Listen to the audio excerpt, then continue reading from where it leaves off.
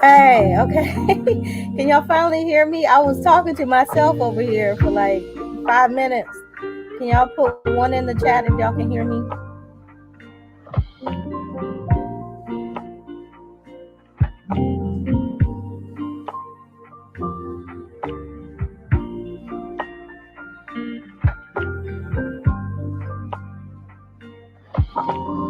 Peace, Tierra. Thank y'all. Because I was like, I didn't add myself to the stream and I was like talking to myself. So I appreciate it. Thank y'all. We better get started in a minute.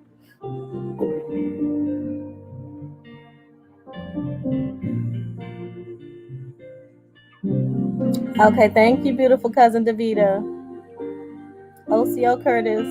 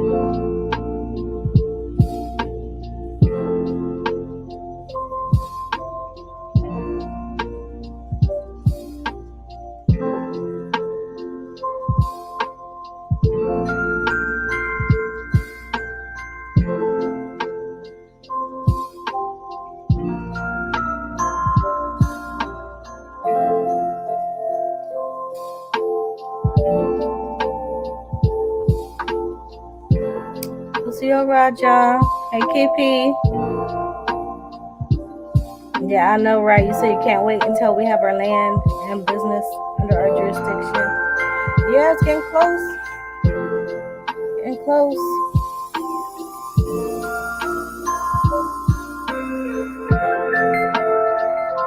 Peace, Wild Red. Oh, the next summit, we're working on it. Hopefully, it's going to be in New York, so more people can come out, right? Peace, LL Lewis. Thank you. Yes, please subscribe and hit the bell button. I had a lot of people subscribing and hitting that bell button when I was on hiatus, so I really appreciate it. Because I got a lot of content coming for y'all. Coming from y'all. A lot more content coming, so we better start in a second. I'm trying to figure out how to put this video on the tab. Hold on. Just give me a minute, y'all.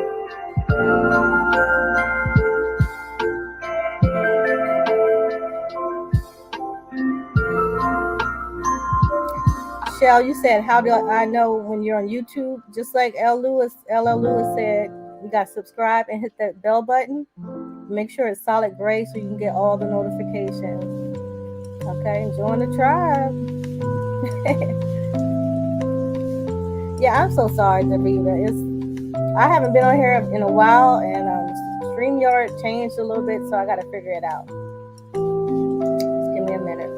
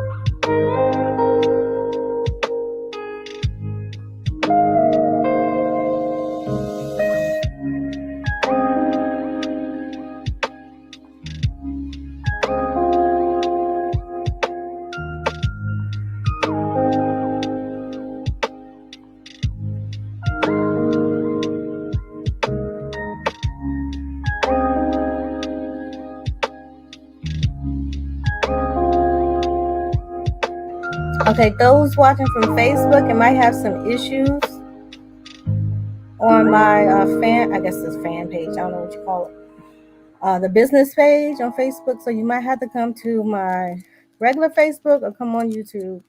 Probably best to come on YouTube.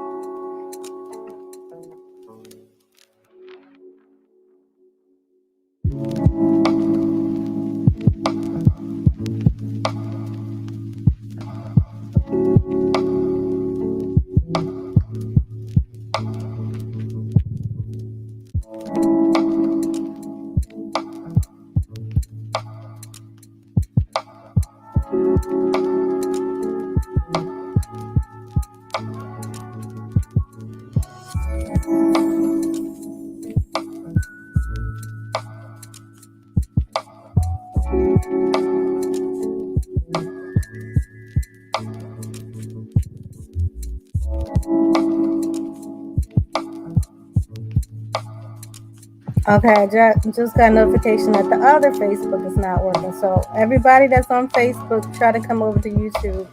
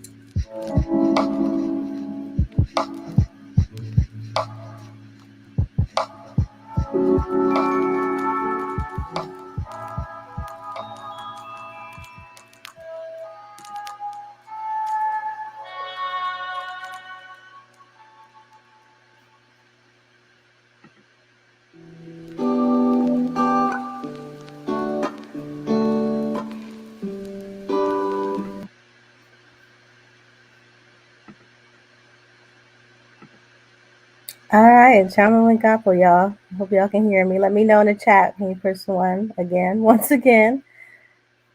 A couple of the broadcasts on Facebook. I don't know what's going on. Are not working.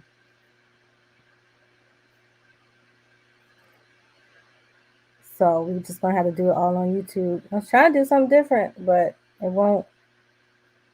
StreamYard is so weird, y'all.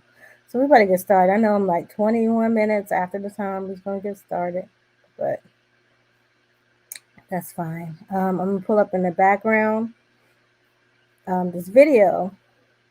Now the title is American Indian Moundbuilders, and it's talking about the interpretation. Excuse me, the interpretation of the Mississippi iconography. So that's basically those symbols. Iconography is the symbols and things. As you can see on my profile picture, there's a bunch of symbols on that, and those have meanings. And I kind of showed y'all some of the meanings on some of the posts that I made about Thunderbird or Morning Star. So, thank you, Davida. You said 66 people watching and only 65 likes. Okay, yeah, hit the like button, y'all. The more like buttons, more people can actually see it because y'all know they got me shadow banned. But anyway, so we're going to watch this video. It's from the Birmingham Museum of Art. And they're talking, it's a brother on there. He's interviewing these two academics. One of them is F. Kent Riley III, PhD. He's like a professor of anthropology at Texas State. And I think Andy works at the University of Alabama. And then there's Eric Singleton, PhD. He's a curator of ethnology for the National Cowboy and Western Heritage Museum. And we know that the cowboys are the same as the Indians, right? So I'm about to pull it up for y'all. Thank you. Smash the like button. YB said, for an academic, the fear of loss of capital is more than the enjoyment of gains. Yeah, now because a lot of the academia, they rely solely like on the funding and the grants that they get. So they don't talk about everything like we talk about on here because they're not going to get funding for it. You can't really blame them because that's their job, right? All right, so give me a second. I'm about to pull this up. Oh, thank you, Clarence.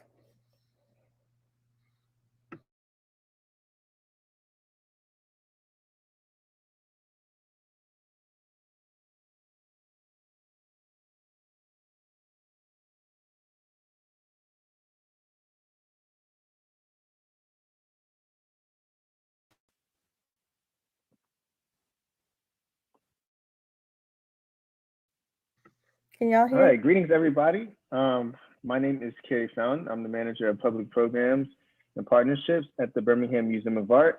And I want to thank you all for joining us for today's virtual art and conversation. Today we have the pleasure of being joined by Dr. Kent Riley, who is the professor of anthropology at Texas, an adjunct anthropology professor at the University. Okay, so I'm going to be pausing it periodically so I don't get a copyright strike. But he basically was just introducing himself. He's about to introduce the academics.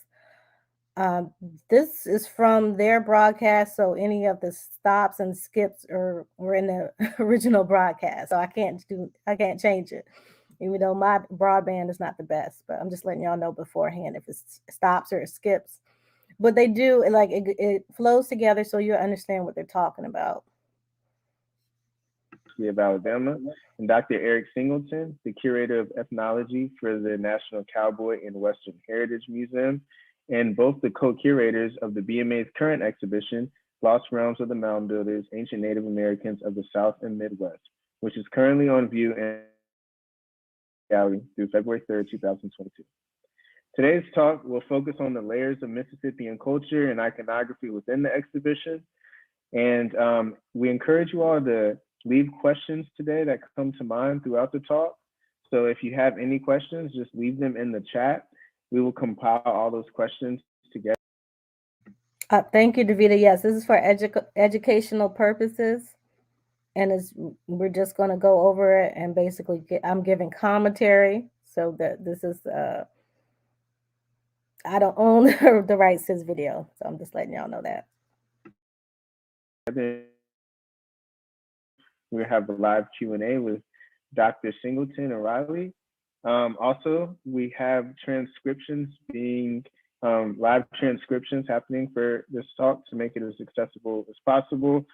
Please keep in mind that the transcriptions may be off some just because some of the vocabulary and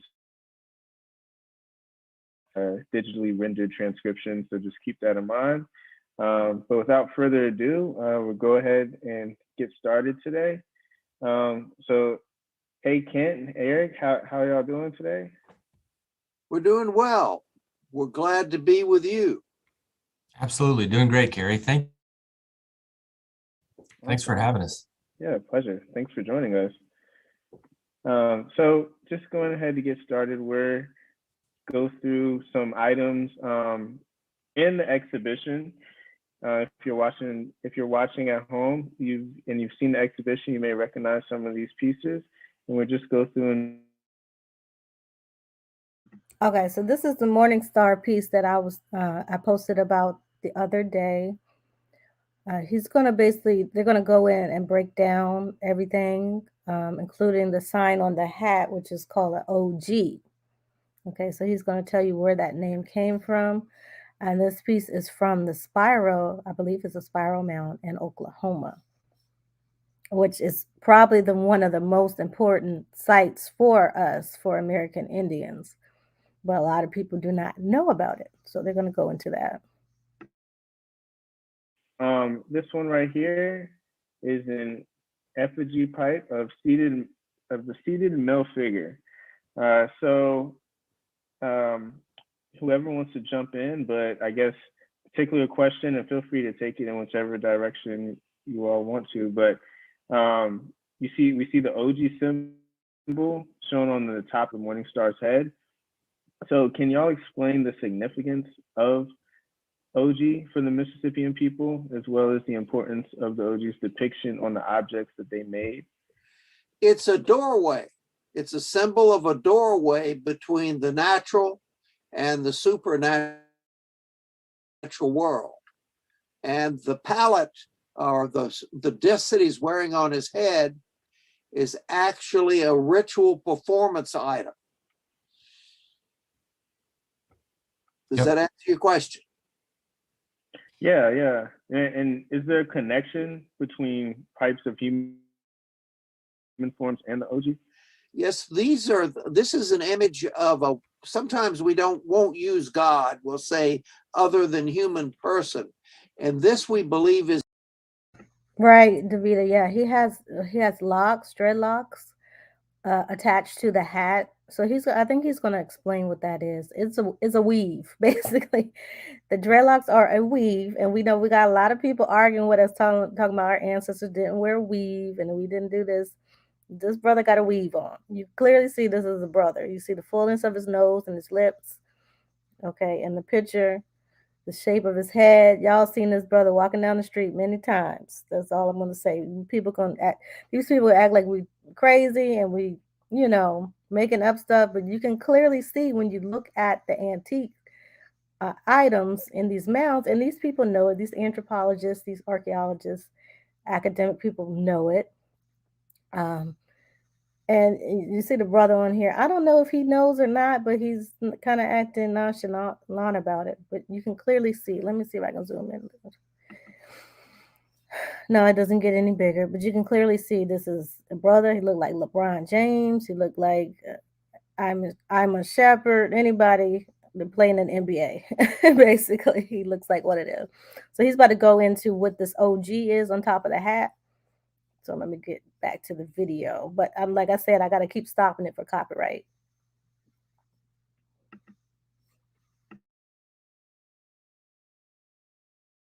Morning star, a very important deity. And since morning star leads the sun up and out of the underworld in the east in the morning, and there's a whole series of stories and tales about morning star, even amongst contemporary Native Americans. Isn't that right, Eric? Yeah, that's correct. Morning Star is the god of war. And so he husband of Evening Star.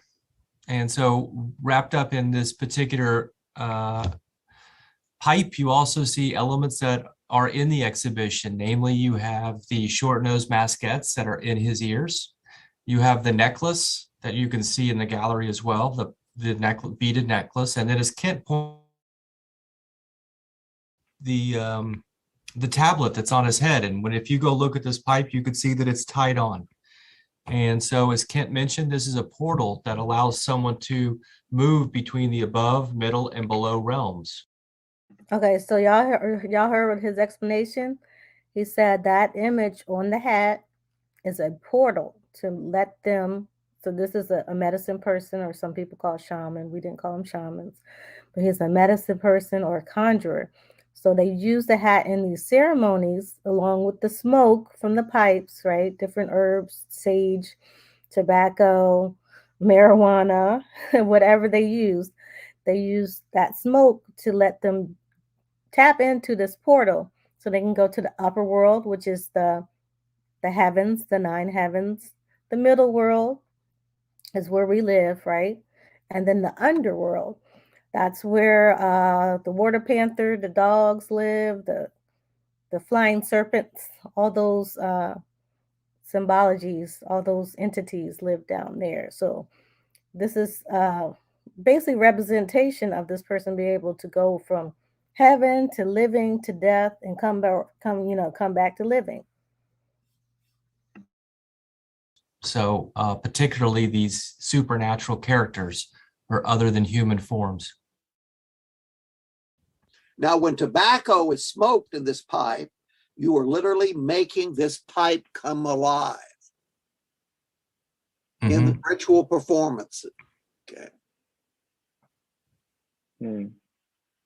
And you could see a connection to the use of smoke and, incense and other cultures throughout the world. I mean, if you're in the Catholic faith or other Eastern Orthodox, the use of smoke to get the attention of heaven.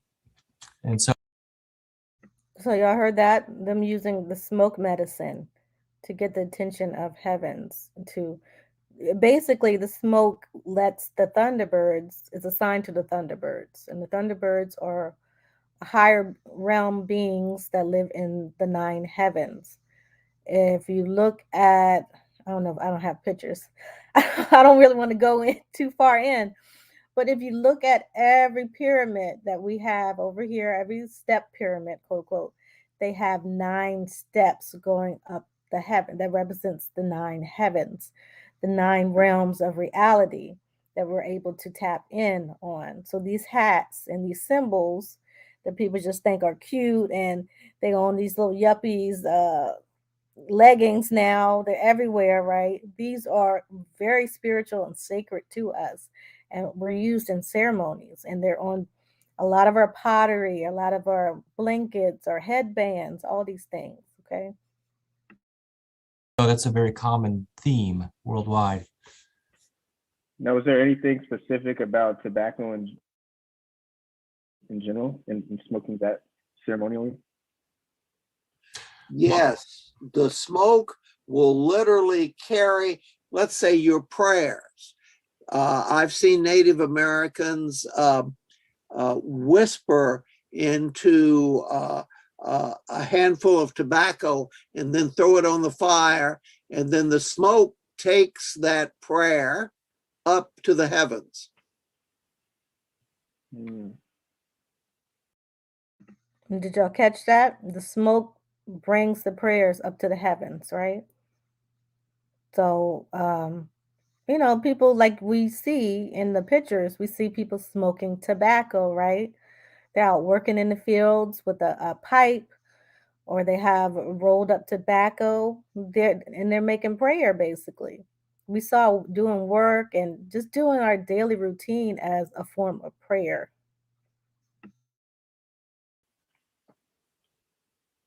And so that's Okay, let me address this. Big Omega, you said Lucifer, star of the morning. Morning star, it's similar, but morning star is not demonic, it's not evil, it's not Lucifer, basically. It's not, Satan. Morning star is a positive figure for us.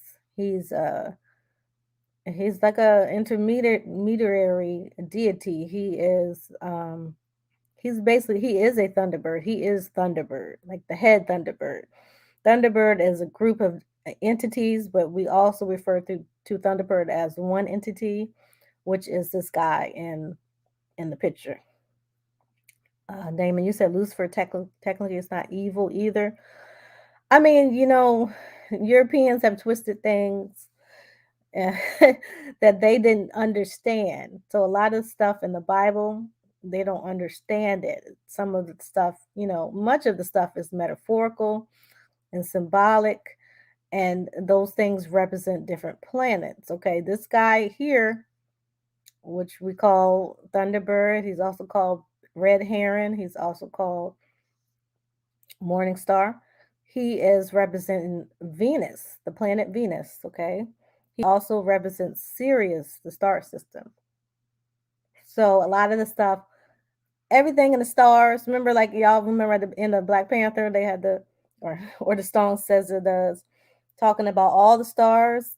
Everything in the stars represents everything down here, as well as everything in your body, the cells floating around.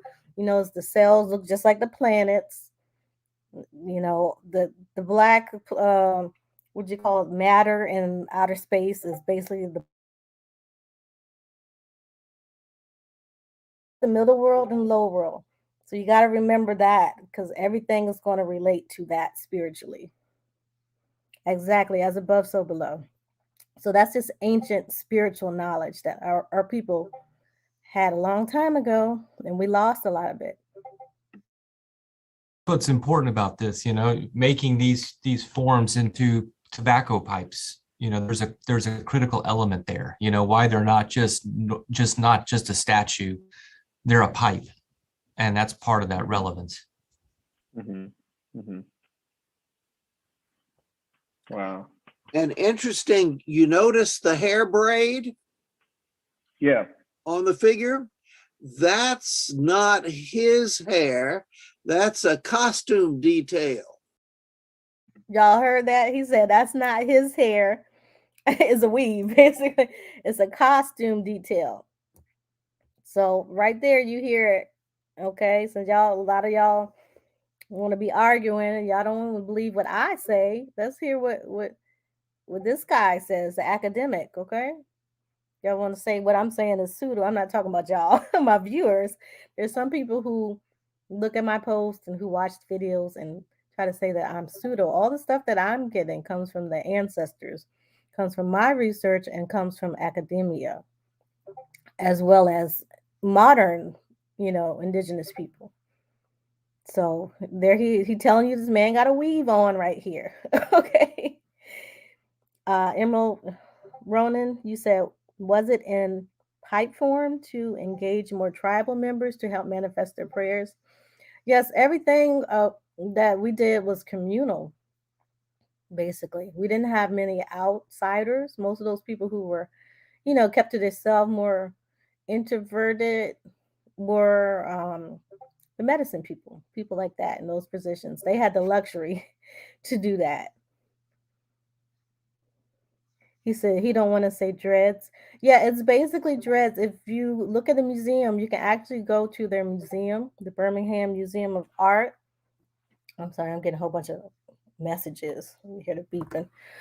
If you go to the Birmingham Museum of Art page, they have a virtual tour, and you can zoom in, and you'll see that the guy that they have in there they have this statue as well as another statue, and you can actually see that is either dreadlocks, whatever you want to call it, or braided together and rolled to the side. They know it's not his hair because they've seen, like I said, they've seen the actual ritual items that other medicine people use to imitate this medicine man that's imitating Morning Star. So they have actually found the weaves. That's how he knows it's not his hair. They've actually found it. So if you look at the details on this one, I don't know if they're going to show it in this video. If you look at the back, you can see that he has his real hair. It's like I think his hair is like braided and then rolled into a bun in the back. Okay. And if you look very closely, when you see it in the exhibition, you'll see a string or small piece of rope that actually ties it to his hair. And you can even see the knot where it's tied down. And it just speaks again to the level of craftsmanship and artistic production of these ancient people. I mean, this stuff is brilliant. I work a lot with Mesoamerican cultures, and something like this effigy pipe is certainly as good as some of the Maya sculpture. No question about it. Yeah.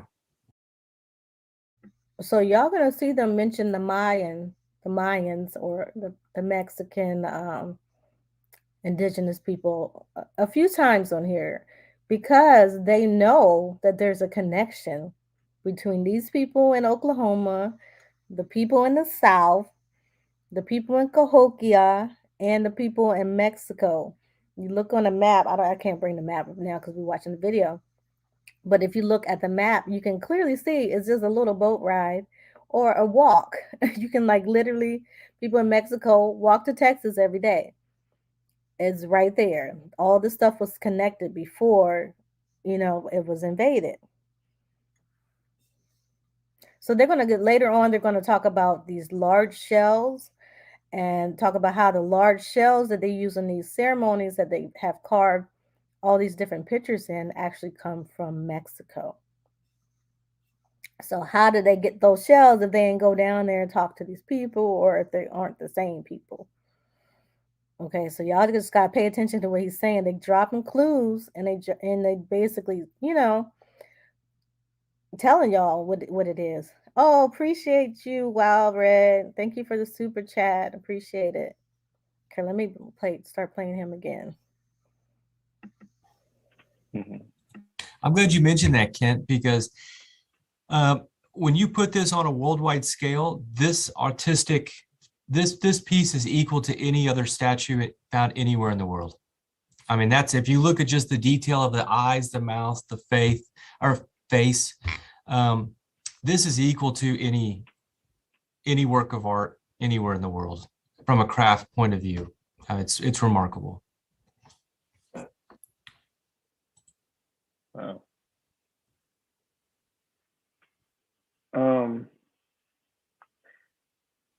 Well, as far as like the pipe material, somebody had asked in the chat about the source of the pipe material in the South, and I'm assuming, I mean, they're talking about the clay, the flint clay. It's found just outside of St. Louis. That's right. And it's a clay that when it comes out of the ground, it hardens and allows itself to be sculpted. And of course, the old idea about the color red, which makes it particularly important, it literally is another example of the belief that these objects were alive. Okay, y'all hear that? He's talking about the clay. Now we know how sacred the clay and the mud is to us. And Big Omega, he just mentioned that you noticed that the guy is sitting in Indian style, right? So this is the style that our medicine people use to meditate, right? We use this today to meditate. Also, when people sit down in council, when they're discussing politics and issues, as well as when people are sitting in the talking circles. We sit like this to ground us so we can get balanced and we can be connected to the creator. Okay. Yeah, you said they won't say that's a quote unquote black guy, but they would tell you that's weave. But yeah, basically you see it. You see the pipe is, you can clearly see that's a brother, right? Right. He's very distinctively a brother. And I think Damon mentioned something about the host might not. Now the host I've seen, I don't know. That's why I say I can't say. He's very educated in the subject. He's he's an intellectual, so he seems to know what's going on with everything. I'm not sure if he identifies like we do or what, but he knows just as much as these guys talking. From if you keep watching, he definitely knows what's going on.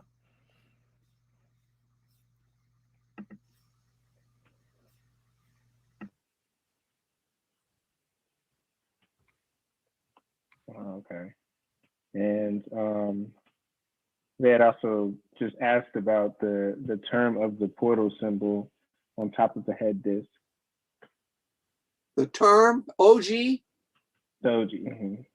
Well, that term is actually, it's one of those funny things you wonder about academics. An OG is a furniture detail from English furniture in the 18th century that's in that shape. And so when they came to the point of giving things names, they just called it an OG because it looks like a detail from furniture. It's not a Native American word. Okay, you hear that? So they call it an OG. And he claims it's for furniture and it's not a Native American word.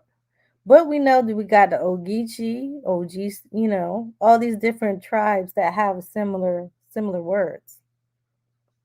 And we know a lot of their words come from our words. So just keep that in mind. And you said, how do they put weave in a statue? The statue is of a medicine man. This is a real medicine man, brother, wearing that hat. So they're basically just taking a picture of the hats, of him wearing the hat, basically, and making a statue out of it, making a 3D picture.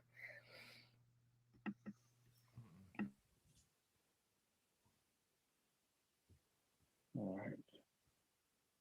Yeah, let's move on. We have the engraved shell gorget with the human hands.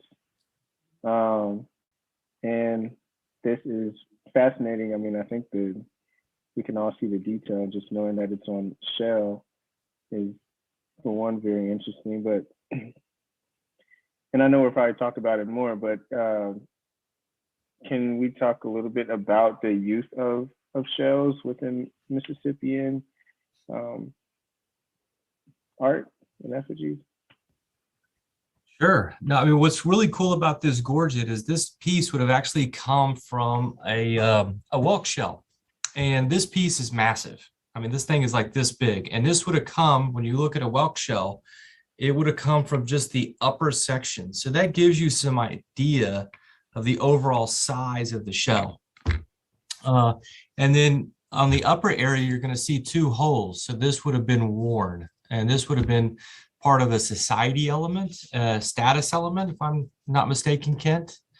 And then wrapped up in this also is a vision of the universe. So what you have in the center is a little swirl pattern, but then you also have a dance circle, and you have your hands, which is representation of a constellation in the night sky. So there's some depth to these pieces. Every little line and an area has purpose and meaning. And that swirl cross in the center is a symbol for the beneath world, the beneath other world, or the underwater world. Mm-hmm. And so literally, when you're looking at this object, you're looking down into that beneath world, which was the home of many of the important supernaturals of the Mississippian people. Yeah. And why the swirl? I mean, I think, for lack of a better word, would be entrances to the underworld are whirlpools. That's right. So. And what about the hands also? Some of them are constellations, and they may be war trophies. But mm-hmm. War trophies taken by Morning Star. Morning Star has to overcome certain, I'll call them not demons, but other than human persons that are not friendly. Mm-hmm. There's multitudes, he battles, So did y'all get all that? You said maybe? Yeah, y'all still caught on the weave. We done moved on to the spiritual things. Okay, so he's basically breaking down the symbolism in the shell, right? And this is a giant shell, let me add. And these shells come from Mexico. Okay, and it's not used for weave. But he was breaking down the symbolism on here. Let me see if I can rewind it for y'all. World, which was the home of many of the important supernaturals of the Mississippian people. Yeah. And why the swirl? I mean, I think, for lack of a better word, would be entrances to the underworld are whirlpools. That's right. So. And what about the hands also? Some of them are constellations, and they may be war trophies. You hear that? Constellations and war trophies. Now, most times the severed hand, and it usually has an eye in the middle. I know y'all seen that before. It is basically a representation of Orion, and the eye is the Orion Nebula. Okay, do you all understand what the Orion? Go look up the pictures. I can't pull it up now because I got the video. If you go search Orion Nebula or Eye of Orion, which people use as symbolism as the eye of Horus. Right, none of this stuff is evil, it's just constellations. You will see that it literally looks like a person's eye, okay? Somebody's eye in the sky. So you guys can look all that stuff up. But war trophies taken by Morning Star.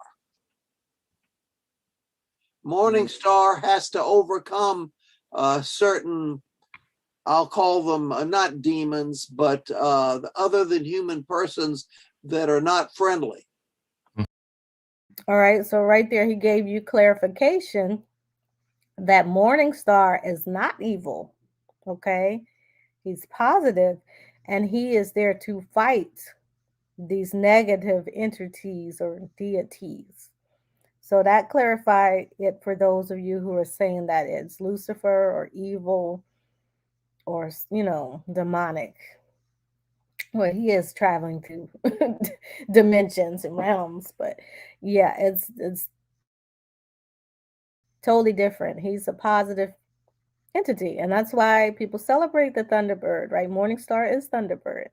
They celebrate Thunderbird. Thunderbird is seen on many different patterns and iconography.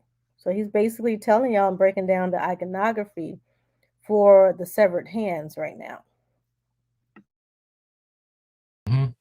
There's multitudes, he battles, the twins battle the giants, but there's all these other characters. Flamethrower, you said they call him Hoochie Coochie Man. Exactly. Remember I talked about that on one of the other videos? The Hoochie Coochie Man. And those words, those are Muskogee words, Hoochie Coochie. Okay? They have a meaning. They're not, that's why grandmas and them call people Hoochie Mamas. They know what's up. Because the women back in the day, they would use their sexuality as a medicine. That's a whole another subject we can get into. Marvin Gaye says sexual healing and stuff. There were women who actually used healing, and men too, who use that as a healing, and it really did cure people. Y'all laughing? But yeah, that's where your grandma get Hoochie Mama from, right? And they call the men the Hoochie Coochie Man, right? Some of y'all in DC and DMV know Chuck Brown had the Hoochie Coochie Man song. I think they came from Howlin' Wolf. Or one of those. I can't remember the name right now. One of the blues artists. Yeah. You said you laughed, Damon. This is the Hoochie Mamas. Yeah, so that comes from all that. Y'all got me distracted. I don't forgot what I was saying. About the iconography. Take notes. I forgot to tell y'all, get a pen and a pad, but take notes of what he's saying to explain these iconographies. And iconography is basically the meaning of these symbols, right? The symbols Muddy Waters. Thank you. That's who it was. Muddy Waters. Y'all listen to the Hoochie Coochie Man. Y'all listen to Muddy Waters song. That man is a Choctaw medicine man. Okay? All his songs, you can hear that Choctaw ancestry in him. Y'all can look him up. He is Choctaw. Him and Howlin' Wolf. That's why I got them mixed up. Both of them are Choctaw brothers. And basically, the blues is based on Choctaw music, but that's a whole nother video. I think I did talk about some of that in that Hoochie Coochie video. I was talking about the Suki now too. Suki is a Algonquin word. It means wet. If y'all can fill in the rest, the water. So yeah. So a lot of these words that we use in our grandmas and the elders were using that we didn't understand where they came from, they come from our American Indian ancestry and culture. So we're gonna get back into the iconography. All associated with folkloric elements that these guys battle. That's right. Another representation of the hand too, which George Langford has talked about, is the Orion in the night sky, which is your entrance into the Milky Way or the afterworld. Okay, so y'all heard that? What I just was talking about, the Orion is the entryway into the Milky Way, right? And that is part of the path of souls that I have been hitting at And this is basically helping y'all introduce y'all to some of the concepts of this path of souls that we had, in our ceremonies amongst our mystery schools. That's what we would call it, because we call God, right? The great spirit or the great mystery. That's where mystery schools come from. That's where Europe and all these other places get this concept of mystery schools, because people from here colonized Europe.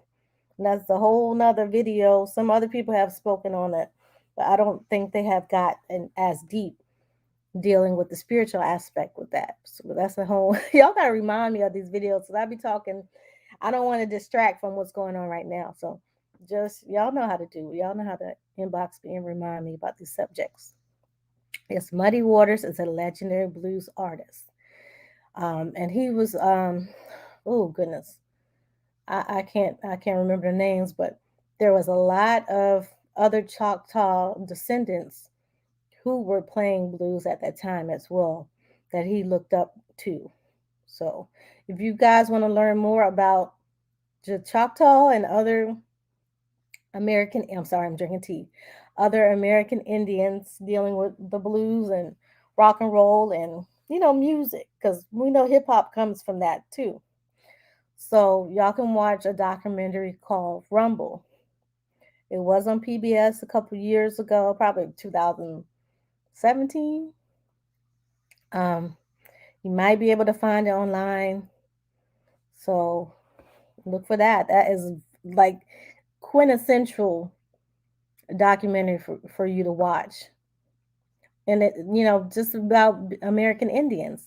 I would have a viewing of it, but I don't want to be copyrighted to hell, y'all. They will shut my page down if I play that. So y'all got to go watch it yourself. If you look on Instagram, I did put a couple of clips from that movie. So, to introduce y'all to some of it. Let's get back to this. Mm-hmm. And with those lines, how were they carving into these shells? Stone tools. Okay.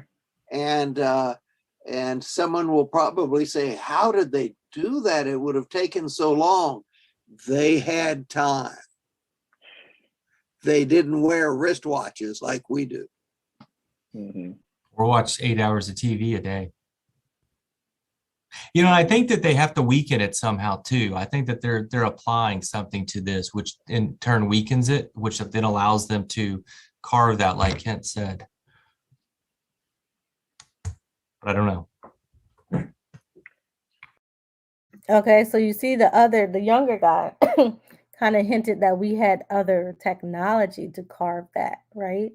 So they kind of hold it back. They know that there was more advanced technology. I don't know if they're not allowed to say it or what. And I look, the host, you can see, I don't know if I can zoom in. You can see this brother got a little smirk on his face. He kind of knows it too, right? But I don't think they can say. And he at work. So you know how our people are at work. We ain't trying to say nothing to get fired, basically. Yes, LL Lewis, Rumble, Indians that rock the world. Exactly. That's what it is. You say, you bet. Sukihana is Chata. Yeah, Sukihana, her name is the Algonquin. Sukihana is an Algonquin name and word, too, if you want to get into it. I believe she's from North Carolina. So I don't know who her people are. And I think she said she has Nigerian ancestry as well.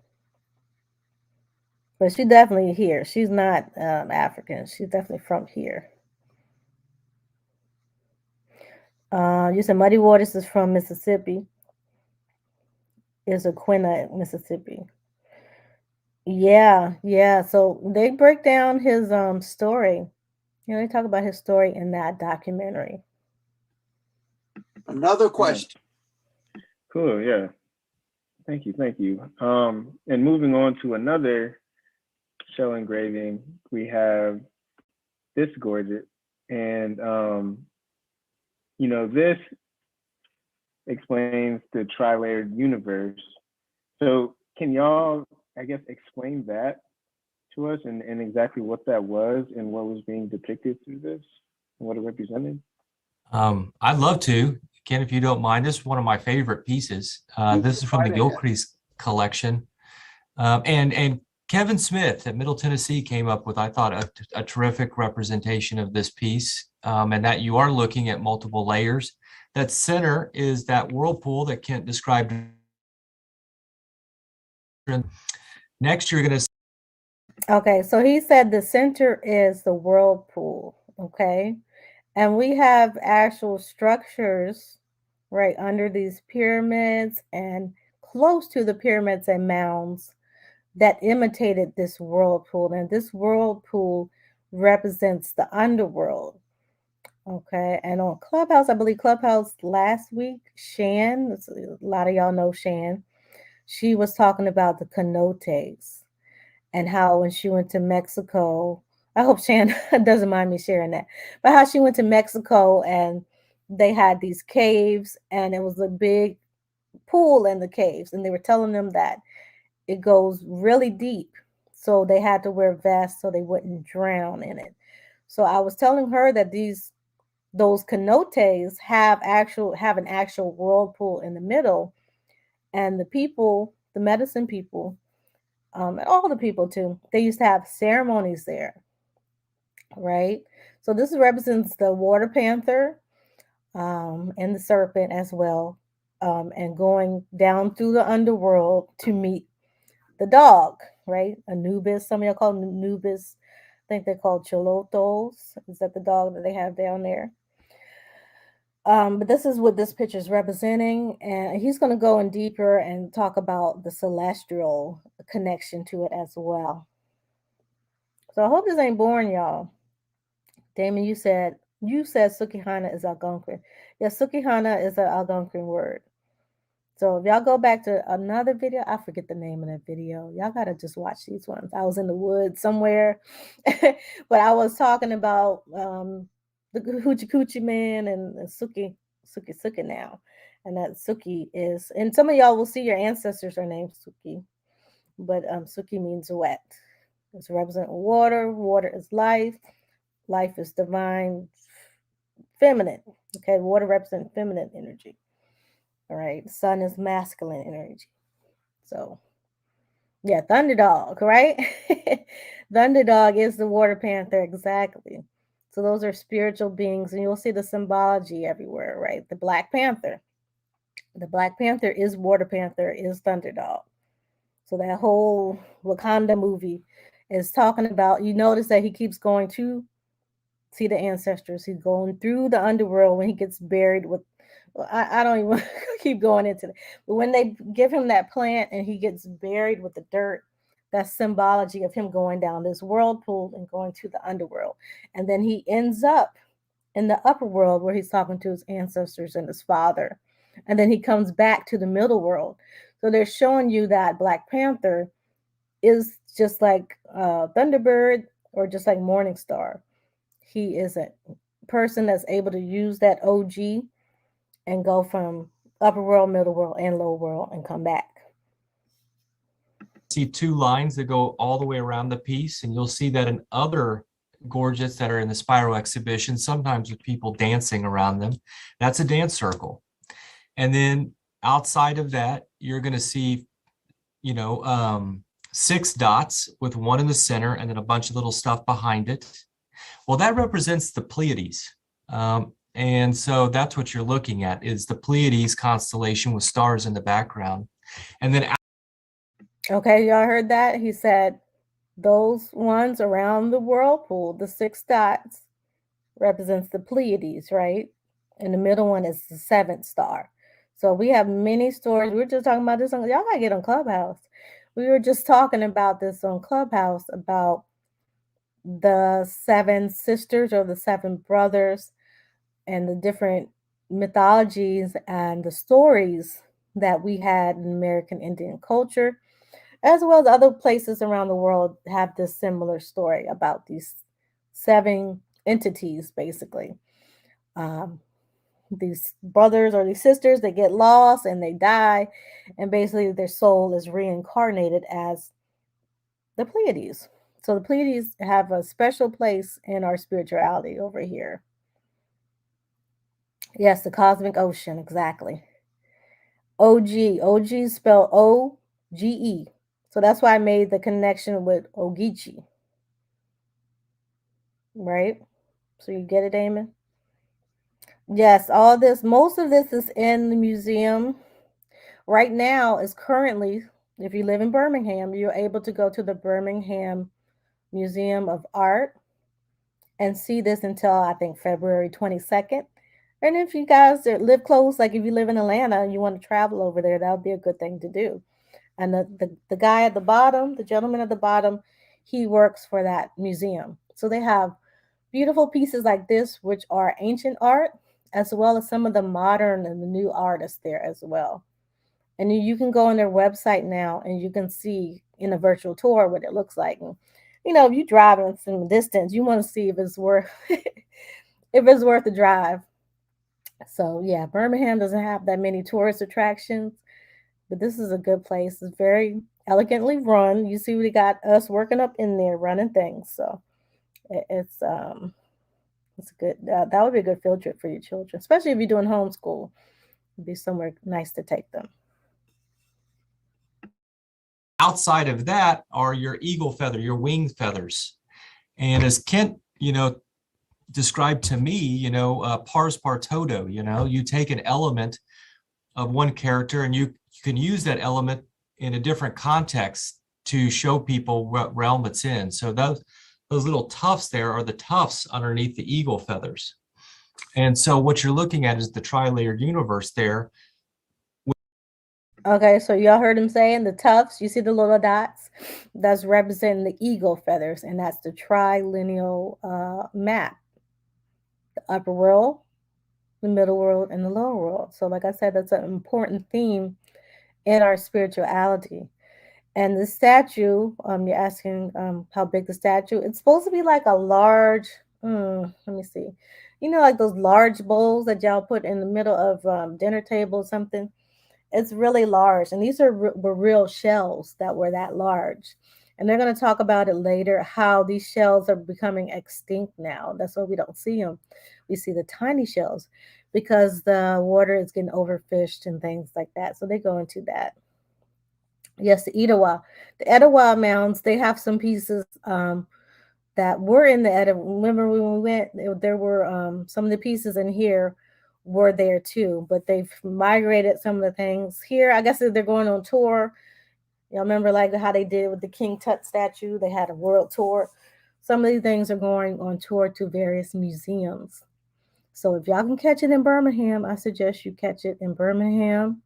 Or if you live in Oklahoma, you can go to the SPIRO Museum. Or this other guy's museum is the, what's his museum? Western Cow. Let me look it up. Hold on a second. He is the curator of the National Cowboy and Western Heritage Museum. And, it's a lot of, like I said, the cowboys were the Indians. So you're going to see a lot of our culture in that museum as well. And that's why he's well versed in a lot of American Indian art and, our history. With an emphasis on the Pleiades. An emphasis on the Pleiades. And so, there's elements that I would say, wrapped up in this. If your hand represents your entrance to the afterlife and you believe in rebirth, and SPIRO is all about rebirthing the world. You have this environmental upheaval and you need to remake the world. Well, did y'all catch that? Basically talking about the resets, right? So there's a lot of stories from American Indians, and my great-grandmother have told me stories about these resets that happen in our history where the whole world was recreated over and over again. They were flooded out and recreated over and over again. And there's other people, and we know John Levi and different other channels who talk about this reset, and they show evidence of it. But American Indians have this story as well, and this is what the shell also represents, these resets. how do you come back into that world? So if the hands take you into the other world, the Pleiades are probably your entrance back into this one. Thank you, Shell, for the super chat. I appreciate it. Thank you. Yep, they hit the reset button. That's basically what it is. They use these things. And sometimes it get to that point where they have to do it because stuff gets so out of control.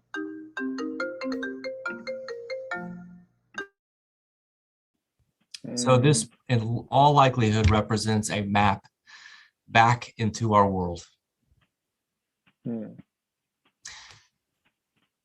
What do you think, Kent?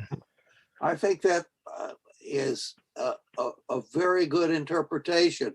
I also was looking down, there's two drill holes on it where it could have been worn in suspension around the neck, but it also could have been attached to one of the sacred bundles that held or baskets, pardon me, one of the baskets that held the paraphernalia that people wore when they performed rituals.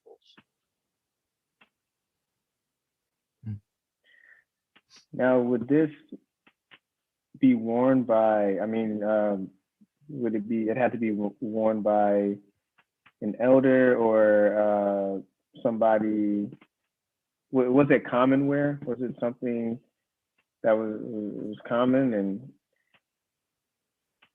if so, no, these are not no, common. You know, this would have been used in a specific context. And I don't know it. Think about your Sunday go to meeting clothes. You know, you're not going to wear that suit and tie every day of the week, but you get it out on Sunday, or that dress, that particular dress. This was for a religious performance. Now, a good question that came in.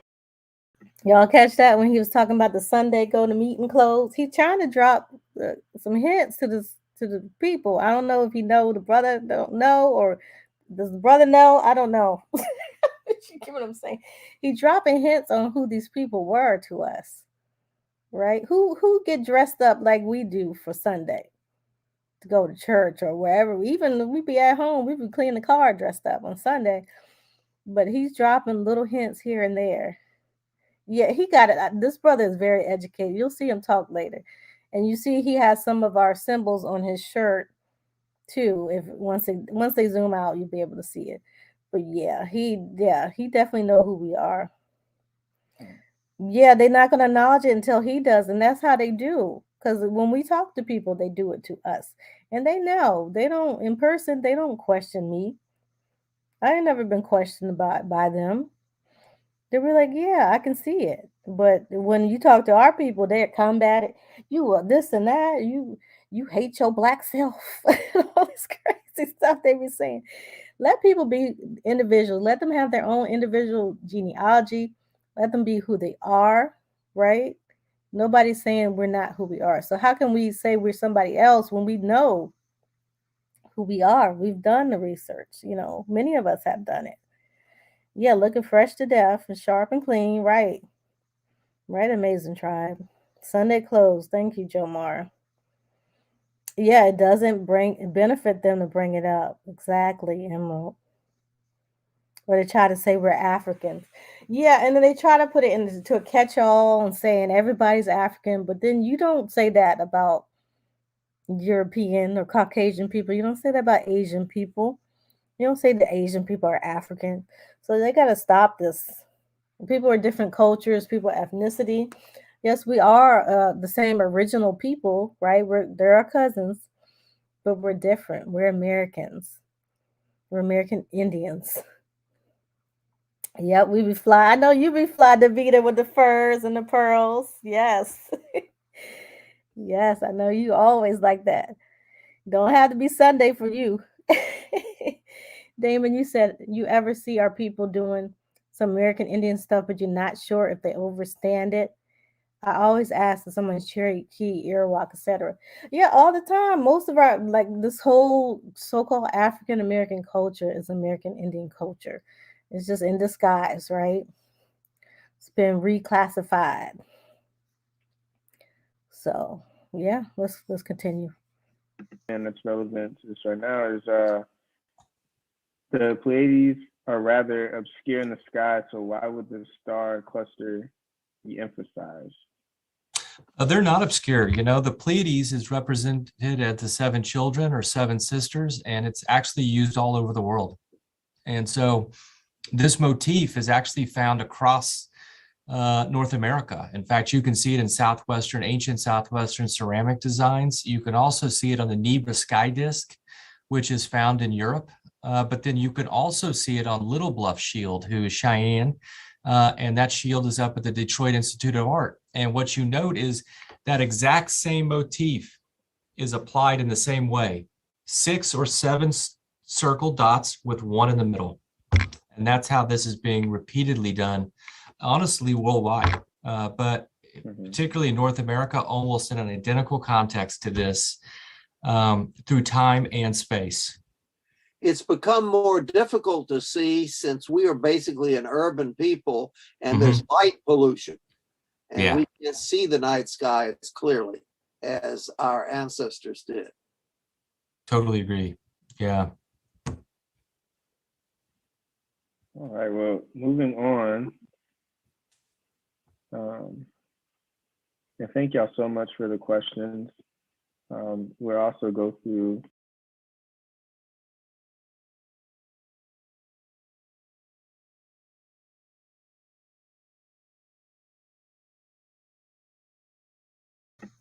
I'm sorry. Who do you said that they were Native American? One of the academics. these questions as well. So. Yeah, that's what I was trying to figure out. Whose ancestors? I don't know. Academics like to say they like to lump everybody together and just say it's human history, right? So they can be a part of what our ancestors. They say it's human history. And I can understand that, what he's saying, but no, that's not his direct ancestors.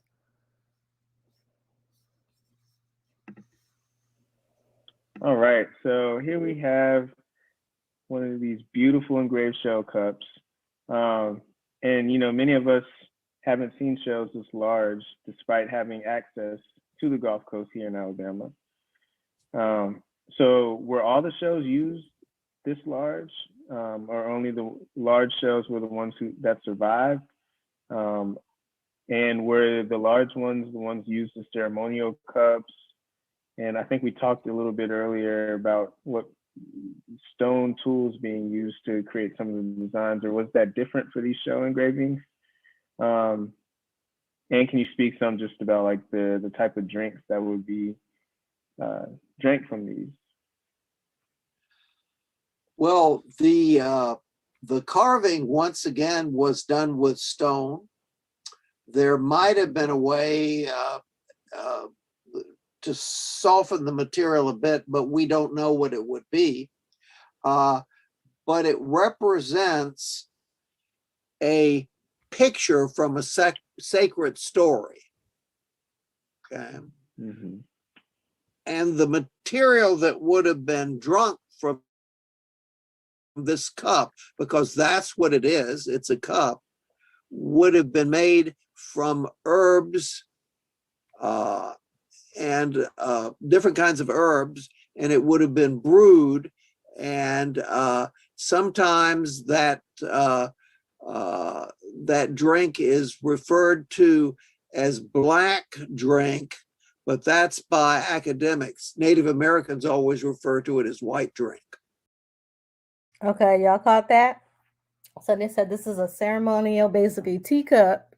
He didn't want to say it like that. They used the shell as a cup for teas and herbs and healing. And he said that they would traditionally drink black drink, right? We've heard that term. And he said that term comes from academics, and that the American Indians called it white drink. Okay, white for us is symbolic to purity, the heaven, and that's mostly these other cultures too. Somebody being very pure and righteous.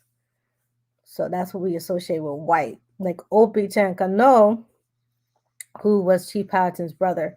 His means one who is very white, right? Pure of white, pure of heart, righteous, right? And he died going out like a soldier fighting for his people. So that's what the white symbolized and means.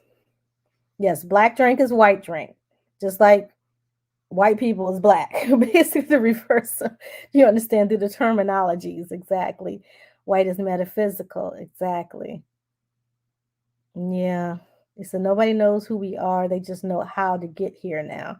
Yeah, because we don't know who we are. They come here and they can insert themselves that way because we don't know. And we're not stopping them. They have to, universal law says they have to tell us. They drop hints. They have to tell us who we are. They have to tell us what they're doing. And they've been dropping hints and we're just not getting it. Like people like Seabiscuit, they got blinders.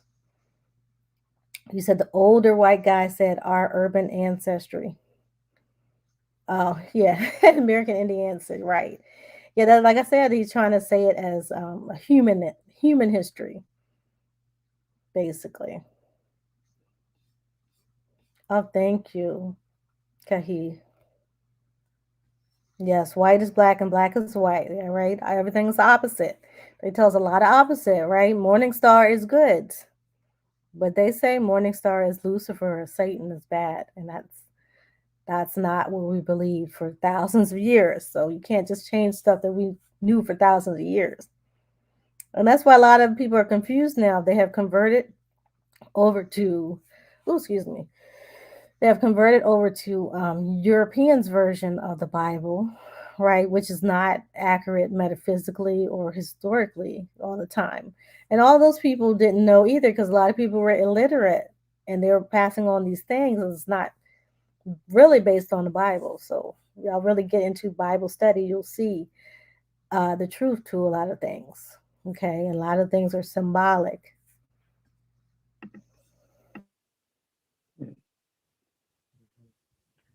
And you said it was a mixture of different herbs, like for ceremonial purposes. Yep, maybe a little tobacco, morning glory.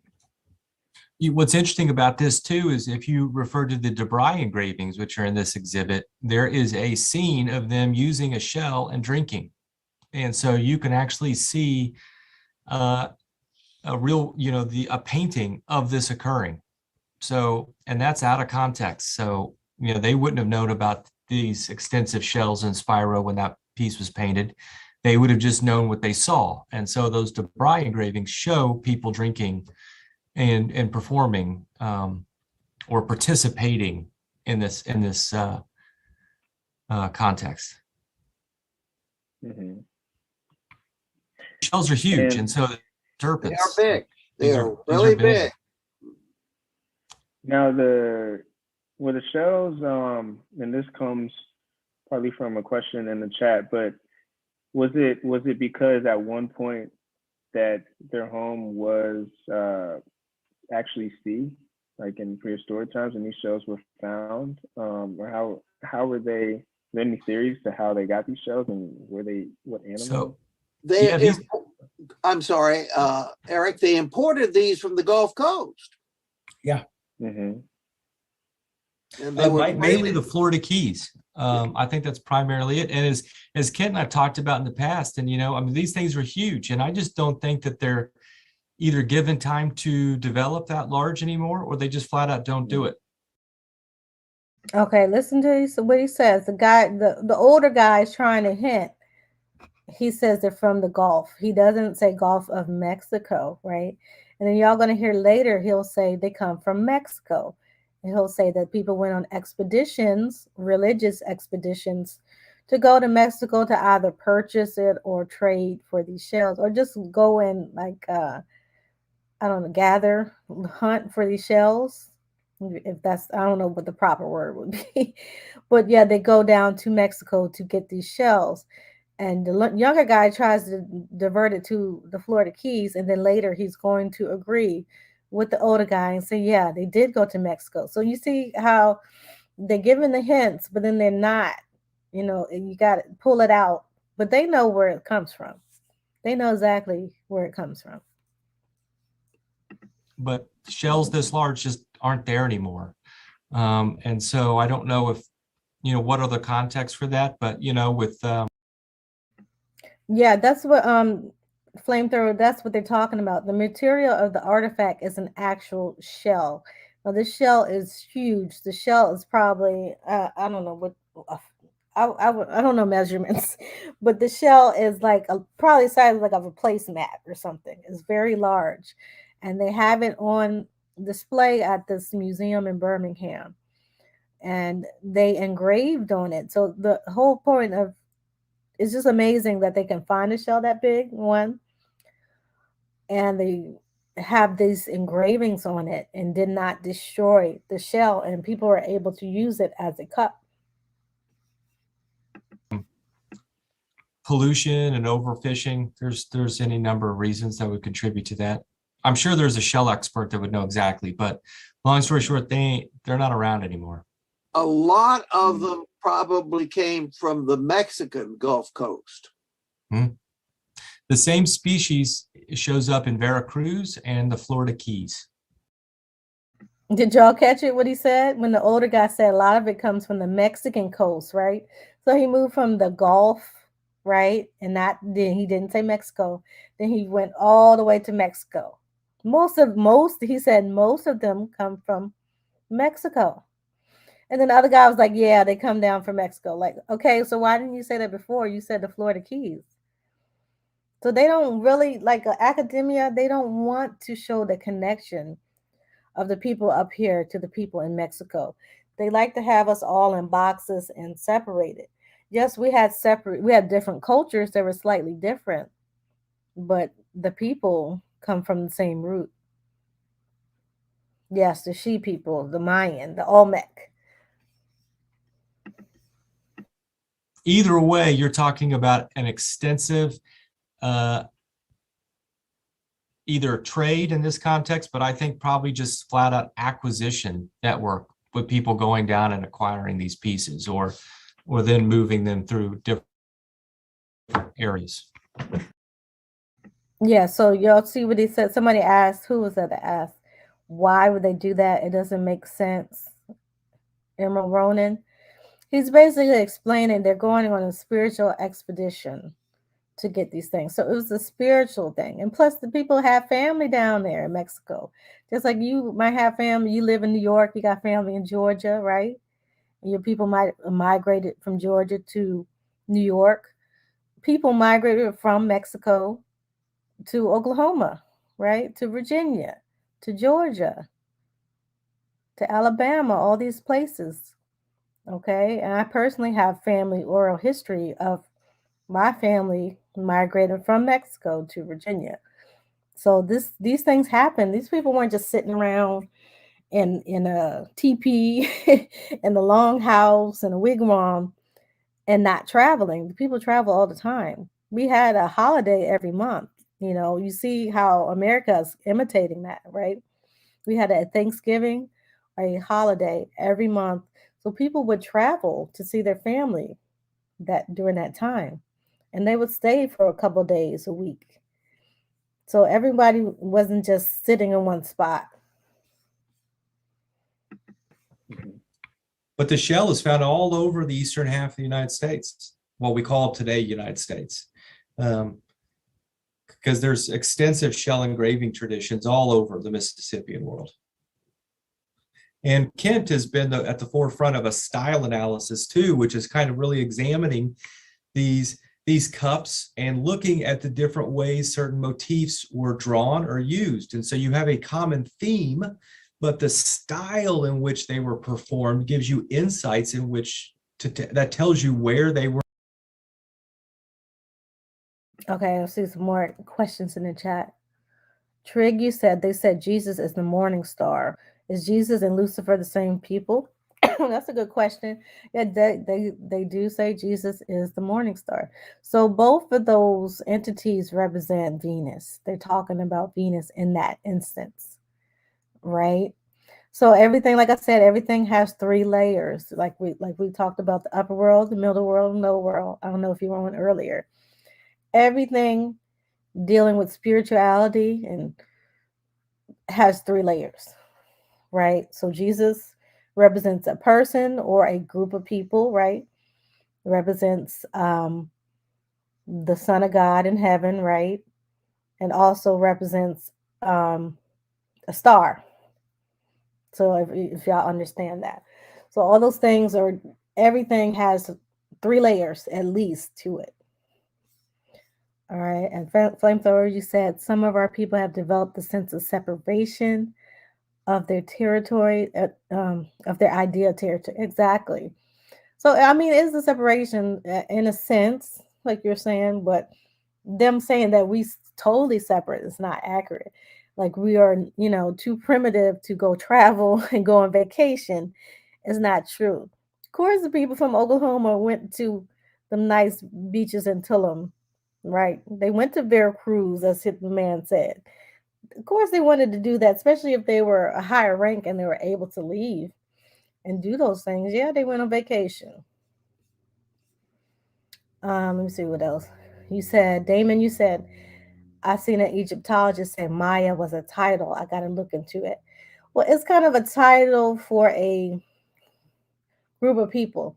So Maya is like, I don't know how to explain it. So a couple years ago, there was an Egyptologist that went to Egypt and he found one of these, I don't know if it was a tomb or a pyramid that wasn't discovered before. He broke it down and saw that it was talking about the Mayans. Yes, in Egypt, talking about the Mayans. And there, Maya meant water, represent water, or someone who traveled by ship.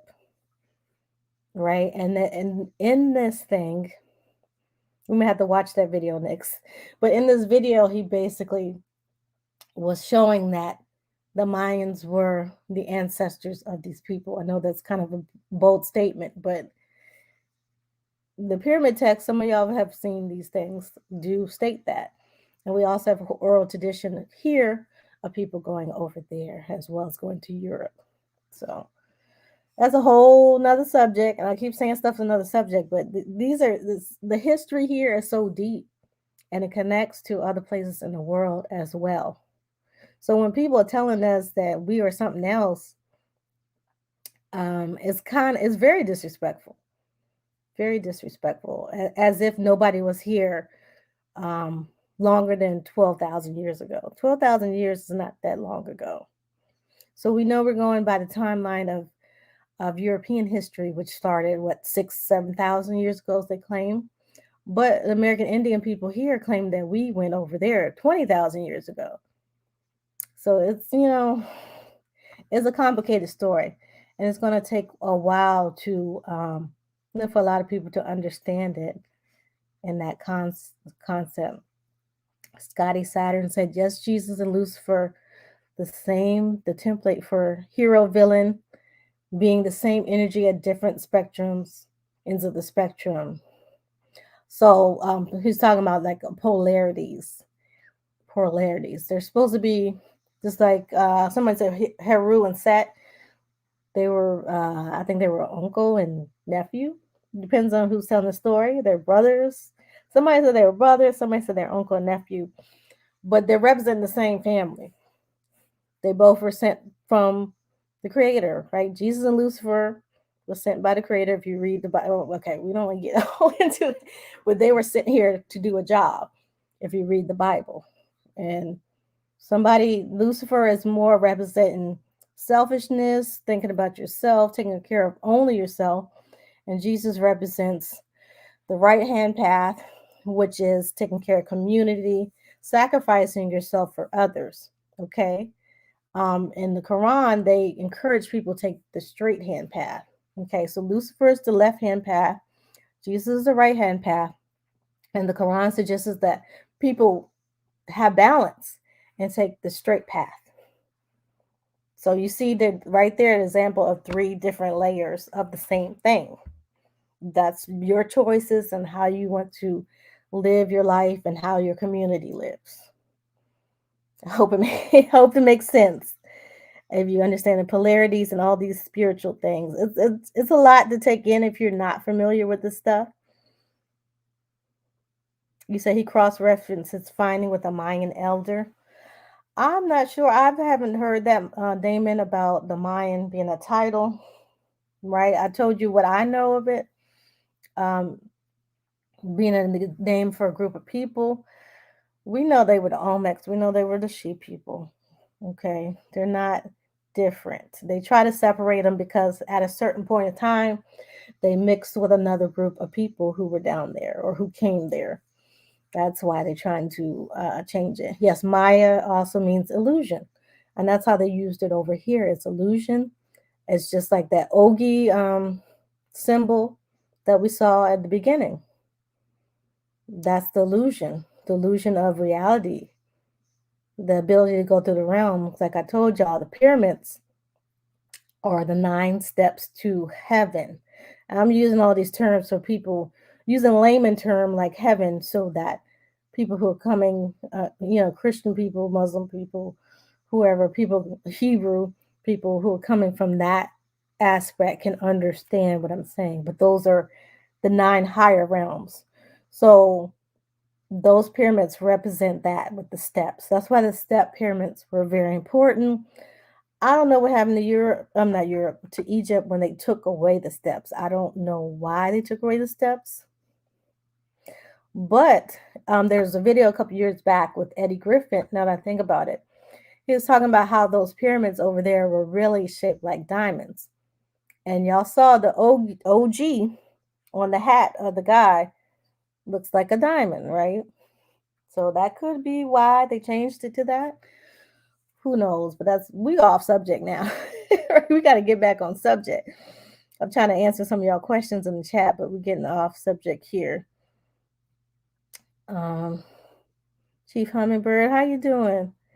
You said there are several morning stars, namely the 7 known planets. Being a morning or evening star has nothing to do with being west or east, respectively, of the sun and its rising and setting. Yeah, the morning star and the evening star are both Venus, right? Morning stars represent the masculine energy, and evening star is representing the feminine energy. All right, like I said earlier, the sun is masculine, the moon is feminine.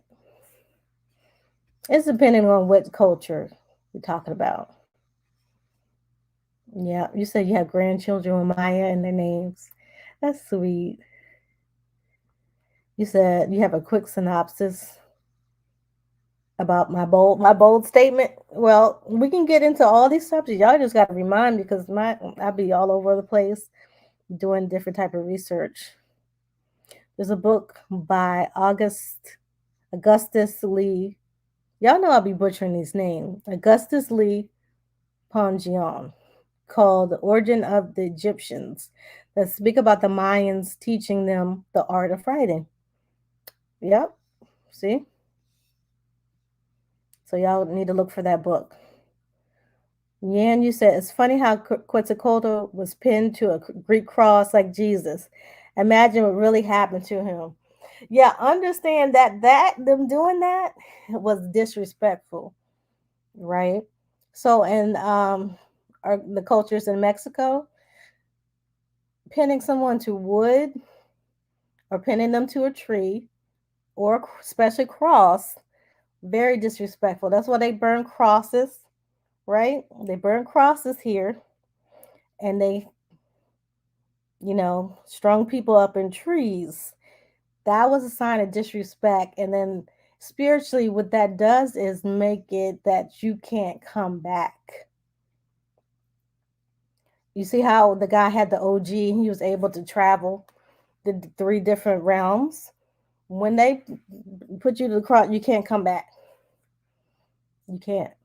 In this culture, maybe in different other cultures is different, but in the spirituality in that area, the people couldn't come back, just like up here. So this is spiritual, what some of these people did. Now everybody didn't know all this stuff, but when they came here, they came on a spiritual mission. So y'all got to dig deeper and figure out what's going on.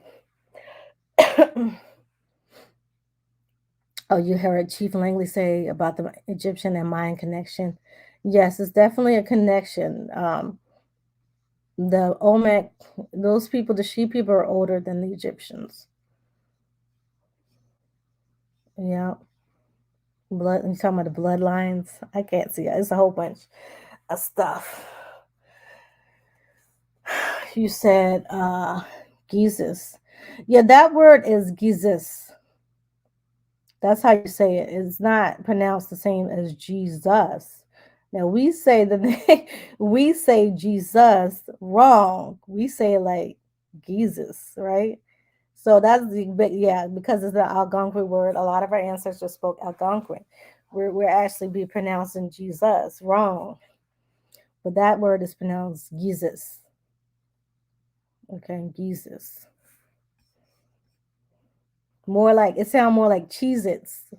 That's how it's pronounced in Algonquin, Jesus. And you say it fast too, Jesus. God did Lucifer like they did us, not honor the treaty that they had. How else was he able to take a third of heaven with them? That was his tribe. Yeah, I mean, I'm not the most versed in the Bible. I'm just telling y'all what I know. And yeah, they had a deal. So y'all got to look into that yourself and figure it out for your own understanding. Anything anybody says, you go research it for yourself and make your own understanding of it. And that's called wisdom. Don't just take what I'm saying or anybody else is saying for face value. Go. That's why I tell y'all the books. I tell y'all where to look. We're looking at a primary source right here of these academics talking about it. And then you go and look up these things that these guys are telling you because they're human. Everything's not going to be accurate, or maybe they might not know certain things, right? Yeah, you said the Olmec and the Maya was the era. Yeah, that's what I'm saying. They're trying to box everything up, and these are the same people. They're the same people. Yeah. Okay, I'm sorry. I'm talking too fast. You said, Scotty, you said all of that. The sun, the moon, the stars are all terraforming with people. Most people are not ready for that. Exactly. They're not ready. People aren't ready for the celestial information, star knowledge, as we call it. Yeah. You said a king's sacrifice. Exactly. That's what that represents. The right-hand path. Jesus represents the right-hand path. Sacrifice himself for the betterment of the community. Lucifer represents doing for self for the betterment of yourself. So that's why the straight hand path, which is a more balanced view, is recommended in the Quran, like I was saying. Chief Hummingbird, you said your spirit needed this video. Oh, much appreciation. This is what the ancestors want. I'm speaking from the ancestors. That's probably why I'm so hyper right now. I'm almost out of breath, y'all. I'm not moving. I'm just well, the fan is on too, so I'm breathing in the air. Yes, please like, share, and subscribe. I need this to be shared out so people know this information. Very important. You see they're dropping a lot of jewels here, and I'm adding my commentary, and you all are adding your commentary to add jewels to this. Black Wolf Clan Scalper, you said the art of fighting comes from the Maya. No, fighting is ancient. It was spiritual. It's mostly for spiritual reasons, for like discipline, as well as for exercise. And then as, combat for protection. Usually to protect the people, protect yourself.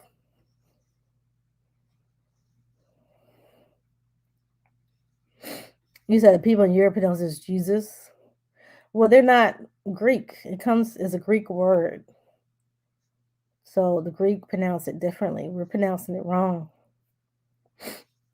And a lot of European words, at least 30% of their words come from Algonquian. So that's why they're pronouncing it wrong. Amazing Tribe, you said, look what happened to Natchez, Mississippi, back in the gap. Mississippi is a spiritual, cosmic, astronomical phenomenon, galactic astral plane. Exactly. And this is the Mississippian culture. So a lot of that stuff is still alive in the Delta, right, in Mississippi, and that's where the blues music we're talking about comes from, right? You said language is always going to be fluid for melanated Americans, exactly. The video said lynchings, yeah, exactly. That they were trying to kill people's spirits. That's what they were doing, and they burned the cross in your yard and all that. Like, yeah, my grandparents had a cross burnt on their lawn. Yeah, you said the J is also ancient scripts. Yeah, the J wasn't there either, so it definitely was pronounced like a different G or G. I don't really trust the academic world all the time. Yeah, that's why I'm stopping the video and adding my commentary to break down what they're saying, because they don't know everything, and I don't know everything, so I'm trying to blend the information together. Yep, that's exactly what they did to our people, Davida. They lynched people. Yes, and Gizits is a Algonquin word, yes.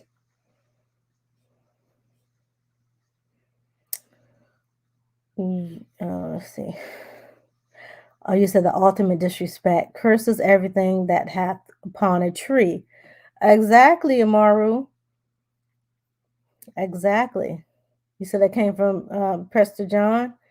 Yeah, they knew that. They know that information. They know that, and he was in Europe, correct? So they know they cursing people by hanging on a tree. I don't know if I'm gonna get.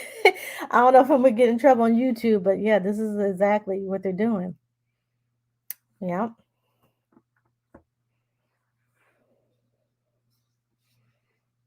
You said you got a PDF on Algonquins going to the Eastern Hemisphere 11,000 years ago. Exactly. We have many stories. We have stories of that.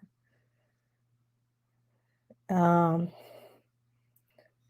got a lot of comments today. I'm trying to get back to the video, but yeah, they can't box everything up. Celestial, story knowledge, chakras, meditation, physical fitness, mental strength, protection, protector, warrior in combat is originally learned spiritually and physically. Exactly. Yep. You said y'all need some exercise and vitamin D. It's cold. Yeah. Exactly. That's why a lot of our people are vitamin D deficient. We're not supposed to be indoors all the time. We're supposed to be outside. That's why our ancient houses were small. Well, some people's houses, but the houses were built so people just come in to eat and to go to sleep. We would sit outside and talk, all these different things. So we in the house way too much, and y'all know this. With everything going on in the world, as we say, people been in the house way too long, especially us. Okay. And yeah, it's cold out there, y'all. And let's get back to the video finally. Created. And so as Kent I always heard him say, you have this Baroque, that's a very specific way of performing art in Europe that's different than a different way, even though the theme is the same. And so using style analysis, you can actually look at a lot of these motifs and almost immediately figure out where it came from, who carved it and where. Yeah, fascinating. Yeah, it's interesting what you said too about the shells. You thinking that they just don't get the opportunity to grow this big in present day. Just kind of reminds you of human involvement in the destruction of the world as they saw it, as they experienced it. I mean, in many ways, we're suffering through the exact effects of what they're going through. They're looking at a mini ice age, soil sampling and other things has given us insights that you're seeing a dramatic environmental shift at about 1350. That change in environment created a situation where they needed to actually remake the world in order to bring back rains and actually stop these extended periods of drought. We're finding ourselves in the exact same position today, whether that you're looking at changing weather patterns. So Here pretty soon, as more glaciers start to break off, you're going to see flooding in coastal areas. You're going to see a change in weather patterns. I'm from Oklahoma. They call this the tornado alley. I don't think that that's right anymore. I appreciate the super chat. Starlight Bay. He said, "Peace to the gods. Love your content. Whenever I catch you live, keep studying. Keep giving us more light." At Tasha She. Thank you. I appreciate it. Appreciate it. Somebody else had a question. Who is we? He said he's speaking French. I'm telling you, the academics, they talk from a human perspective. They say everybody's their ancestors. People in China, people in Nova Scotia, people in Amsterdam.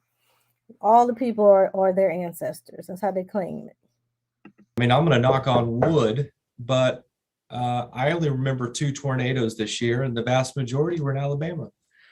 You know, you're looking at a shift in environmental, and a lot of that is brought upon with environmental change.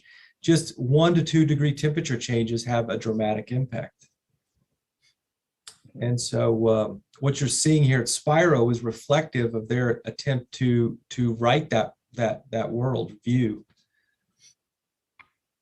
And a lot of that is tied up in how the world was made, how the world was created.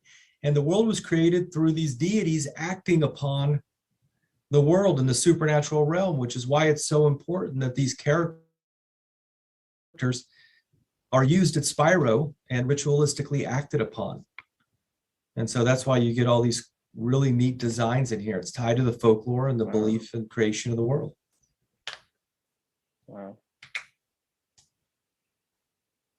Yeah, and well, moving on. So this piece in the exhibition, I guess, would you say, I guess, can we talk about the ways perhaps it's influenced, this contemporary work is influenced by the Mississippian period, and like whether or not it's an example of cultural continuation? Okay, so listen closely to this one. I don't know if they're really going. Well, they do break down, but look at this piece. This is a modern piece. This is from a modern. I think this person is Muskogee. I'm not sure. Her name is Karen Berry. So she's a modern American Indian or Native. I don't know if she's a Native, what she likes to be called, but this is recent. This is 2019. So look at the cross. We were just talking about the cross. Look at the cross in the middle. Okay. So this cross is representing is a celestial body, the Cygnus Rift. This is part of what he was talking about on that journey through the Milky Way, which we call it the path of souls. If you get put on the cross, you're not going to be able to go through the crossroads. Crossroads is where you go there to be judged, like similar to the Bible. I think other traditions like Hoodoo has a crossroads. They have this in the Quran. All these different religions and different spiritualities and beliefs have the same crossroads. And it's Cygnus Rift in the Cygnus constellation in the sky. So if you're put on a cross and killed, it's a sign of very much disrespect. So in the Bible, you saw how they killed Jesus on the cross. They just straight disrespected him and those prisoners. And like I was saying, our ancestors had crosses burned. They were killed on cross, and the tree as well represents that same cross. Okay, so do y'all get what was going on here and why we say we're under spiritual attack and this is a spiritual war? And it's not even about color. It's a certain group of people from a certain place, and there's people over here who have joined those people who are doing these things to us. So we don't know who we are. We don't know up from down. We don't know righteousness. They promote a lot of negative, self-serving things on TV. And it's okay. Some people might take the left-hand path, right? That's their business. If they're doing it from a sincere view and they're not harming other people, They can do what they want to. It's not for me, but it might be for them. It's not what I'm talking about. I'm talking about people intentionally doing things to hinder us and turn us around so we don't even know what's going on. If we knew all the options, right, the 3 different options, we would be able to make a better decision for ourselves and the community, right? You said grandmother spider. Yes, this is representing grandmother spider. So they're going to break down all that. And grandmother spider, in many spirituality, she is the creator. She lives in the creator realm. On the Shawnee, they refer to the Great Spirit as grandmother, right? And for them, grandmother lives in the highest realm with her son and her dog, because dogs have a place in the heavens as well. They are gatekeepers. They guide people through the underworld to the upper world. So I don't know if they're going to get all into it, but they'll give you a short synopsis of what I was talking about. The present day. I would say you're looking at both. You're looking at an influence based off of stuff that we've identified, from the Mississippian world, but also the fact that this stuff never stopped. This is cultural continuation. Folks, communities never stop believing this, integrating the spider into the folklore about the creation of the world, or spider's representation upon the world. So this is just an Hey, Drizzy. Yeah, you're right. It said look up the grandmother and mother spider that was on Spider-Man cartoons. He always got knowledge from her, right? So that's him communicating with the creator of the creation realm, right? And somebody was talking about how they did these things, the crosses, the hanging, the tree, all that stuff, cross symbolism, to take our land, right? Because some of those people, and I'm not talking about that color, I'm talking about the people who did these things or are doing these things, they're not getting to the higher realms, so they want to make sure nobody else does. So misery likes company. They want people to stay in this earth realm that they have destroyed, basically, right? He said all dogs go to heaven. Right, all dogs in American Indian tradition, all dogs do go to heaven. Yes, they have their own special heaven realm. Yes, they do. Yes, you said at the meet on the crossroads, you sell your soul. I guess people do that, but this is not what this is talking about, because we didn't do that here. We didn't have to do that. Let me see. These crossroads, this is the crossroads you go to get judged. Now, the Morning Star or Thunderbird, the guy at the beginning of the video, that entity will be there to judge you, or that group of entities, because there's more than one Thunderbird. They'll be there to judge you, to see whether you can go to the higher heaven realms, or you will go back here to learn your lesson, or you will go down with the serpents, the Draco. And yeah, the entrance to the oblivion or the hell realm, I'm talking with layman terms, is the Draco star system. Some of y'all can some of y'all can figure out what I'm talking about. Some of y'all know what I'm talking about. So you got the 3 options. Like I said, spiritually, everything's in 3s. You got the option to go ahead to the straight path to all the other heaven realms. You got the option to come back and start the game over again, right? Reset the game as a different person, so you can learn your lesson. You might not remember nothing because the people have manipulated DNA, and well, that's a whole nother subject. They have manipulated things, so you can't remember what you learned before, so it's going to be hard to learn your lesson again.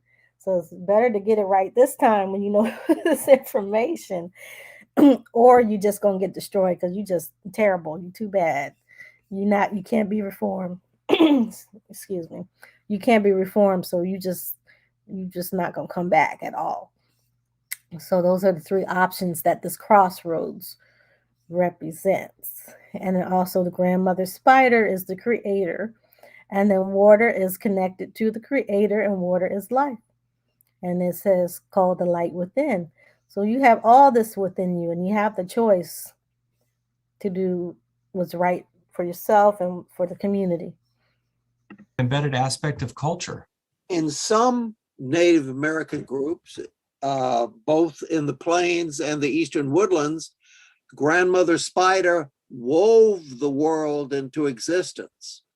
And it's interesting that here on her thorax, this circle and cross is also the symbol for the sacred fire. Okay, so y'all heard that. He said, Grandmother Spider wove the world into existence. Okay, and the cross and the circle represents the sacred fire. Okay, sacred fire is the soul.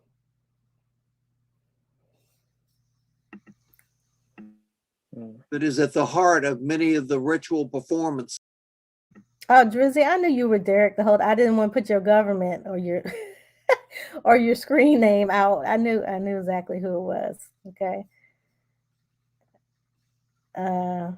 You said Bobby Hemmett and Brother Panic be saying that because it's real, it's true. They know what they're talking about. I don't agree with it. You know, people are human. I don't agree with everything, but I agree with a lot of stuff that they say, and it's right. And I would tell you to look up the videos. Even if you might not agree with what they're talking about, they're speaking a lot of real stuff. And Bobby does go into our spirituality over here as well as in Africa. You know, he goes into all of those. Yep. You said Bone Thugs know what's up? Yeah, they do.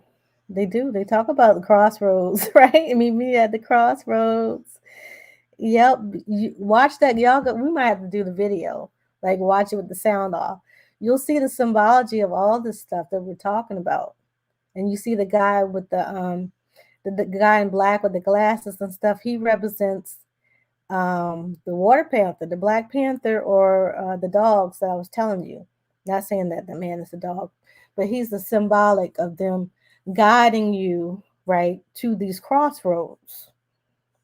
And that comes from American Indian spirituality. So y'all wanted more of the spirituality. This video has a lot of the spirituality and the iconography, like this picture, the symbols are a big part of our spirituality because each symbol is a language and each symbol is a story and has a higher meaning.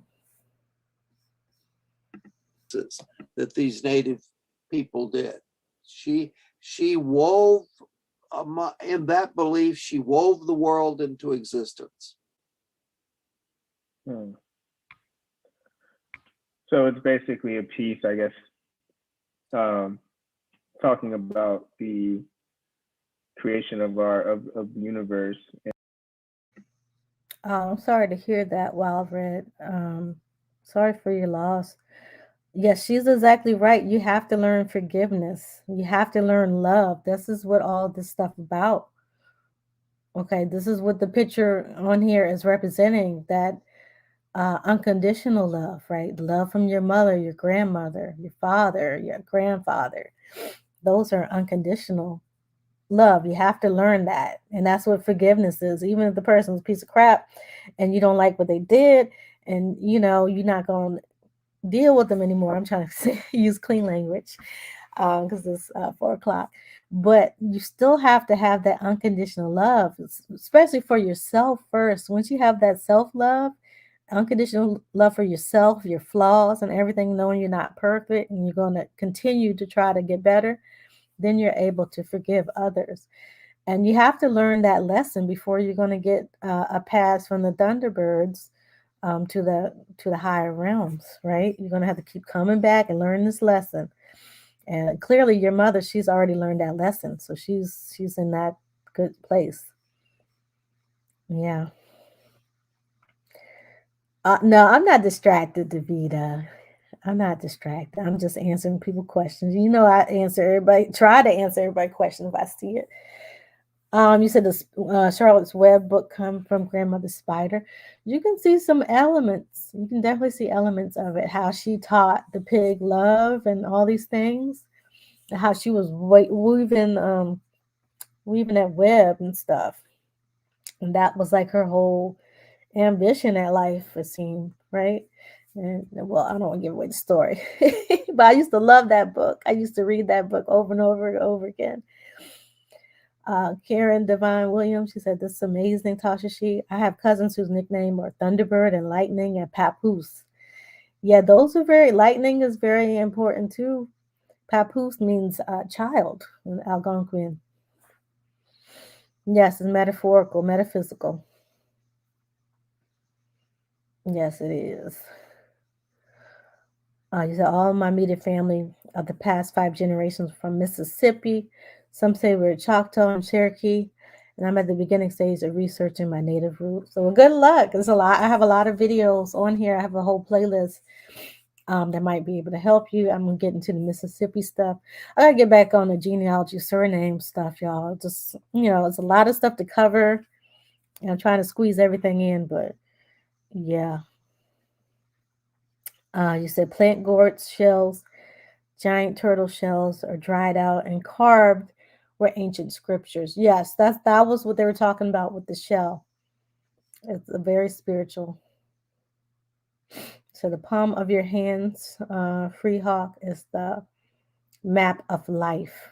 Right. And they were breaking down the symbolism. It's also representing the way to get out of the matrix. And that's the path of the souls. And that's a whole nother video I've been working on. It's just taking forever.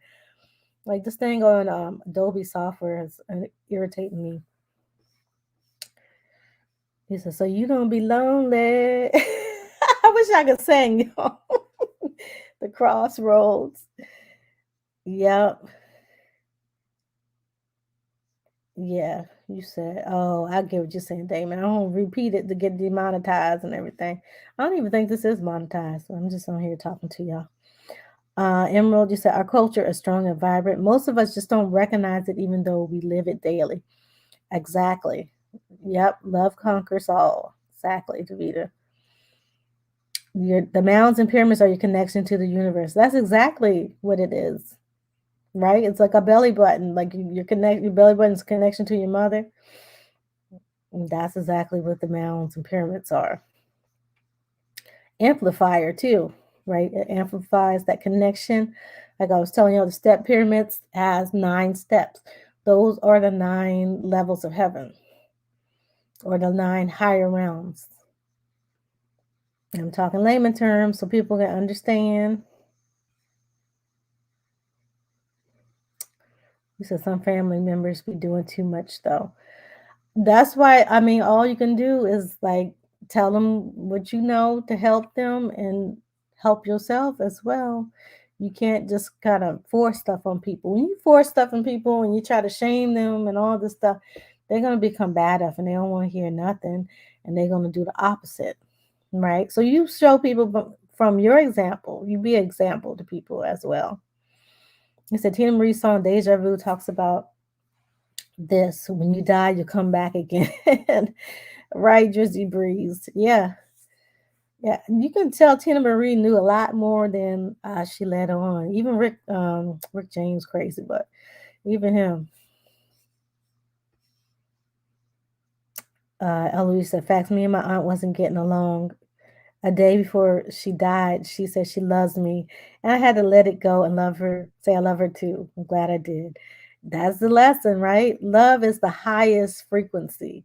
And that's not saying be a pushover, be passive to people, because love is also standing up for yourself, the love of yourself. You're not going to let people push you over and try to screw you over and all these things either, right? You said, "Know the soul, they can't return." Yeah, you do a lot of bad stuff, you're not returning. And if you do a lot of good stuff, you're not returning. So you want to live in whatever is in the higher realms, the luxury or whatever there. I don't know what y'all into. Whatever you is into is going to be there for you, right? Because it's very different from this physical realm that we're in. Yeah.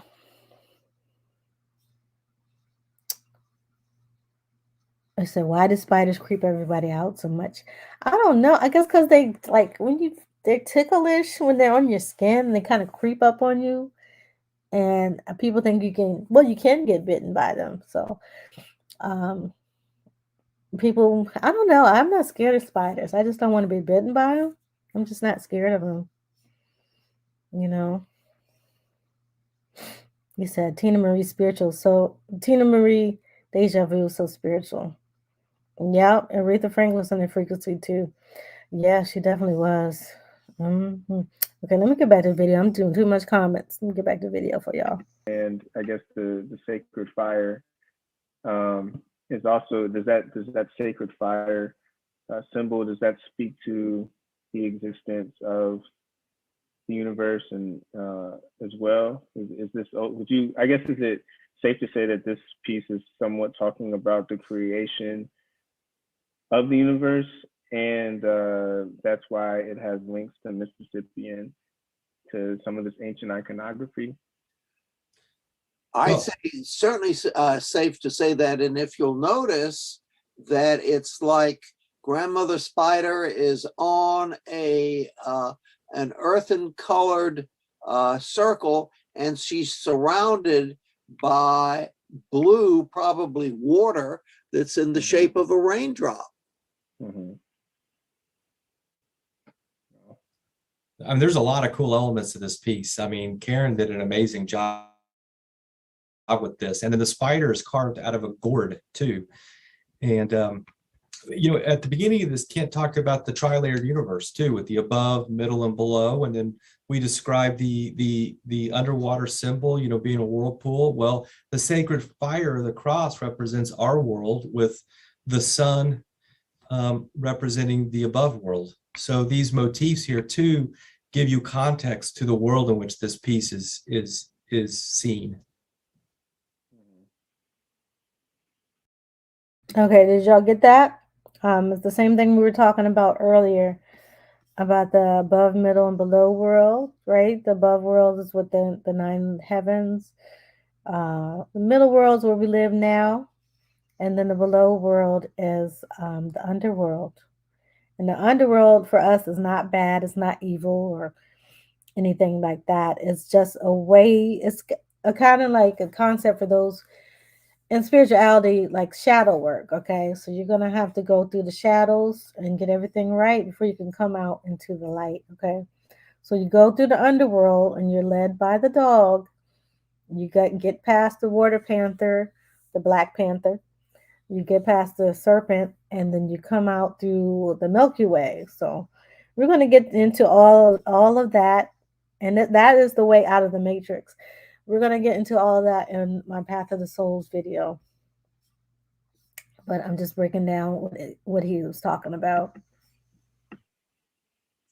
And I think it's really wonderful, and it's a point, in fact, that most non-Native Americans don't realize how much of the ancient belief system is still in place and the ancient symbols are still used.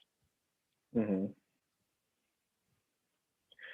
Now, you know, also, I know we kind of talked about this offline at one point, but just, we didn't talk about this in the beginning, but can you talk a little bit about like just what is iconography in general, like as it relates to being a visual language and its importance and relevance within indigenous cultures and lots of ancient cultures? Iconography is the study of icons, which is the Greek word for symbol or representations. Okay, so y'all heard the definition of iconography. For those who didn't understand it, it's the, what do you say? I'm sorry, I was looking at your comments. Basically, it's the study of icons, the symbolism, things like that, and it comes from the Greek. Okay, it's a Greek word. And it can be formally dissected and understood.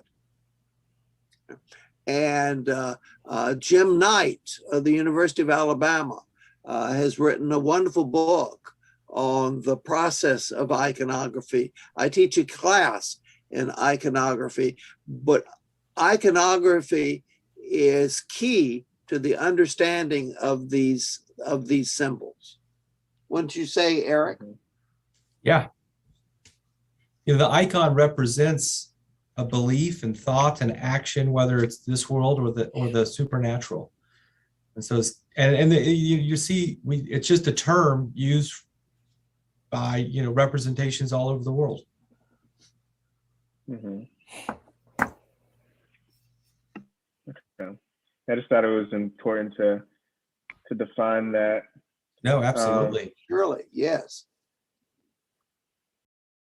Okay, I hope everybody understood it. Yeah. Would you say Amazing Tribe said, since I've known you, I always say one must know the darkness to understand the light. I am. Exactly. You got to have that balance. You have to have that balance.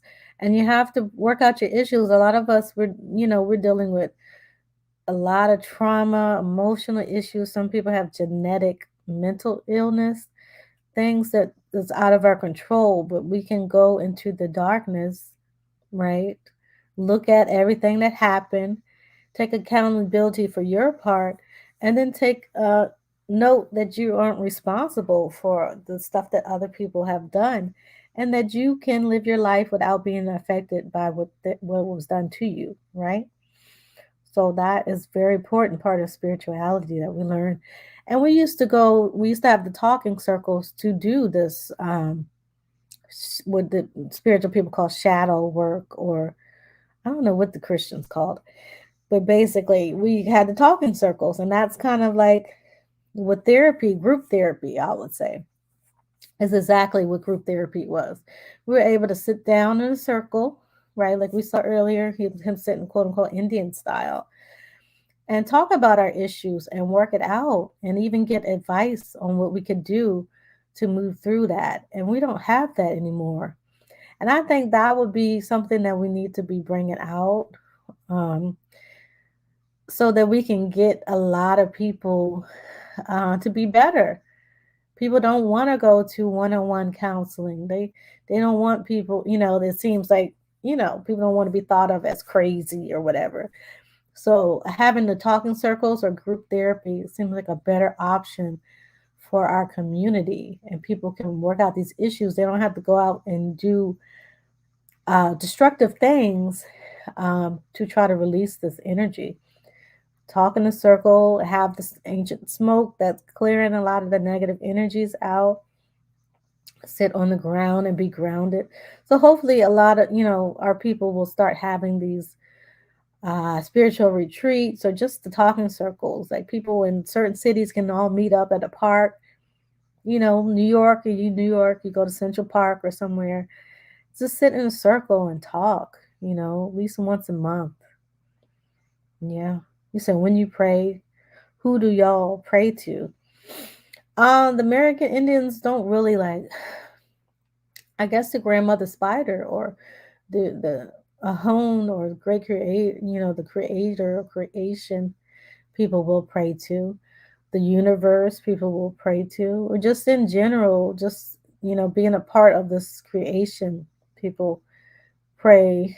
Not, it could be to self, because we're all connected to everything. But you're really trying to get clarity, you're trying to get positive things to happen when you do these prayers. You said flamethrower, you said Goofy's talking about rap is African. What? Yes, we've been ciphering. People would sit in these circles and they will rap. That's chanting. That's our prayers. That's how we pray. That's how we do ceremonies, with these chants or rapping. Rap is actually a Algonquian word, just like from the word like Rappahannock. Rap means to flow in Algonquin, in the Powhatan language. Rap means to flow. So that's definitely not African. It's not. Even the hip hop, we used to do those chants. A lot of the military. So hip hop, they say that term comes from the military when they were doing the walking chants and stuff. But that whole thing from the military comes from American Indian warriors. It comes from the ball players when they would march into town to play their games. Okay, so where is this in Africa? Just show me where in Africa is this stuff, because a lot of their music, their modern music, is copying our ancient music. So let's get back to the video. All right, so moving forward to another engraving. We have this gorgeous, this shell. So with this, can we talk a little bit about the ritual taking place, and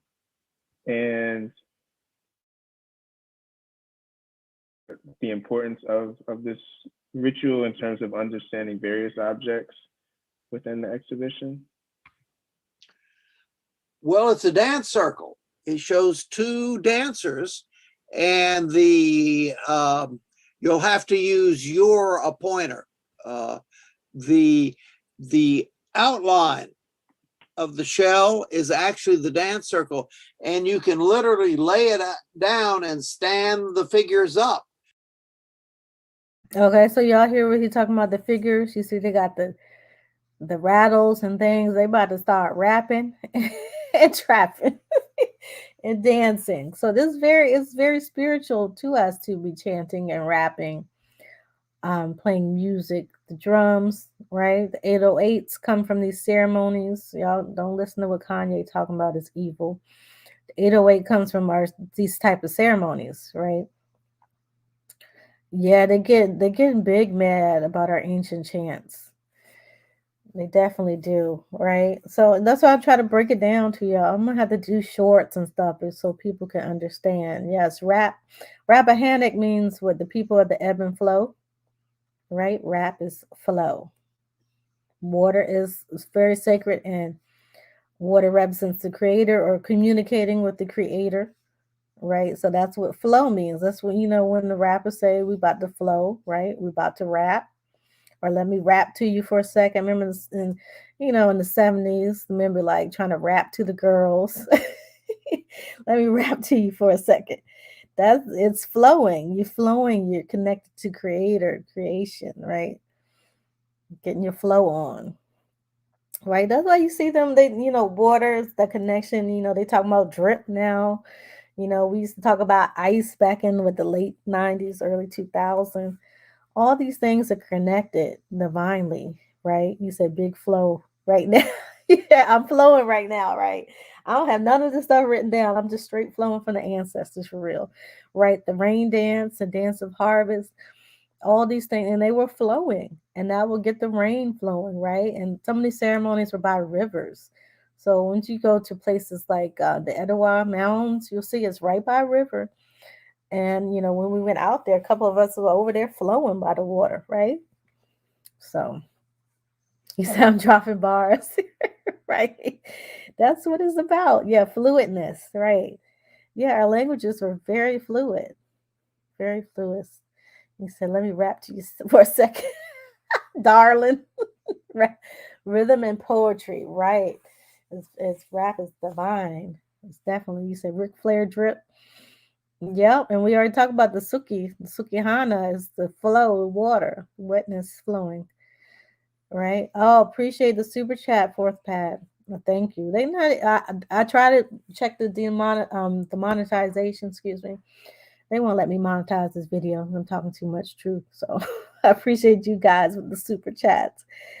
If y'all can't do the super chat, I also have the PayPal too, but it's not even about that.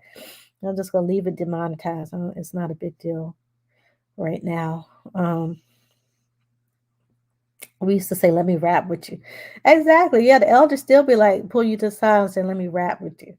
When they're trying to, say a positive message. Remember back in the day,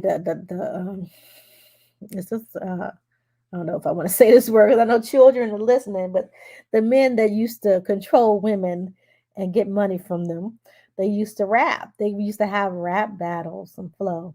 So we're going to do a whole nother video. And we know that whole culture I might have to do that one for the Patreon. But that whole culture with Bishop Don Juan and them, that comes from American Indian culture. A lot of the things, the walk that they do, the rapping, right? The hats with the feather in it. Those are from American Indian culture. A lot of those things have, especially the hat with the feather, has spiritual implications. You said say it. It's too early. People is watching this with their family, right? People doing homeschool. Like some people say they homeschool with my videos, or teachers will play it in their classrooms. So I don't want to say too much. Yeah, speaking harmonically. You said water. How many people knows that water sings? It speaks literally and spiritually. Yes, it does. So we used to have water ceremonies. So we had the women had the moon water ceremonies. Men have their own water ceremonies. Yeah. You said players. Yeah, I can say players. That's a better word. The players used to rap to the women. And they used to rap and battle each other, see who's the bigger player. I'll say that word. And you can see that they're dancing around a central pole. This is meant to be seen in 3D, even though it's shaped in 2. It's meant to be seen in 3D, as Kent said.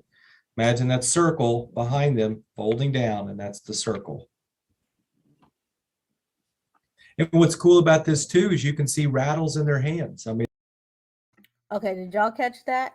So basically, what they're not telling you is that our people had their own way of creating projections or cartoons or movies. They have found evidence, I believe, somewhere in South America of, the petroglyphs that we think are so primitive, and, the little drawings, stick figures. Well, those are actually movies. And once that the light hits a certain way in those caves, they come to life and they're more 3D, and they move and they tell a story. So what they're not telling you is we're more advanced than what they're like us to believe, right? You said pole dance. Damon, you trying to get me demonetized for real. You talking about pole dancing. Yes, the women did do that. There was always a pole in the middle of the longhouse. I don't want to sound disrespectful right now, but yeah. There's actually stories, from different explorers talking about it, like John Smith was talking about that, but that's a whole nother subject again. Right, old world tech. Y'all can look up this stuff. I'll see if I can find it and share. So they were talking about the petroglyphs being, being a projector, being movies, and that's how people used to entertain themselves with stories. And a lot of these iconographies are in those petroglyphs. You said they showed it on Ice Age movie, Drizzy? Yeah, yeah. rattles still being used today. And dance fans, on the other hand. Yeah. Or in some, dance fans or other objects. I know the Seminole use a leaf, something taken from the earth. And so you get these two actors or entities dancing. And you see the raccoons hanging from their belts. Raccoons, amongst some groups, Caddoan groups, are messengers. Okay. And because they climb up trees and climb down trees. And you can think of the dancers themselves as messengers. And as for the dancing, most Native Americans believe that in many of the ritual dances, the soles of the feet of their ancestors are touching the soles of their feet as they dance. Okay, y'all caught that? The soles of the feet of the ancestors are touching their feet as they dance. So that's why we used to dance. We dance a lot. And now that we stop dancing, we're losing that communication with the ancestors, right? You said they'd be studying. Yeah, that's what I'm saying. We're not studying. That's why I wanted to show this video so we can be studying together, right? Yeah, but and I think Bobby Hemmett, some of y'all just mentioned Bobby Hemmett, he talked about how melanin is built up in the soles of your feet. And we know that you can actually like touch certain parts of your feet, like your certain toes, and that will actually cure other parts of your body. So the feet are very sacred to us, right? You said hypnosis dancing. Yeah, so they would use this dance. They'll go in that circle, like you see, and they would um not hypnotize, but it will create the certain energy so that the shamans, as layman's called, we call them the medicine people, they would be able to go and use that OG, like that was on the hat, to go to these other realms, to go to the upper realm, to go to the lower realm, and then to come back. So the singing, the rapping, the playing the drums, the rattling, all this stuff, and the dancing, moving your feet, basically all the elements of hip hop, right? You can use that for ceremony, right? And what are the rappers called? MCs, masters of ceremonies. So rapping is spiritual. People can curse people with rapping. They can heal people with rapping. We getting cursed right now with rapping because these people talking about found him in the alley. Something knock his head off. All this crazy stuff. They cursing people with that. You don't listen to that stuff. And they found that they really found him in the alley, and they found the guy with his head off. Remember, they in Florida, those guys going to prison. So you see how some of this music, you don't want your children listening to that. It's very they putting curses on people, right? There's other people, you got Kendrick Lamar, people like that, who are healing with their music. Even J. Cole. These people are healing with the music, and other people are putting curses on folks. So you can do either way, like I said, right or left path with these energies. But our ancestors knew how to go in the straight path. They knew how to use it to heal an individual person, like the person participating in the ceremony, as well as healing the whole village. Okay, so let's go back and listen to what they got to say.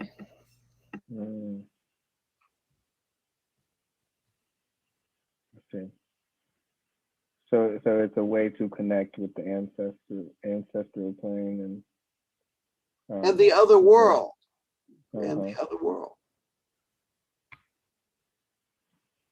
Okay. So I see a question here that says Craig style. So we say Craig style. Forgive me for interrupting. I hope I didn't. Mm-hmm. That's a good question, because it kind of gets back to what we talked about earlier, where style. And so you have two principal styles, but I think a third. And the style known as Braden is associated with Cahokia and up in the St. Louis region. Craig is down in the Spiroan, Caddoan region.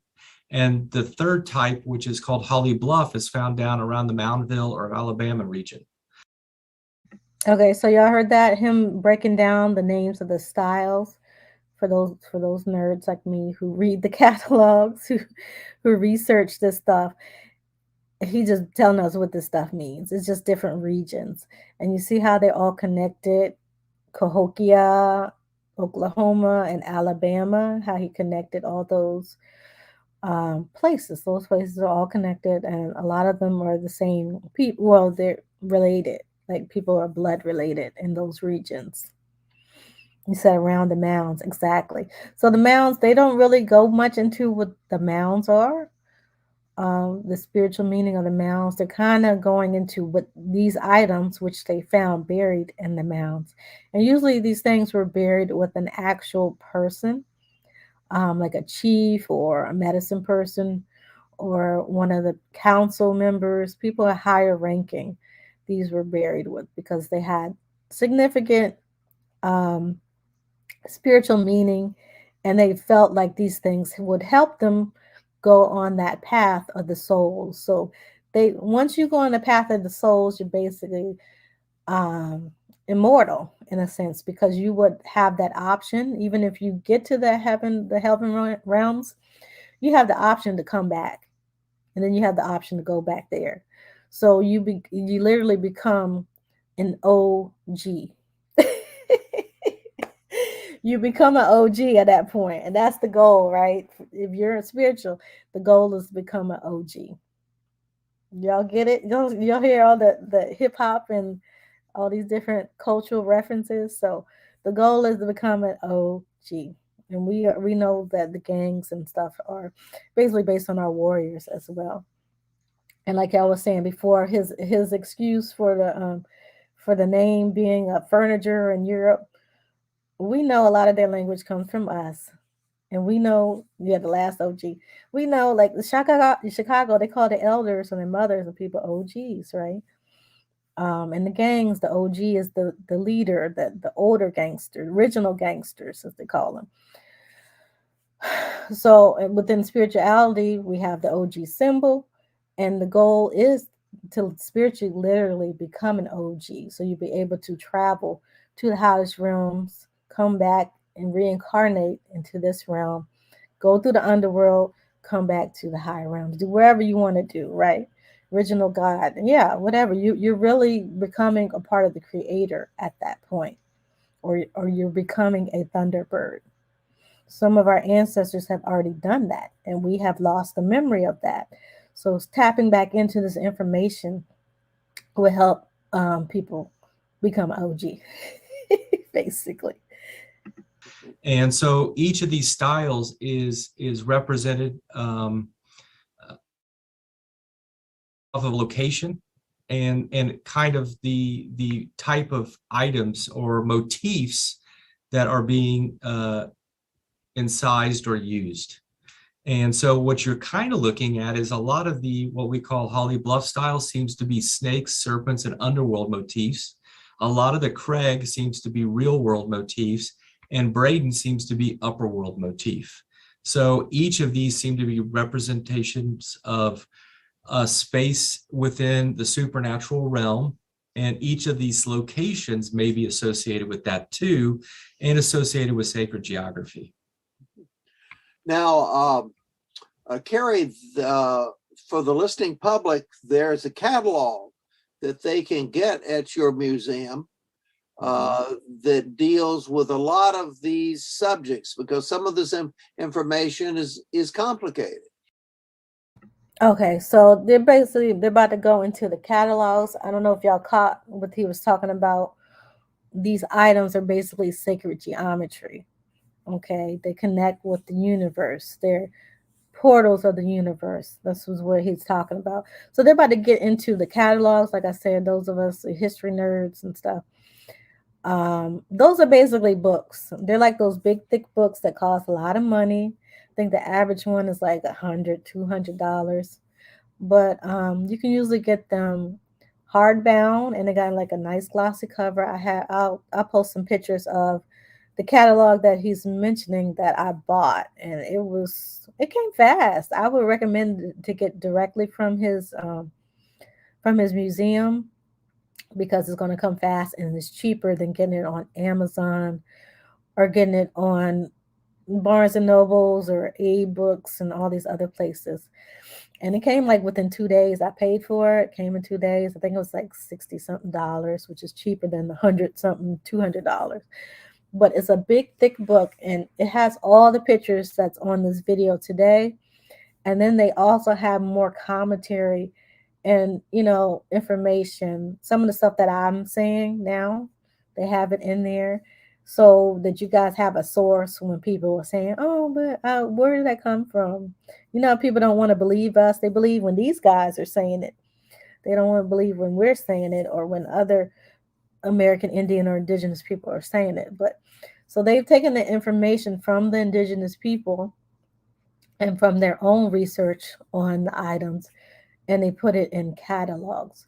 So I suggest we go buy up all these catalogs so we can have this information, and it's not lost. So some of the tribes have lost this information, and due to people being interviewed, like chiefs and medicine people being interviewed in the 1700s. Information like the path of the souls and all this other stuff has been saved. So people want to say, "Oh, I don't want, get information from the white man and all the pale people and all the."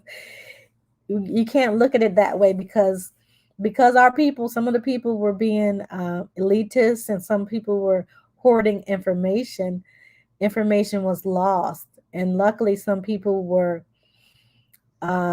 open enough to give this information to these authors, and it was preserved in the 1700s. And just recently, a lot of people have just rediscovered those documents. So that's why a lot of this information is coming out now. But our people don't know. That's why I'm trying to present it to our people so that we know, because we are the descendants of these people, right? The catalogs, usually the museums sell the catalogs. I believe this Birmingham Museum of Art is also selling this catalog. You can go to spiromounds.com. I think they have some on there. But this one in particular, with all these books that they're going through, the younger gentleman, the younger academic gentleman is selling it on, I'll put the link in the description later, but it's in let me see, the National Cowboy and Western Heritage Museum. Now, I don't know how many they have left. I know I got mine. I don't know how many they have left, so y'all got to jump on it. But it's, they're expensive books. This place is selling it at, I think, $55. And I think it's $45 for the paperback. I got the hardback. So you can go on their website. Just search, Google National Western and Cowboy Heritage Museum. Yeah, so most museums you can get catalogs. Amazon has these they just call it catalogs, but they're really just thick books with pictures from the museums and commentary from academics on it, right? Amazing Tribe, you said, "Oh geez, since neighborhood gangs were formed to protect neighborhoods. Now hard drugs and gangs destroy the hoods. The Black Panthers are protectors of Mother Earth, ancestral plane, spiritual realms." Exactly. And notice that the gangs, Black Panther was considered a gang by some people, but a neighborhood group that came to protect the neighborhood, yes, was called the Black Panthers. Like we said, the Black Panthers is the protector of the earth, right? As well as the underworld and our spirituality. So you see the correlation with the OGs and the OGs. Y'all know I like to connect our culture with our culture, like the modern culture and the ancient culture, because some people just aren't getting it. You have to see the evidence, and I can understand that. And it's easier to read than to talk about. So I just mentioned that fact, that there's a catalog for the show. Yeah, that's a great point. There's a lot to this. I mean, this is just a quick topic and discussion, but there are layers upon layers. And, there's different ways of seeing this depending on which community you're working with and where. And so, but a lot of it is like, there's a lot of common elements, but there's a lot of subtlety in this. And so, there's a lot to this. And somebody had asked in the chat about the center pole that's being represented. Is that also having to do with the portal? Yeah, that's your axis mundi. That's your ability. Sorry, can't go ahead. I see you leaning forward to talk about that. Okay, that connects all three layers of the cosmos: the beneath world, our world, and the celestial world. Okay, if you'll notice, this particular center pole is striped, but it also has that swirl cross, which is a symbol for the beneath world. And it's surrounded with feathers. Okay, and then we've got one of our raccoons up above it. Okay, and he may be up there as a celestial messenger. Okay, so did y'all understand what he was saying? And the symbolism with the raccoon too. The raccoon being a messenger from the creator, right? We know that they call us the other word that sounds like raccoon without the beginning, without the rat. um, and we also have the raccoon tribe, right? Raccoon clans. And raccoon is actually a Powhatan Algonquin word for that animal. So the word that we use today in English is a Powhatan Algonquin word. Okay, yeah. So, and then he was, I was trying to read y'all comments, and then he was, the different layers of the universe, upper, lower, and middle, right? Yeah. Someone said, what? You talking about the sacred geometry? I'm sorry, it's hard to read G major because it's different. He said, let's conjure up some good energy. What you say when you ring my bell? Sacred geometry. That's G major. Sorry, Tasha, just messing up. Oh, okay. Yeah, we got to get into all that stuff. Definitely. Excuse me. You said you got dark rings around your eyes, Lloyd, like a raccoon. So ancestors ate coon, raccoon, and squirrel. Exactly. Those were messengers. They're considered messengers. Mhm. And keep in mind that little circle in the middle too. There's your underworld, and then there's your dance circle. Then there's your sun or your tufts for the above world. So that little circle shows you that portal's ability to go to all those realms. That's right. Mm-hmm. And that's Kent said it once, and I thought it was a good. Think of it as an elevator shaft. Okay, so you heard that the symbol in the middle, right? Which you zoom. I can't zoom in much. You zoom into it. It looks like what they say is a swastika in Germany, right? But we know that they took that symbol and made it evil, even though that symbol, I can't zoom in that much more. That symbol is actually like a spiritual elevator shaft, right? Just like the OG symbol is, that you can easily travel to the upper world, to the lower world, and come back to the middle, and whichever, just press a button, just like an elevator. Okay. It is that ability for both, medicine leaders, ritual leaders, and supernatural characters to.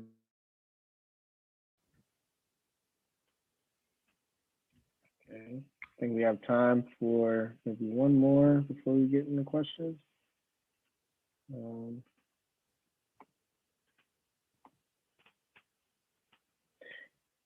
Okay, so yeah, these prints right here, these are also in the exhibition. And I guess, what is the history of these works? And in what ways do they speak to the perception of indigenous people across the old world? Well, these pieces here were reproductions of watercolors that were done by John White in Lemoyne in Florida, and they were reproduced by Theodore de Bry. There's a German and a Latin version. With regards, they're individually colored, so there's no two that are alike. With regards to what you're seeing here is you're looking at European reflections on the world in which they have recently been introduced. And so they're interpreting what they're seeing in these images. In some cases, these are not perfect. You see some tattooing elements that are probably more closely associated with European tattoo elements. Yet it does not mean that the folks here are not tattooed. They're all heavily tattooed. It's just that a lot of times too, you have to keep in mind that you're looking at two very different worlds. And so they're doing the best they can to sometimes interpret these. But what we do know is these grass houses, yes, that's what they're living in. These canoes right here, yes, that's exactly the canoes we're finding. The earlier we talked about the black drinking those out of shells, they did that exactly. People still cook up drink in the same way that you're actually seeing drawn in these images. There's another image of a fort, a fortification. Well, that same drawing appeared on a hide painting from the late 1600s in Arizona. So you're looking at. Yes, I will post some of the pictures on my socials. So y'all can follow me on Instagram. It's at Tasha_XI, right? Pronounced she. And also on Facebook, Tasha She on Facebook as well. Twitter, what am I? The Tasha She on Twitter. So yeah, I'll post some of these pictures. I was actually going to do like a short video, Chief Hummingbird, but I'll post the pictures too. I was going to do a short video basically breaking down what I did on the other post about the OG, right? I don't think I named the OG on there, but we're going to get into that as well. You said tattoos. Tattoos were used spiritually as well, like, just like the symbolism at the ceremony on the shells. People would tattoo those things on their body too, or we would paint them. Like body paint. The concept of body paint comes from us as well, like many things. And we would do, every day, just like putting on your makeup for ladies or some fellows. We would put the body paint on, and we would paint these usually beautiful colors and designs. And the colors have their own meaning as well, too. Okay. Two different contexts to the same image, which tells me you're looking at the way these cities and fortifications would have been created. And so these are very helpful. I think these are very insightful. There is some hyperbole and extra that goes into this, of course, but there's also a lot of realism in these, and they're really cool to actually give this world a face, so to speak, because the Mississippian world is gone. And so to help people kind of better understand the world in which folks would have lived. Yeah, right, flamethrower. The tattoos were medicinal. They were medicine. Certain symbols, just like the OG symbol. You can see it on my profile picture. That is actually, when it's used like this, we consider it medicine. It's called the medicine symbol. Like I said, it represents Venus. It represents the morning star and the eastern star, and Thunderbird. So you'll see the symbol beside an actual picture of a Thunderbird, like a bird that used to roam here. That's kind of a prehistoric bird. And you will see this symbol here, which is like a diamond shape. I don't know what, not quite a diamond, but like a diamond with the eye in the middle, which also looks like the eye of Orion in the constellation of Orion. So, yeah, tattoos were very spiritual, and I think he's going to go into it a little bit and talk about how most of the people were tatted up. It depends on certain tribes. Like the Powhatan tribe, everybody wasn't tatted. I don't think everybody wasn't tatted. Certain women weren't tatted. Certain men weren't tatted. And then some women were very tatted, right? So it really depends, but they all would still use the face paint or the body paint on a daily basis. And we were very into grooming ourselves and making ourselves look good and feel good and things like that, and hygiene and bathing and stuff other cultures might not have been into. And we kind of taught other cultures a lot of things, dealing with daily cleansing and, and stuff. Y'all know what I'm talking about. Shampooing and doing your hair. We would do our hair daily. Doing our hair was spiritual, right? Just like what we do when we sit down between a mama and grandmama lap, or a daddy, whoever does our hair, and they would, do our hair, braid it or brush it or press it out or whatever that they were doing at the time, pick it out. So yeah, all that stuff is spiritual, right? I personally don't have any tattoos because I wasn't going to get a tattoo and not know if there was any type of, I don't know.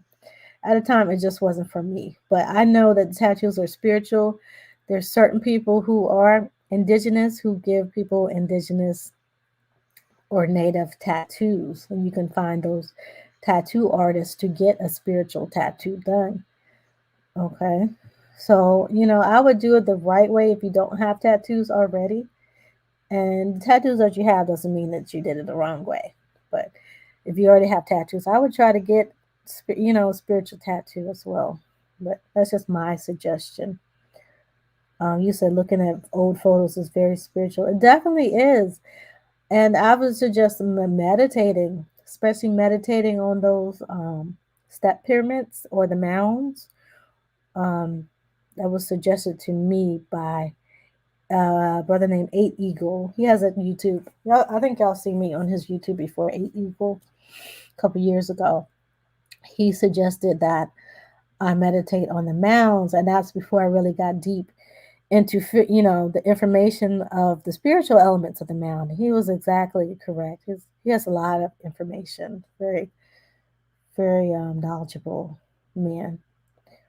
Yeah. I think an important element of this is color. We don't talk about color, but the textiles that were found at SPIRO and other places were very bright. There were yellows and reds and greens and blues and blacks. There was a lot of color and a lot of depth associated with both feathers and cotton. So it's pretty cool. I took all of that, Ken. I'm sorry. No, that's talking fine. about some of it. I just go off. Okay. Yeah. So they are somewhat realistic depictions. Yeah, certainly not perfect, but Yeah. but close. There's a lot to this, a lot to be seen. Mm-hmm. And it also helps us understand in terms of their social organization. On my right, you'll see someone that in Muskogean languages would have been called a Miko or a king, along with his queen on the side. And you can see the elaborate cloak he would have worn as a badge of his office. Well, guess what? They found examples of these cloaks in the hollow chamber at SPIRO. Yeah, he said cotton. We had cotton here. Some of the clothing in the picture are cotton. Okay, don't let them people fool you. We had cotton here. We had rice here. A lot of these things that they had us cultivating on these plantations were for a reason because we were already familiar with these crops. A lot of the crops in other places in Africa and Europe and even Asia, they come from here. Crop like the ginger crop, roses. Most ancient rose was found in Canada. So don't let these people fool you like we nobody. We don't have nothing. Nothing comes from here. A lot of stuff started here. Yeah, so we are very familiar. That's what they have people in South America, not South America, South Carolina cultivating that rice, right? Georgia and all these other places cultivating the cotton. We're already familiar with these things, and our ancient, agriculturalists, which a lot of them were women, had already created things like like corn and the white rice from the wild rice, and they were doing a lot of the genetic modification, but in a natural way, not in a way that is like Frankenstein and it's going to be harmful and unhealthy to you. Okay. Thank you, C. Main Grove, for the super chat. I appreciate you. Definitely appreciate all the super chats. Yes, we had City of Gold here, and gold is also spiritual and also has a certain frequency, and you can use that for healing. as well as actually moving objects. You can look on the other side of YouTube and find these videos of gold and copper and things actually moving objects. And some people believe that we use those metals to build these step pyramids, to build these mounds, because that was a lot of work and a lot of resources. And they did it in a short amount of time. You said, is this where the tribe Muskogee gets this name? Yeah, Muskogee is actually it's a ethnicity. It's a language.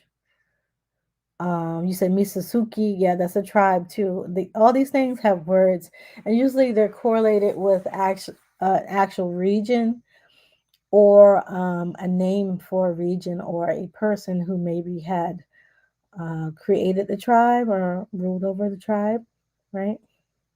Yeah, copper has they use copper and wires. You wouldn't have a lot of this electricity if they wasn't using copper. So the copper has a lot of energy, electricity, connectivity, etc. So I have a tattoo of a bee on my pelvis. I did it when I was 11. How you do that when you're 11? Oh, you telling me? I tied string to a needle and dipped it in Indian ink, and it never faded. My mama beat me when she found out. Oh no, poor baby. Oh man, so shamanic. Yeah, it's probably something spiritual. You probably got spiritual connection to the bees, right? Definitely. You said they grew long grain rice, jasmine rice, city of gold, copper, cotton, the elements, etc., and the Mississippi. Yeah, they did. They definitely. Mississippi is very spiritual.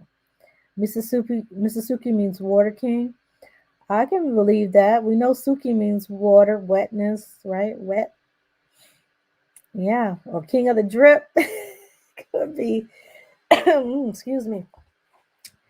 Davida, you said that's why we love gold, turquoise, brass, healing properties. Exactly. Exactly why we wore all those gold ropes, gold teeth, all this stuff as healing, right? And connectivity, the gold and copper helps you connect with the creator as well. So those have creator properties, creator healing properties. Okay. Thank you, Walter Haley. Appreciate the super chat. Appreciate you. Emerald Ronan, you said, Tasha She, what's the best way to research surnames to their corresponding tribe? Well, Emerald, I have a whole playlist dealing with the surnames. You can look on my channel.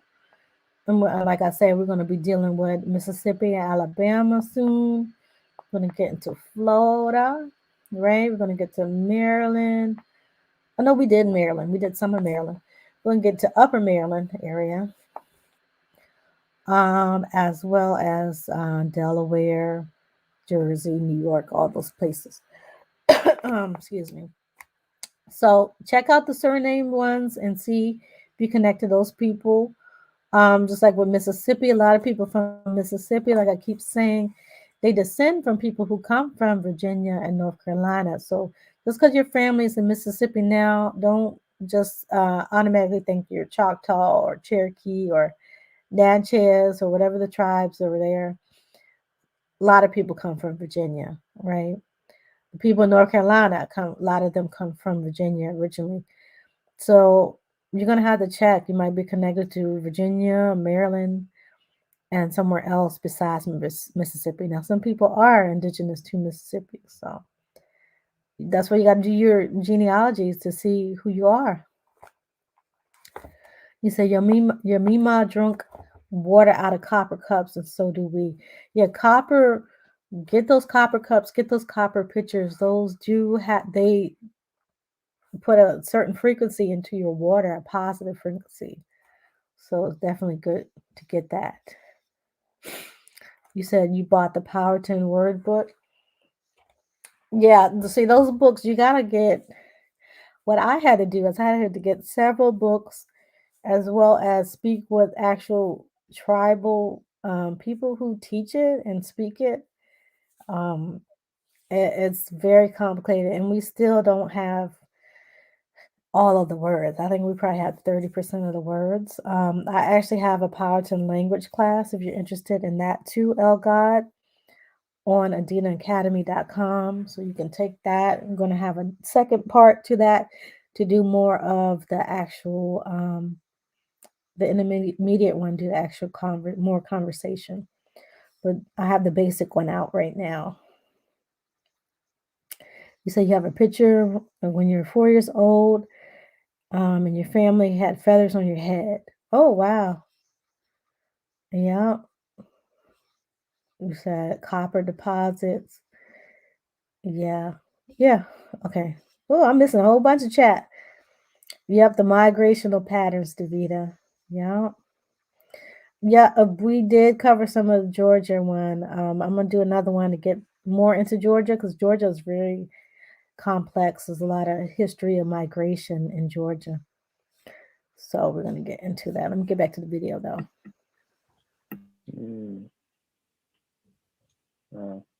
That kind of validates them a little more. Okay, well, I think we're at the point where about have a little less than 15 minutes, so we can transition to the Q&A portion of the talk. We got so many great questions. Damon, you said, does the modern Powhatan tribe know the language? There's not many fluent speakers. I wouldn't consider myself a fluent speaker either. I just know languages, the language. Not really. A lot of people are trying to learn it now. And, a lot of people are thanking me for the class because they're able to do it whenever they want to do it. They don't have to physically go to a classroom and sit there. And it's easy for children and everybody, elders and everybody to learn as well, learn at your own pace. But yeah, a lot of people don't know it. They really don't. I think a couple of the chiefs are fluent and some of the council members, some of the elder ones, but most of the fluent speakers have passed on. So that's why it's important for people to learn it who are descendants, so we can keep the language alive, even though it is fractured. It's not the full language because the people didn't learn from the elders. And that's why we got to learn our lessons now, right? Yeah, no problem. Y'all not, it's no problem going off topic, as long as we don't get distracted for too long. And this video is 3 hours. All right, 3 hours and 10 minutes. And we still not finished. I think we still have, what do you say, 16 minutes left on this video. And then we can just get into all questions, okay? Renzo, peace. You said you got the Choctaw dictionary, but you don't know how to put the words into sentence form. I think they actually have a class for that. I forget what it's called. I think I had posted before on Instagram, but I'll get that to you, Damon, for Choctaw. Make an app. I wish I knew how to make an app, Elgato, or I would make an app for Powhatan language. If somebody knows how to make an app and would like to help me make an app for the language, please contact me. You can email me at thetashashi@gmail.com. The Rappahannock speak Powhatan, Algonquin. Each tribe or region have different dialects.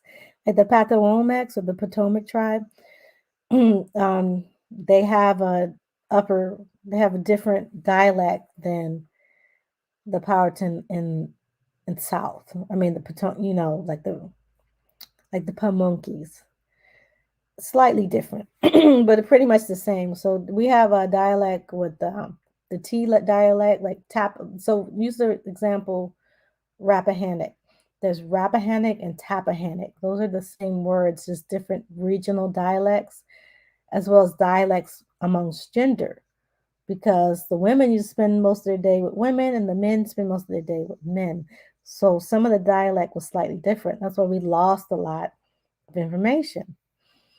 But yeah, that's why it's like that. So let me get back to the video. Thank you all.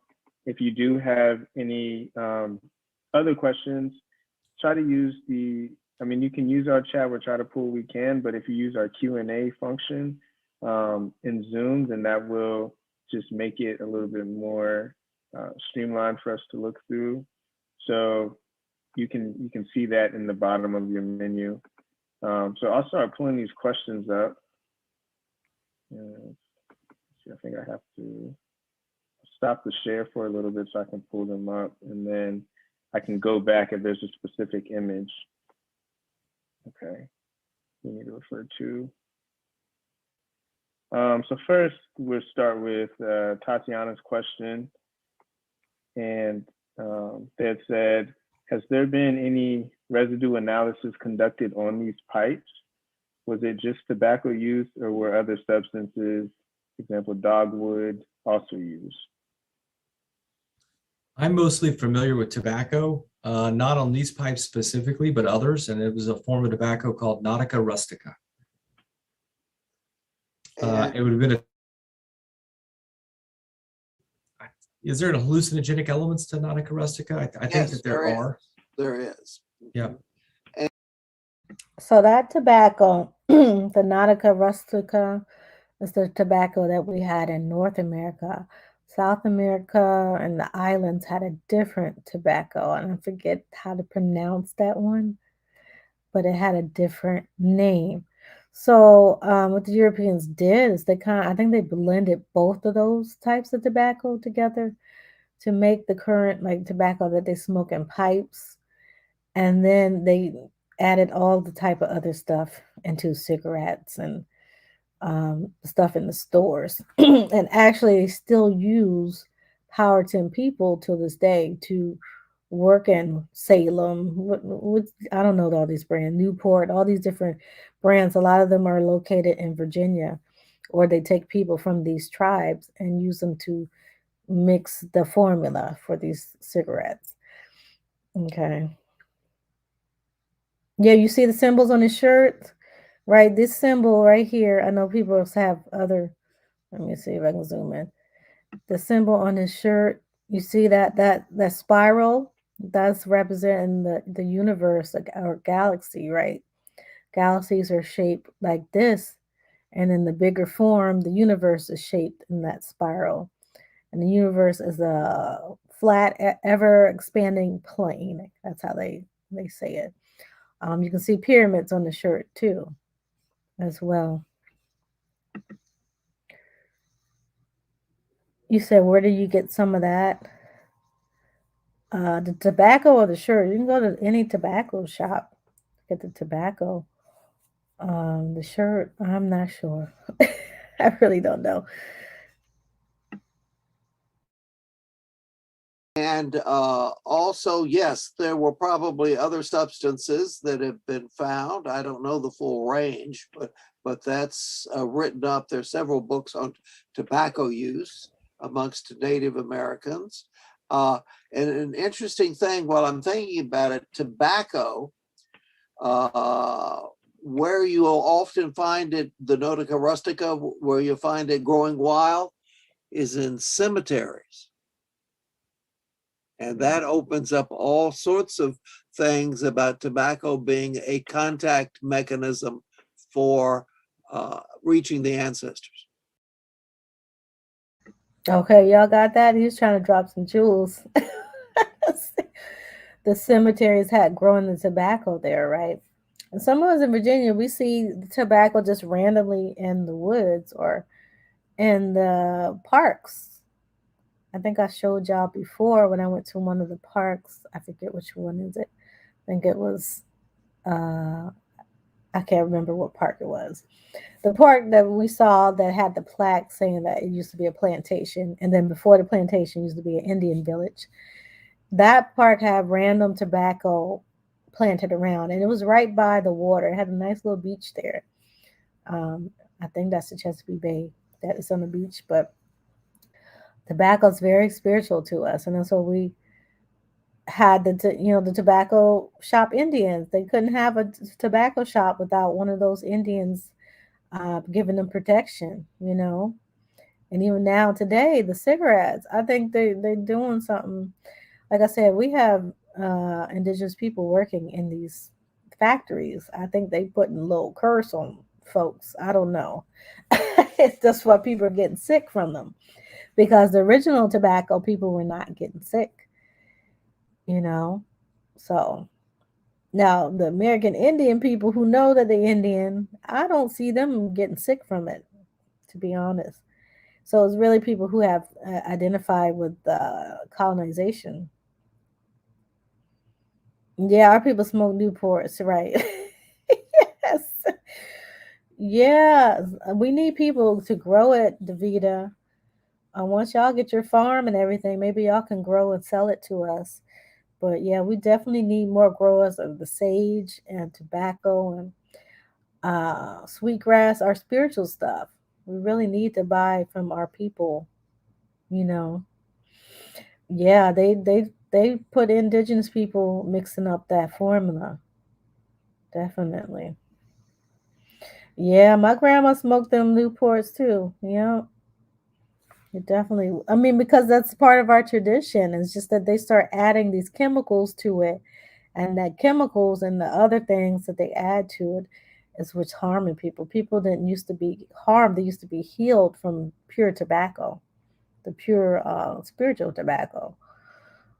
Yeah, they want to grow.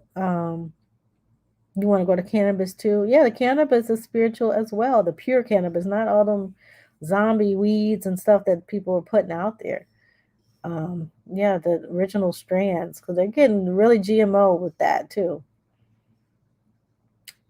Emerald, you said they use Indians as symbols or in advertisements for tobacco products. They put it right in our face.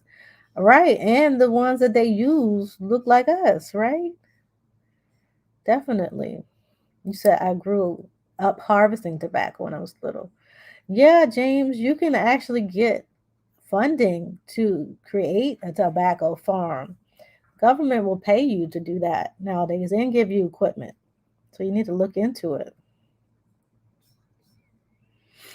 DeAndre, you said I was looking up the swastika and I found out that was widely known as good luck before it was stolen and flipped by the Nazis. Right. And y'all saw earlier they showed it in one of the shells, and they said it was an elevator shaft, basically to the higher realms, to all the realms. You can go to the higher realms, come back here to the middle realm, and go to the lower realms and wherever you wanted to go. So that was used as that too.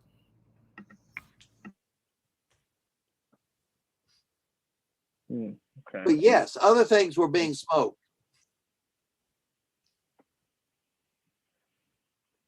All right. And so Aubrey. Y'all see how you try to hint to marijuana? Some of the other things being smoked, like we were just talking about. He knows what's up, right? He definitely knows, and he wants the guy to ask more questions, but he's not asking questions because he's trying to be super professional. And he's a very intelligent brother. I think he's catching on, but he has to read these questions for his job, so you can understand that. Romer had asked, how difficult, rare would it have been to collect these shells? Do we know what the extraction process would entail? Such as like diving, storm chasing, trade routes. I guess he's speaking to how they collected the shells. Some of them were just washed up on the beach, as they were when I was a kid, going down to Gulf Shores. You would find nothing as big as that, but you would find shells on the beach, but they would dive for some, almost certainly. Yeah, the probably multitude of methods for acquiring them. And I would say too, to add to the question about trade routes, it's not just trade routes. I would argue that there's probably, maybe another term might be just acquisition route. And not only you may not be trading for some of this, you may know that I need shell. I'm going to send a group down and we're going to acquire the shell. I mean, when you're getting a lot of the feathers from Central America, there's a piece of obsidian from the Valley of Mexico. I don't know exactly what you would be trading with that for. I don't know in Central America what, has anything been identified from the north that would have been critical to that exchange. So what you're probably looking at is is pilgrim groups that would go down and acquire this material. And, that's wrapped up in a lot of the oral traditions as well, with, Kickapoo and Pawnee talking about folks with tails and, monkeys, and having extensive, connections into Mexico, even down to the Yucatan. So folks traveled.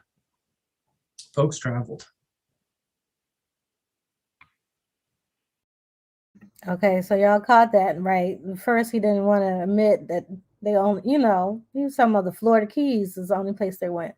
Then he's saying that they went all the way to Yucatan and all these places. And then he was saying folks traveled. So they know that we traveled around. They know that we are related to the people in Mexico. Okay, so these academics definitely know it. It's written in books.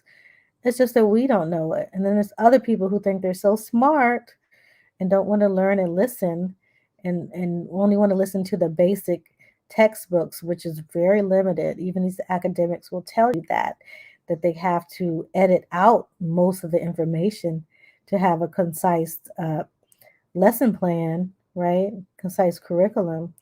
So it's right in your face. People know this, right? Folks travel, right? Exactly. Folks travel, and you notice how he's trying to talk so for the people of Alabama will understand what he's talking about, right? Talking through the local lingo. Yeah, Northern Bell used to find a lot of broken arrows. Yeah, the arrowheads are spread out everywhere, and the arrowheads have their own spiritual meanings too. The material that they're made out of, some of them are made out of obsidian, quartz, amethyst, all these different healing stones. Some people are obsessed with these crystals, but yeah, the people knew what they were doing. Even when they're trying to kill each other, they still was trying to heal their own brother, right? You're shooting quartz and all type of stuff, and people healing them at the same time, right? So yeah, it's just a different culture now. Definitely, we definitely been very influenced by European culture, and I'm not saying all European culture is bad. The culture that came here was not the best, right? They didn't have the best intention, and they lost a lot of their own spiritual sacred information because they kind of compartmentalized a lot of things. And Jim, mentioning how Native people such as the Yuki are still in struggle to even be recognized as a tribe. Their wonderful art is inspiring and their unique language. So I guess are any of y'all familiar with that, with the Yuki and the recognition? The Yuchi? Yuchi. Yep. Yeah. Kim may be go ahead. best to speak. No, I was gonna say Kim may be the best to speak to this, but I mean, honestly, it comes anymore through federal recognition, and it's very complicated. But I know Kent has worked with various groups on just this same topic. Mm-hmm. And there are groups in the Southeast now working toward federal recognition. It's a very complicated process. Mm-hmm. And unfortunately, some of this is tied to people that chose not to move when the federal government told them to. Some of this is connected to groups that stayed in the eastern half of the United States, and therefore, weren't, put on later, government sanctioned reservation systems. And so there's a lot of complicated elements that go along with this. Do you hear who you talk about? The people who stayed, the people in the eastern region, people who didn't move, and the people who are having a hard time getting federally recognized. Who is he talking about?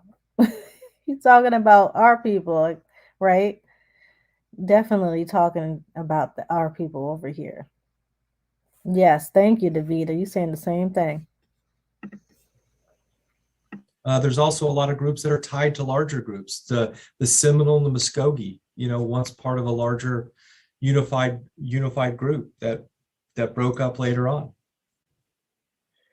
So if you're getting that recognition by the federal government after not having it for so long, is that process almost impossible, or is No, it it's not impossible, but it's very, very difficult. It's very difficult. Mhm. It's not impossible. There's been groups in South Carolina and Massachusetts who have recently received recognition. Mhm.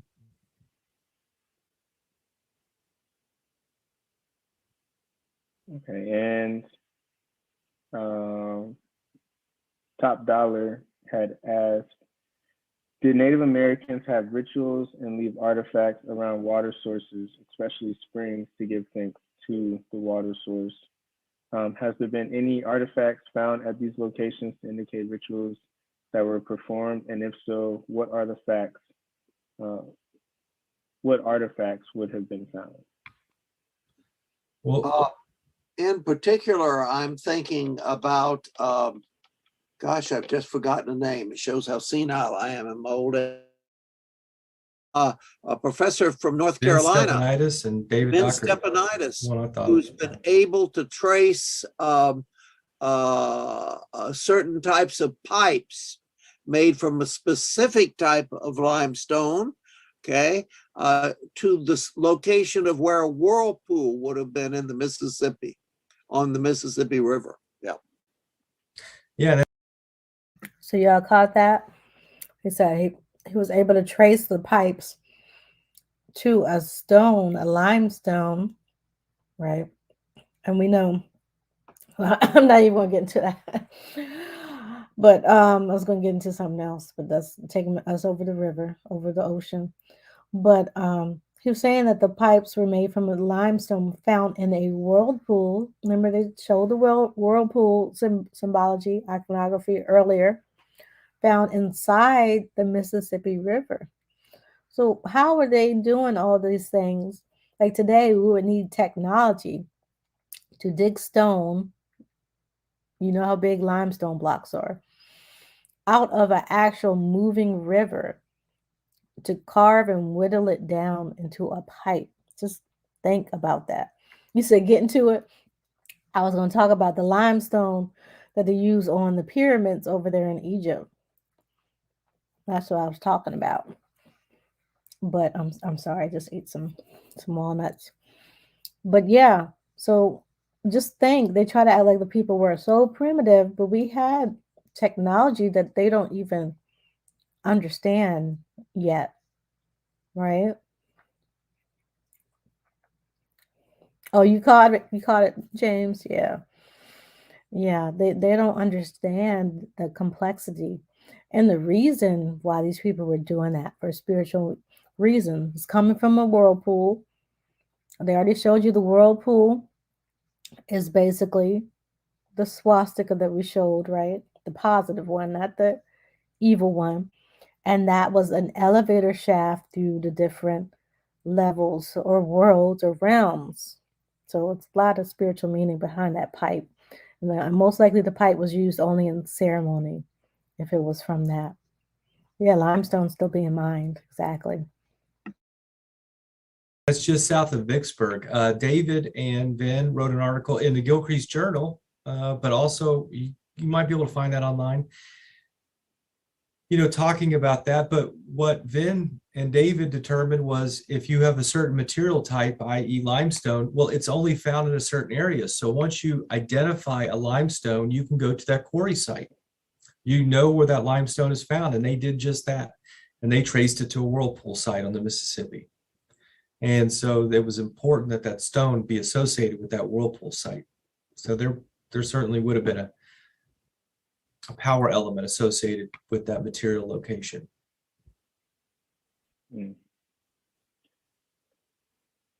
All right, we've got a few minutes left, and I think we have two more questions. If there are more questions in the chat that I did not get to, I'm going to leave my email in the chat, and you can email me those questions, and I will forward them along to Eric and Kent. Just unfortunately getting close on time, but Michael Brenner had asked this question. I think this is an interesting one, but since there's no written language, how do we know what we know, and with what certainty? First of all, the symbols are a language without words. Okay, y'all get it? For the people that's hating. Who's saying how we know the information? The symbols are a language without words. Everybody knew this language, right? People who were in the mystery schools especially knew this language. The language was everywhere. It was on side of teepees. It was on side of longhouses. It was on your headbands, right? On your clothes, everything. Yeah, hieroglyphics is basically what it is. So it was a language within a language, and people who speak that language know that information. Today they'll call these people occultists. You know, they like to put everybody in a box. But anybody who knew that language, that hidden language, had the key to unlocking what these things mean and knew how to use these things, right? You said you already knew that without eating. What did I say eating? Because I'm eating these walnuts. You already knew that without reading any literature about our languages. That's great, copper color brown. And that's exactly what it means. You say he don't speak or code or hieroglyphics. Well, he's definitely studied a lot. This elder has definitely studied a lot, and he does know a lot. And some people from our people don't know the things that he has discovered because it has been lost. Because a lot of the, for the Indian schools, people being colonized and brainwashed, a lot of information was lost. Yeah, he might not fully understand the eagle, hawk, condor, but he knows. Definitely, they know.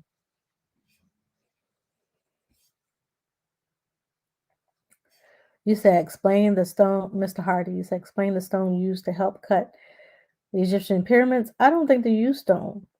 I think they used the frequency. They used the metals that we were talking about earlier, the golds and coppers and other things, maybe crystals as well. That's a whole nother subject. And a lot of the Europeans don't understand that technology. And we have lost, a lot of us have lost understanding that technology as well. You said emojis. Exactly. That's exactly what emojis are. Damon, emojis are sigils as well. They use that word. You said mushrooms open. Yeah, the magic mushrooms, right? The what they call it, psilocybin. I think that's how you pronounce it. Yeah. You said you're eating walnut and dates, copper brown. These are energy, right? That's good energy right there. And this is what our ancestors ate. A lot of the nuts do come from here. And in the parts of language, we say pecan or pecan, depending on what region, just like today. And pecan means nut. So that's the generic word for nut, and as well as the pecan, because we made a lot of dishes with pecans or pecans. Y'all got a lot of comments on here. Yeah, frequency and vibrations. They use that to move the stones and cut them. So probably soon they're gonna figure it out, just like they figure out how to use crystals or diamonds to cut things. They're gonna figure out how to use the vibrations from the metals to move and lift. Or if they already know, they might already know. Okay, the symbols even contain a grammar. If you don't have a grammar, how are you going to understand language or non-language? Okay, so one of the things you do in iconography is to try to make sense of that grammar. Is that not right, Eric? Yep. Yeah, I think what you're looking at is, I just say it's a pictographic writing system. And so it's tied to ledger art. It's tied to cave art. I mean, there's certain elements, like we can see these serpents, or we can see an entire scene with these various levels of representations of motifs associated with them. Now, how do you know that? Well, you ask. A lot of these motifs are still being utilized. A lot of the stuff is still being used by communities today.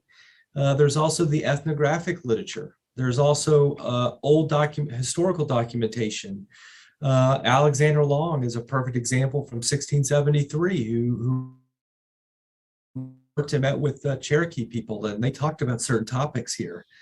So a lot of this stuff is still embedded in the oral traditions, in the ethnographies, and is still being used today. So we don't know all of it with a complete certainty. I don't think you can say that about anything anywhere. But we are constantly evolving and learning and working with people to ensure that this knowledge is not forgotten, that it is continued on into the next generation.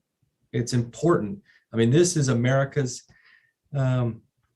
legacy, and it's important that we keep learning and learning more and working with folks. So you see, even they want us to know this information, the academics. Even the academics want us to know this information and pass it on. And that's why it's very important, because it might get completely lost if we all get into this capitalistic society, right? And get lost. We see we're promoting this. Like, we're the biggest promoters of capitalism. The rappers and what they call the hood rich people and all these people on Instagram, we're promoting it hard, and people are seeing us do it and they're following us, and we're completely losing spiritual connection, right? Even though some of those people who are promoting are spiritual, I know for a fact some of them are. It's that whole get money, go get the bag, that whole lifestyle. Now, nothing wrong with being successful and being an entrepreneur or being good at your job, or you know what I'm saying. Y'all get what I'm saying. But the promotion of that's the only thing, and that's the best thing, and that should be the goal, just to get the bag, not to have families, good family structure, not to educate yourself on other things besides what they tell you to be educated on, like schoolwork. And when they're not promoting people spiritually connecting with their ancestors, doing their genealogy, learning the politics, that's not what they're promoting. And that's why it's bad. It's not balanced. It's straight left-hand path, like I talked about earlier, self-serving, benefit of yourself only, and not helping others or benefiting the community as a whole, as well as yourself, right? Yeah, we are the largest consumers in the world, probably. Yes, huge brand slaves. Exactly. Exactly, bullish. And that's a problem, because we were very spiritual people at one time. Yes, we like to flash, we like to drip, we like to show off. That's just our culture. We did our hair. Like I was telling y'all, we did hair, did our face paint, we had our tats, we had our cloth coat clothing made out of cotton, like he said, and we had a clothing made out of furs and things like that. So yeah, we liked our appearance, right? But it wasn't all about that. Yeah. You said flexing leads you astray. Now they can flex. Now the ball game was all about flexing, right? The ball games, how they came, marched into town and all that stuff I told y'all about before. We can have a separate video on that again. They were flexing now. It's about flexing, about stunting and all these other words that people use. But also it was about spiritual things. It had a spiritual meaning. The ball games dedicated to creator, right? So yeah. You said I promote another way, and that's a spiritual way. Yes, and that's what I'm trying to do. I'm not saying I'm the most spiritual. I'm not perfect. I'm not the most knowledgeable or the longest. I really don't practice. I mean, I guess I do, but I don't do practices like some people do, rituals. I don't really do rituals, but I'm just passing on this information because my ancestors that come to me in dreams telling me, just like what he said, how important it is and how this information needs to be passed on, you know. Yeah, you said just like and basketball tournaments. Yeah, they played the ball game. I mean, that's where basketball came from, our people. So we so good at it, right? We already saw the Morning Star looking like Amon Shepard or LeBron James. And those people, those medicine men, those would be the ones that would play the ball games, right? Those type of people. You said it's Chief. You said it's hard to find them, to find the balance between fulfilling universal law versus keeping the prestige they stole from us. It can't be easy for them to be honest about any of it. Yeah, because it's benefiting them. And like I said, a lot of people who are doing this are on the left hand path, the self gratification, self benefit, all about self, right? Or the Luciferian theory. This is what they promote in the media. They're using it to distract people, really, from spirituality. They don't want you to know about spirituality. They don't want you to know about your political rights as a person, that you are owed universally, your human rights.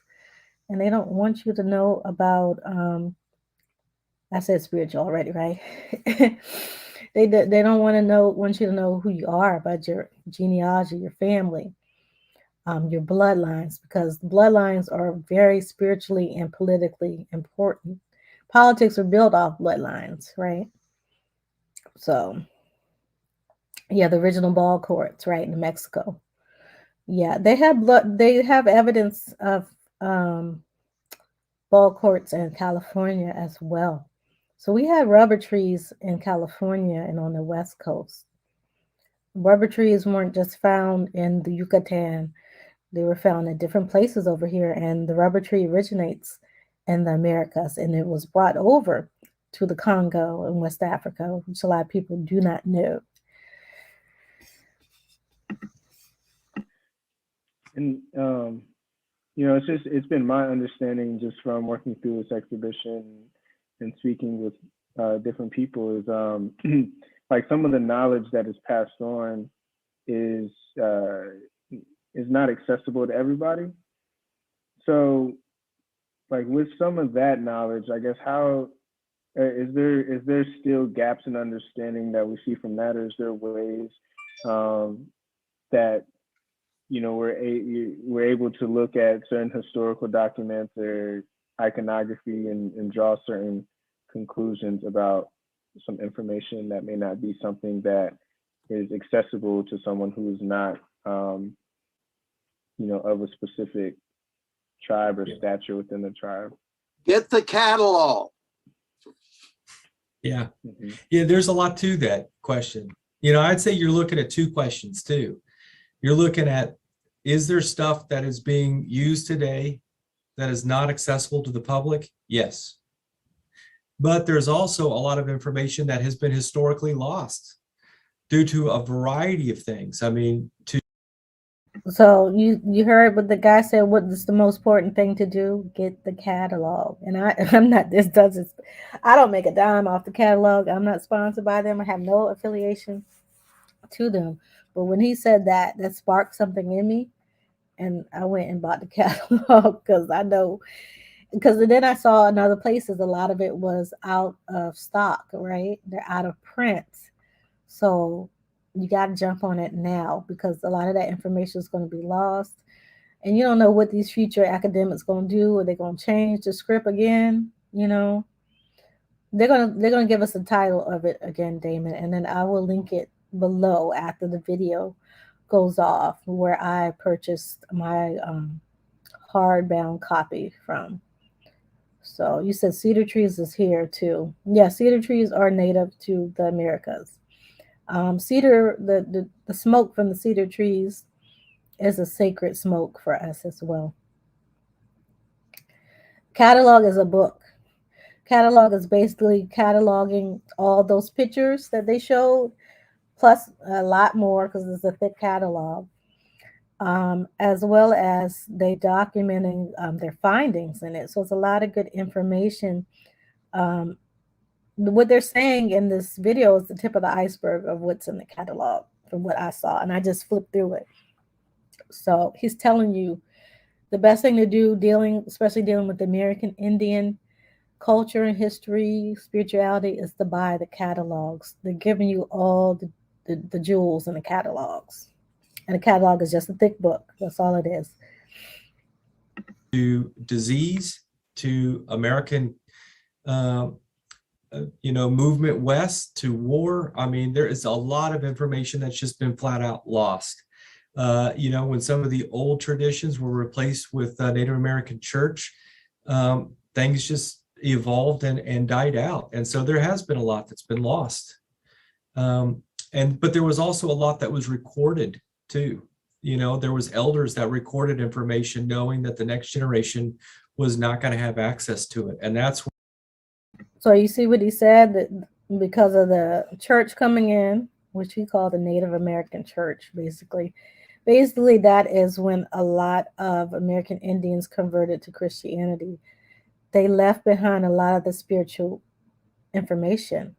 But he said during that time, this time was in the 1700s, a lot of the elders would get with these academics and they would record the real information, the real culture and history. A lot of those books or catalogs or whatever they were, documents, were hidden under the Smithsonian and other places, other museums, for hundreds of years. And they're just now finding a lot of that information from the 1700s. And I think it was a fluke why somebody stumbled upon it, because it was hidden away. So he's basically telling us again that we need to look into this information and refer to it, and that it is a primary source because it's coming from actual medicine people and indigenous elders and not secondhand from them. where a lot of the ethnographies come in, and that you do have people that related these certain rituals or certain context. You also have old ethnographies where guys were watching things that occurred and they didn't understand the context, but they were really good at writing down what they were seeing. And so then you're able to kind of access that and go back and talk to people about it. And sure enough, people today often know what was occurring. Maybe the dance that was occurring or the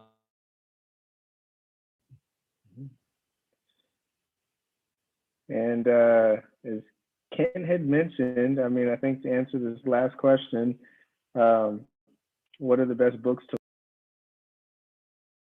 Okay, I think that messed up on his end. I don't know. He got cut off, so don't blame me for that. He said they hide the history on purpose. They sure do. They did it. They hide it from their own academics. That's what I'm saying. It's not even a race thing. It's certain people who are trying to control the narrative and trying to keep the information away from the public, and that's including people who, the pale people the people you call pale people or Caucasian people. A lot of this information is hidden from them as well. So we can't just say, oh, they're the ones doing it. It's a certain group of people, and all of those people don't look like that either. Some of them look like us who are working behind the scenes, right? Yeah. So let me get back to what he was saying. I'm trying to find a link so y'all can get the catalog. Okay. Learn more about the beliefs and iconography of Native American culture. We do have in the BMA shop, you can check out Recovering Ancient SPIRO Native American Art Ritual and Cosmic Renewal. You can go ahead and get that catalog. It's full of knowledge and information that can help to give you some understanding about SPIRO iconography. But aside of there, also, are there any other books that y'all would recommend that someone can check out if they? Okay, yeah, I'm gonna put the link to the catalog in the chat, and then later I will add it to the description.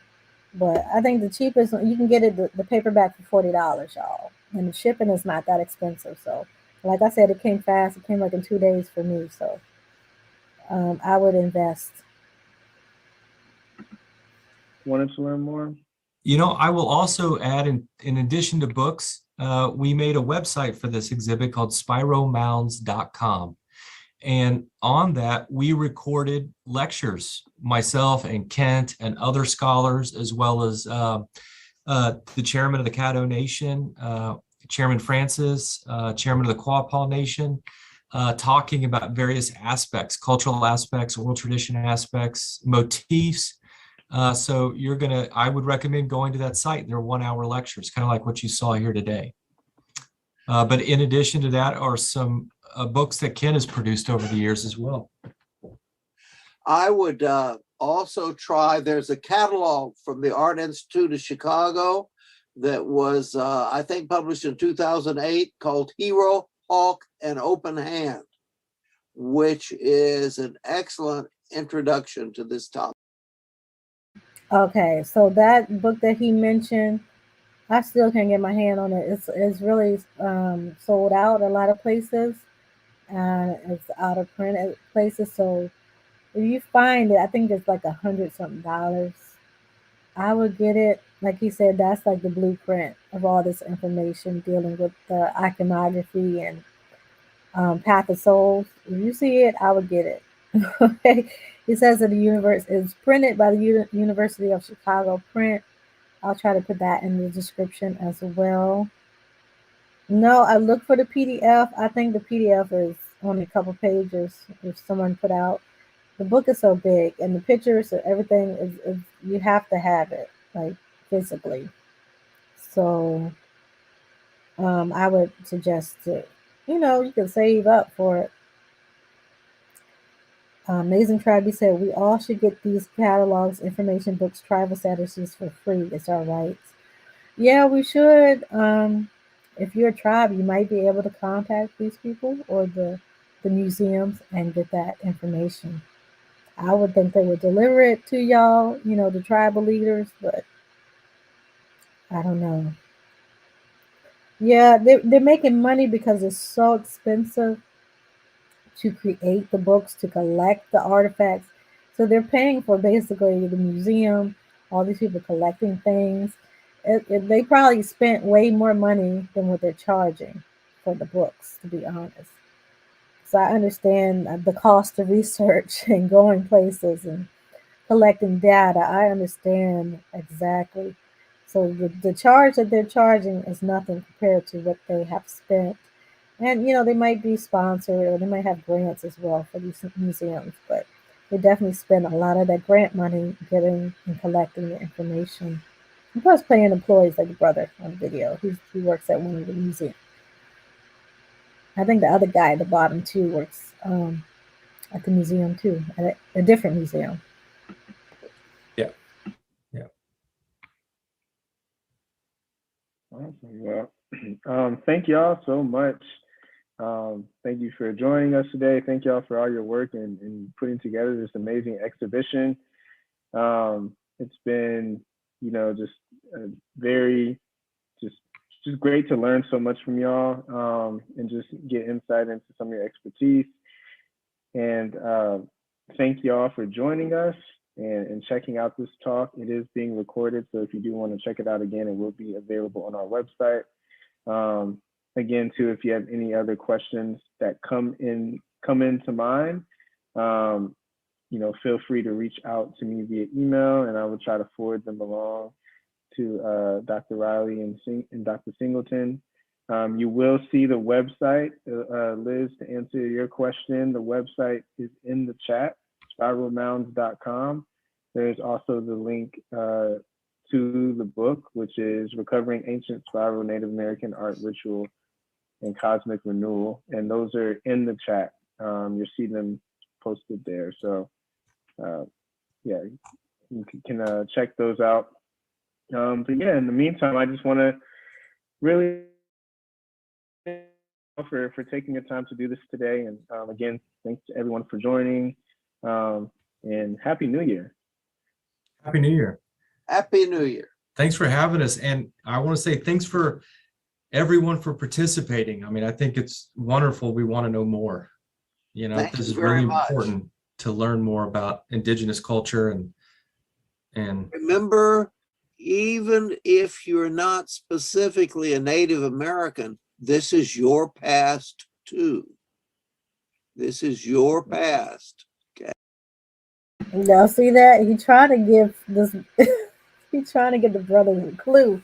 He's like, even if you aren't specifically a Native American, saying people who don't identify as American Indian, this is your past too. You caught that, Damon, right? Yeah, he's trying to get the people to wake up and look into the information.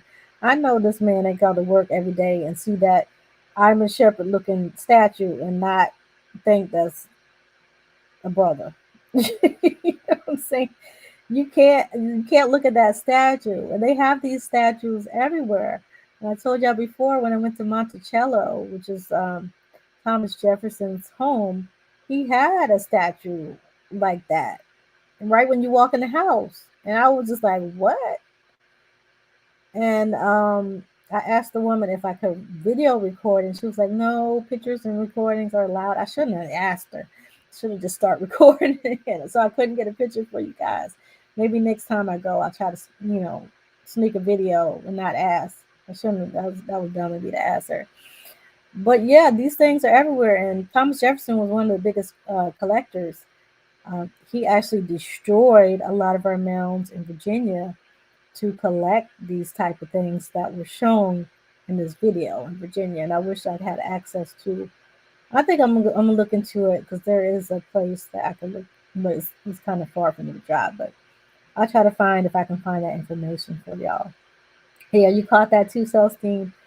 Yeah, he's trying to let the man know, and I think the guy knows. He cannot possibly know. He's very intelligent, but other people as well to know what he's saying. She said they didn't want me to take pictures at Monticello because of copyright reasons. Other entities, she said, LLCs own the pieces in there, right? Monticello didn't own the pieces, and for copyright reasons, they didn't, they couldn't get approval of the pictures. It sounds crazy, right? Because it's Monticello. They should have copyright over everything that's in their building, but they didn't. So they didn't want certain things to get out. But whatever. Let me continue. There's only a couple of minutes left. We're not in ancient Egypt or so forth and so on. We're here in North America, and these traditions and objects and architectural constructions are part of our ancient past. To the book, which is Recovering Ancient SPIRO Native American Art, Ritual, and Cosmic Renewal, and those are in the chat.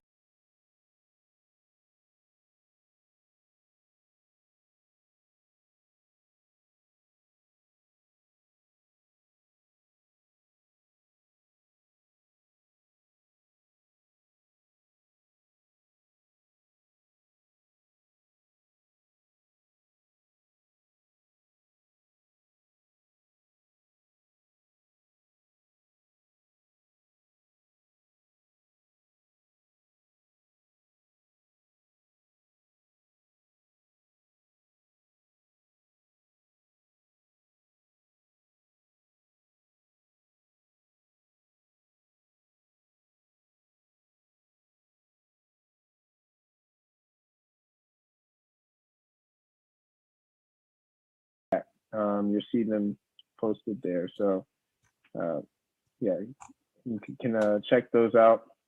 But yeah, in the meantime, I just want to really for taking the time to do this today. And again, thanks to everyone for joining, and Happy New Year. Happy New Year. Happy New Year. Thanks for having us. And I want to say thanks for everyone for participating. I mean, I think it's wonderful. We want to know more. This is really important to learn more about Indigenous culture. All right, I rewinded so he can say, I was remember, talking, but I muted myself. even if you're not specifically a Native American, this is your past too. This is your past, okay? We're not in ancient Egypt or so forth and so on. We're here in North America, and these traditions and objects and architectural constructions are part of our ancient past. And also, too, with that being said, the exhibition is up until February 3rd. So you have just under a month left to check it out. You don't want to miss this exhibition. Okay, so y'all caught that, right? You caught it this time. He's telling people this is, you know, we're not in ancient Egypt. We're here. This is our history. We need to learn it. So I don't know. It can't be no more clearer than that, right? Lakasha, you said you purchased the book for $44.30. Uh-oh, because of shipping. And there was a 15% off coupon. Okay, y'all gonna have to, you might have to, what'd you call that? I don't know what you call that. My head is not working. I've been on here 4 hours. You might have to go out to come back in to get that coupon. Okay. I didn't even see that coupon. Thank you, Lakasha. Hopefully that helped other people, because I didn't even see that 15% coupon, and I spent all that money on the book, and I could have got a discount. Get the coupon, get the book, get it shipped. Oh, that was with shipping. See? So that 50% is probably gonna handle the shipping for you. And the shipping is fast. I got it within 2 days.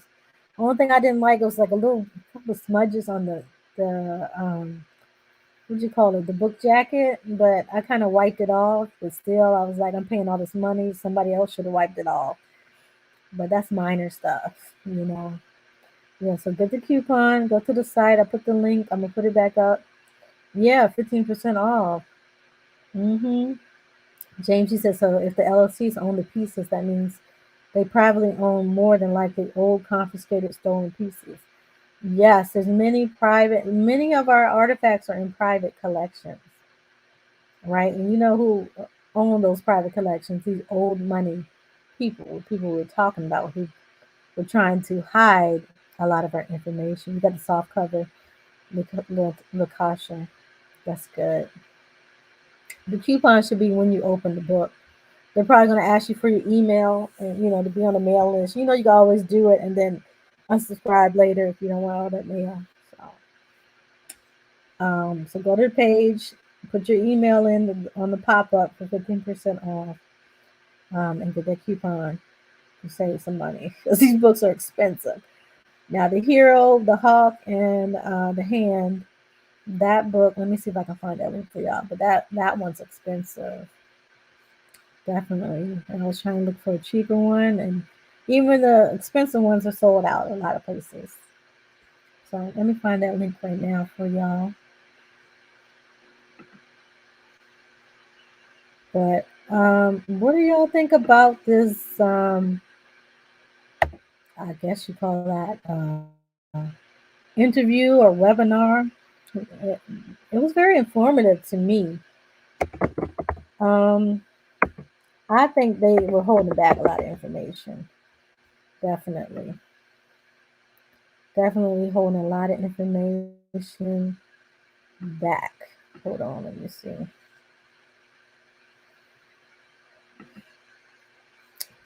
Okay, so they got it. I can screenshot it now so y'all can see this. Did I remove? Yeah, I gotta remove that one. Okay, all right, add the stream. I'm sorry, y'all. This thing is okay. Share. Give me a second.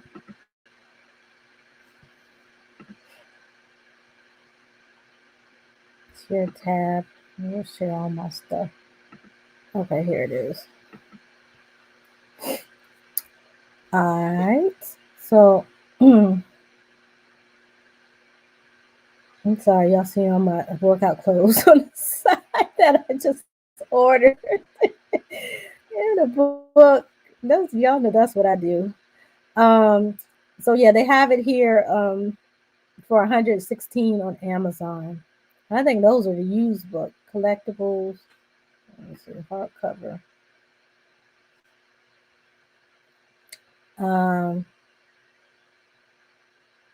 Yeah, so they have it here. If y'all want to jump on that on Amazon and get it, is theirs from 2004. I think he said 2006 or 8. You know, he's just going, you know, freestyling. But they got it. And it's by Richard F. Who is it? Richard F. Townsend.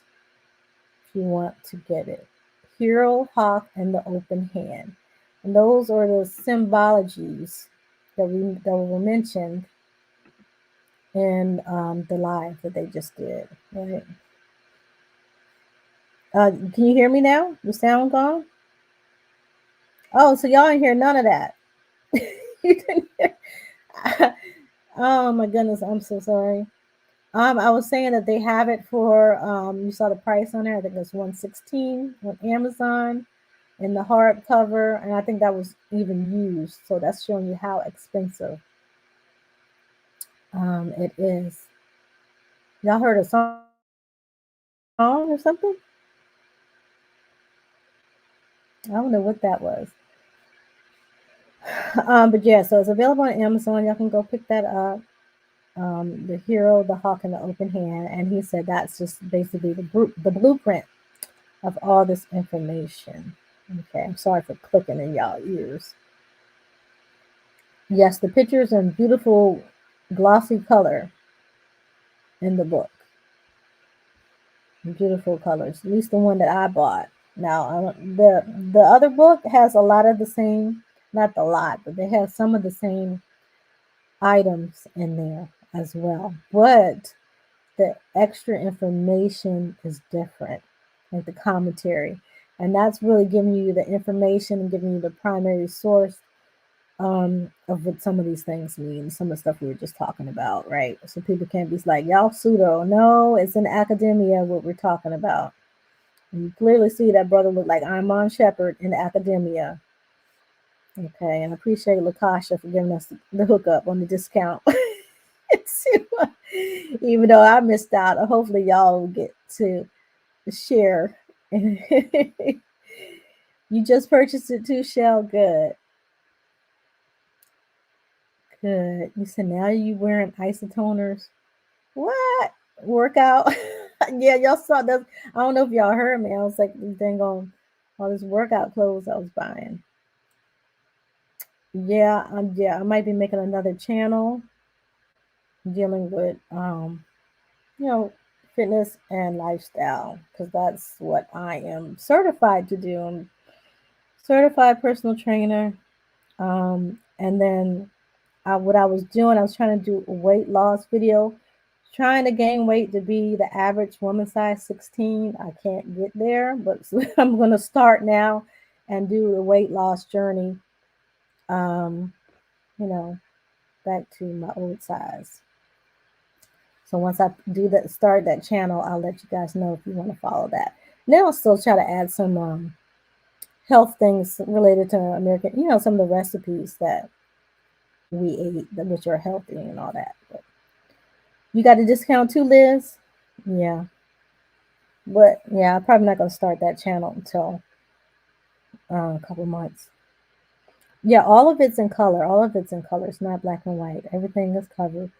The cover is the glossy. They have like a jacket over it.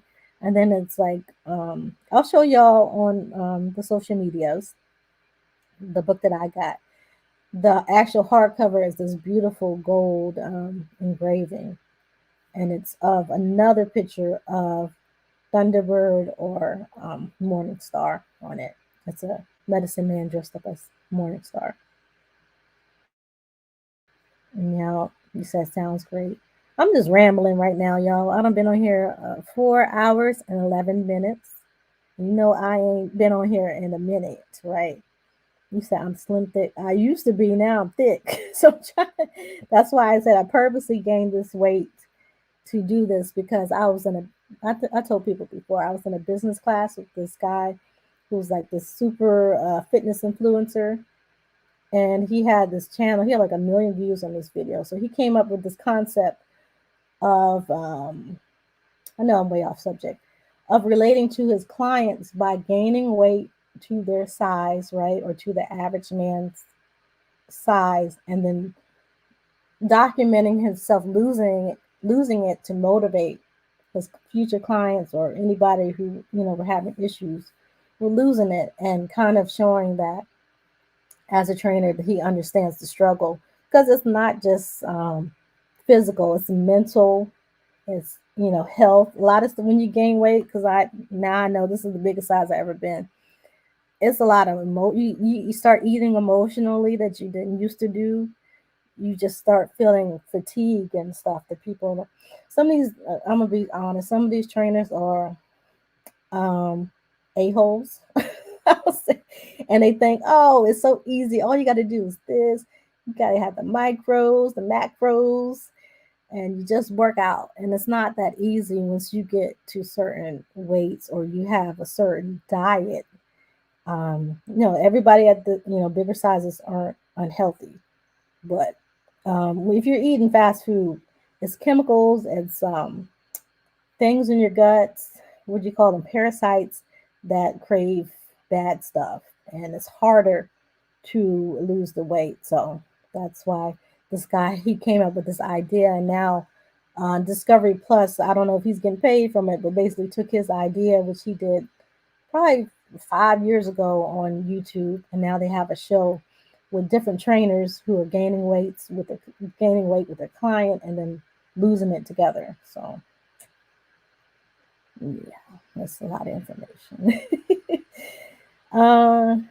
Okay, let's read your comments. Oh, I appreciate Amon's Guild for the super chat. Thank you. Chimani, you say you're a certified health coach too. Yeah, exactly. Yeah, I got a certification in basic nutrition and personal training. That's what I'm certified in. Yeah, I didn't like fast food. I had to eat fast food to do this. So I'm kind of addicted to it now. So it's harder. Like, people don't understand. You kind of get addicted to it. You really get addicted to it. And they secretly put sugar in a lot of the burgers, like Burger King. They put sugar on the fries, and McDonald's. Y'all know that Chick-fil-A, they put sugar, powdered sugar on those chicken sandwiches. So yeah. Yes, I have that book by Judy K. King. Balls of Fire. She has a lot of books. So Judy K. King, her book is basically the Egyptian version of the American Indian Path of Souls, and it's slightly different. So I would suggest studying both if you're into that. Study her work and study, like I told y'all before, the book Path of Souls. I'm gonna do a whole video on it. I'm gonna have the book cover so you can get that book, and also the book that we showed today from this video, as well as the other one they suggest, The Hero, The Hawk, and The Open Hand. All those books are connected. It's the same journey, right? Like I said, slightly different path, but it's the same journey to get out of the matrix. Mm-hmm. Oh yes, the Popeye spicy chicken sandwich. Yes, y'all. yes, it's addictive. Definitely. Yeah, but I've been eating late the last couple of days. I think I've been eating mostly vegan. I'm kind of flex again. Some days I'll eat vegan, some days I'll eat meat, whatever. That's just how I do. But I think I'm going to go on a vegan detox and then start eating strictly indigenous American diet, right? And you can do that vegan if you want. Some of the priesthood were vegans, right? But then you can also implicate it doing like turkey burgers, less meat. You said, who do I think gave Judy K. King her information? I think she's part of a mystery school. She received it from the mystery school. I think so. So, Kemetic science, they gave a lot of their information away to Europe, right, through the Moors and all that stuff. I'm not going to get into all that, but yeah. Okay. Mystery Club, right? You said red pill or blue pill matrix. Oh, look, I saw half of that Matrix movie and I fell asleep. And then when I went back on HBO Max to watch it again, it was gone. And they said they took it off on January 21st. I went on there last night trying to watch it. I'm going to cry. No, I'm kidding. But I might just have to wait and see the rest. It was kind of different, right? They're kind of using the whole simulation video game theory. And I found that very interesting. Oh, you found it for $175, Liz? Okay. See, I told y'all it was expensive. I told y'all it's expensive.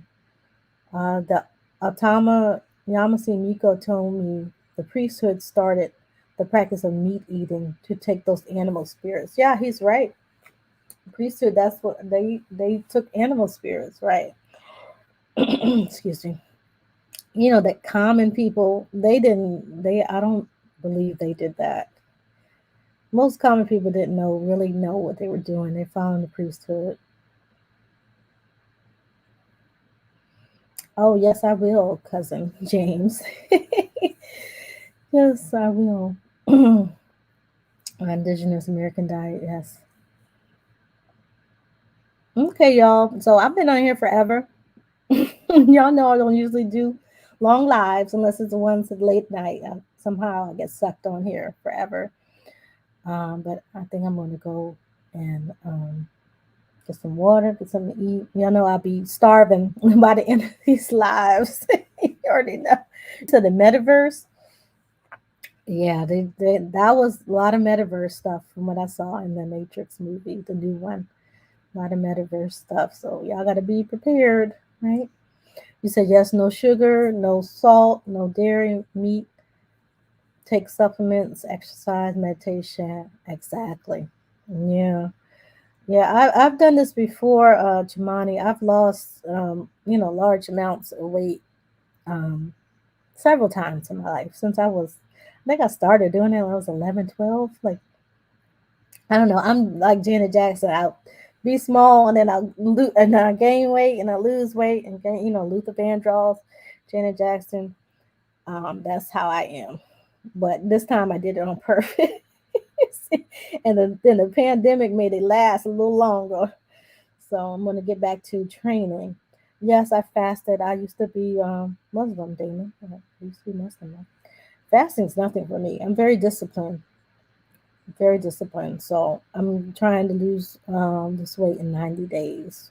So once I set the channel and stuff up, that's when I'm going to be documenting. Thank you, Chimani. My Cash App is in. Dang, you can't even see it no more. Hold on. It's at the bottom. $, the Tasha She. THETASHAXI. Thank you, Urban Amaru. You said you're trying to gain weight, Damon. We can talk on the inbox. Like I said, I'm a certified personal trainer. I actually went to school. I didn't just get a cert. I actually went to school for I think we were in there about 6 months to a year to get certified. So yeah. Oh, no problem, Shell. Kina.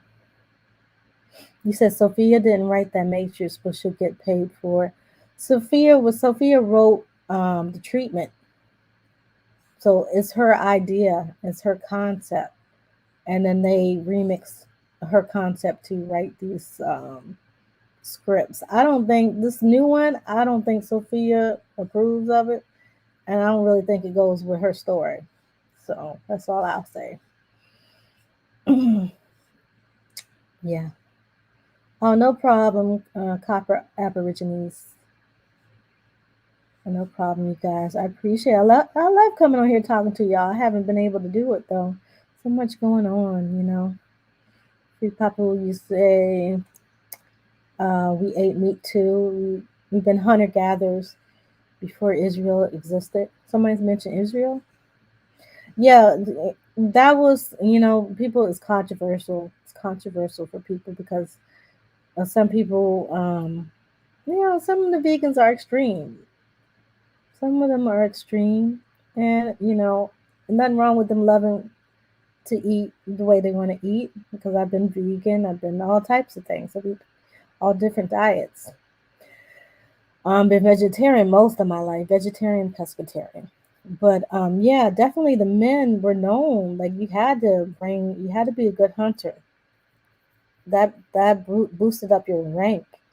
Boys became men once they learned how to hunt properly. So people definitely ate meat. It's definitely not the meat that we're eating today.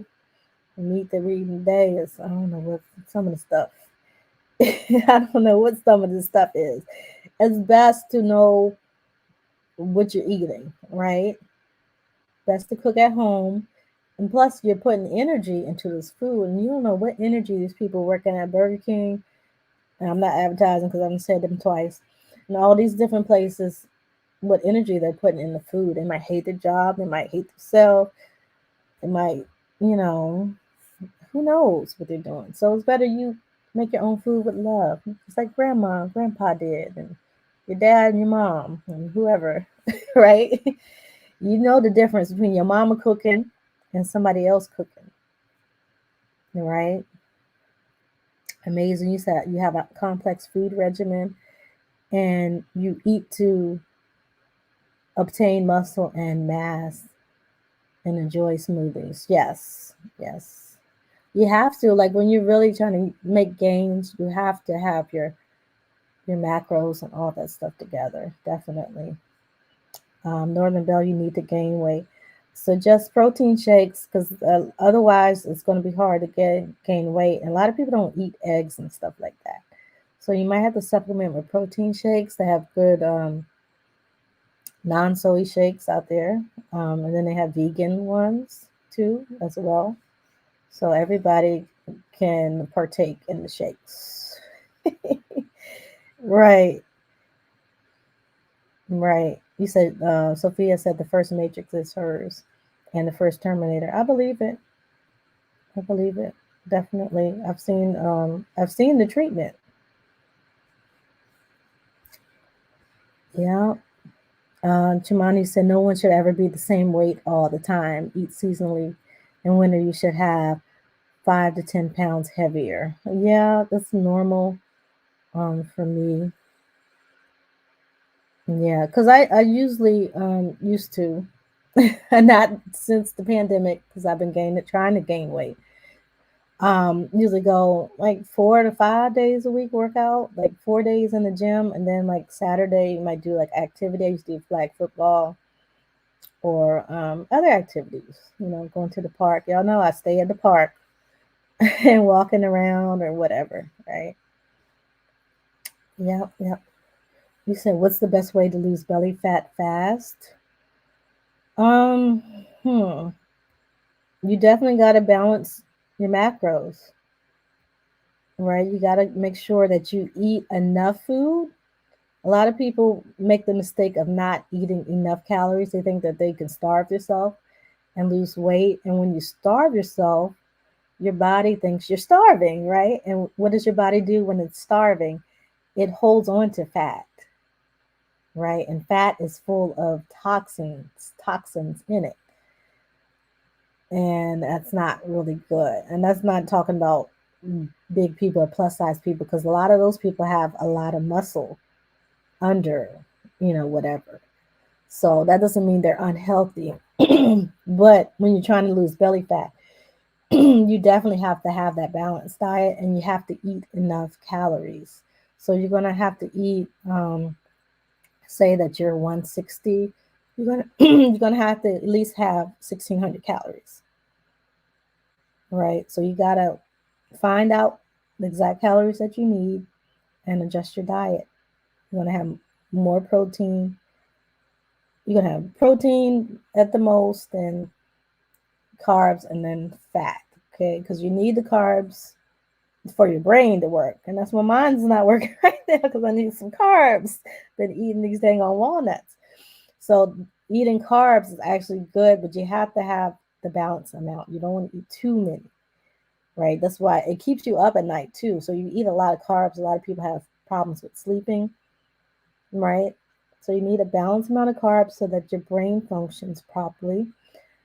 balanced amount of fat, just like I got fat from these walnuts, which has the omega-3s in it. I think it has omega-9s as well.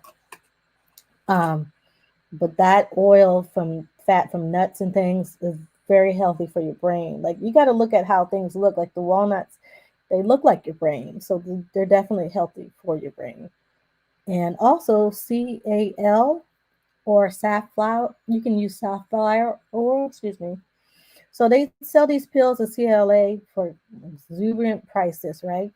But what you can do is go to your grocery store and buy safflower oil. It's basically the same thing. Just have like a little cap full of that, and that will help with you losing belly fat. Yeah. Thank you, Chimani. I appreciate your cash app. Thank you. I didn't check. My phone is on airplane mode. You said you just found it again for $40. Please, Liz, send me that $40 so I can buy the book. I do not want to spend $200 when I can spend $40. I appreciate your cousin. Yeah, Belle, you said cool. My sister just gave me a couple protein shakes to try. I eat eggs too, peanut butter and stuff, but my normal eating habits resemble intermediate fasting. Yeah, that's good too. Intermediate fasting is definitely good. But you got to combine all these things with exercise. So what the exercise do is starts the fat burning engine. You know how they say it starts the fire. Some people say it.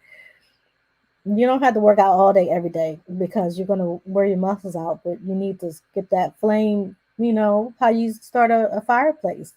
Get that flame started, it's going to burn for a while. So start that. You can do walking. Walk like 10,000, get your Fitbit. I got one for Christmas time, gift miss. This is what my family call it, gift miss. For gift miss, I got one, or Nakomos, as we're gonna start the Nakomos tradition. But yeah, the Fitbit, and you can see your heart rate. You need to make sure you got the right resting heart rate, and make sure you're not like in the 90s, which is bad because you can get a stroke or heart attack if it's up high for a long time. And try to start off walking like 10,000 steps a day. And you're going to see weight loss. Yeah. Yeah, our weight is different, Damon. You're right. Different from different cultures because, yeah, we have more hips and we have more muscle mass, right? Me, I'm a mesomorph, so I'm mostly muscle. So even when I was very skinny, like fit in size 4, I still weighed like 150 because I have so much muscle mass and it's easy for me to gain muscle too. Now I ain't look all buff or nothing. I look skinny. Like I look like a skinny person. I don't know who would say who is skinny, but I looked skinny and I was wearing a size 4. I was weighing way more than someone else who wore the same size or looked the same. So yeah, our body is definitely different. Yes, detox, right. Like I said, vegan detox. I said I was going to start doing the herbs. A lot of the herbs aid in, I'm not going to tell y'all the wrong herbs right now because, like I said, my brain is not. I need some carbs. But yeah, herbs too. Look into the herbs that help. I told you safflower oil. A lot of the herbs help and aid in detoxing. Black walnut hull, which comes from us, which comes from the Tidewater area. A lot of our ancestors used black walnut hull to detox and to lose weight. You know, of course, the pregnant women, after they had the babies, they would use it. So, yeah. Lower the sugar, switch your white sugar to brown sugar or maple sugar. Our ancestors used maple sugar and we were obsessed with it. Maple sugar actually helps with your insulin. So yeah, I know we're way off subject when we're talking about health and you said uphill cardio. Yes, that's very good. I like to get on the ellipticals. Yeah. You said you lost too much weight. So you, Damon, you got to focus on lifting heavy. You're going to have to focus on doing individual body part days, leg day, back day, chest day. You know, a lot of men aren't working on their legs like they need to. The leg's going to help you keep weight, right? Keep muscle mass on you. Yeah, y'all are getting all the tips from me. Oh my goodness. You said Asian doll, Zidania. Yeah, I was looking like Zidania, like how skinny she looked, and I was weighing like 150, 55 pounds. So because it was mostly muscle, but it didn't look muscly, it looked like skinny, you know. So yeah. All right, I appreciate you all. I'm about to get off and get me some carbs and some other food. And check my Fitbit. I'm looking at it and try to get my steps in today. Okay.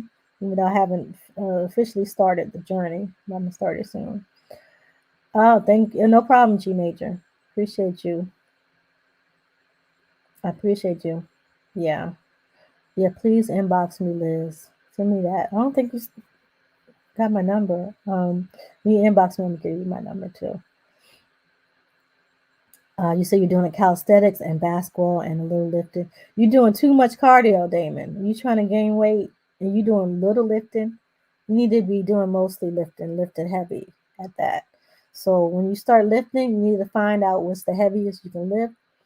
Go a little bit above that, and then work your way up to higher weights. Don't be doing all that basketball and stuff. Those guys, LeBron James and them, they lift heavy all the time. That's why they're able to keep their muscle mass. You can't be skinny and be out there doing basketball and calisthenics and all these things, right?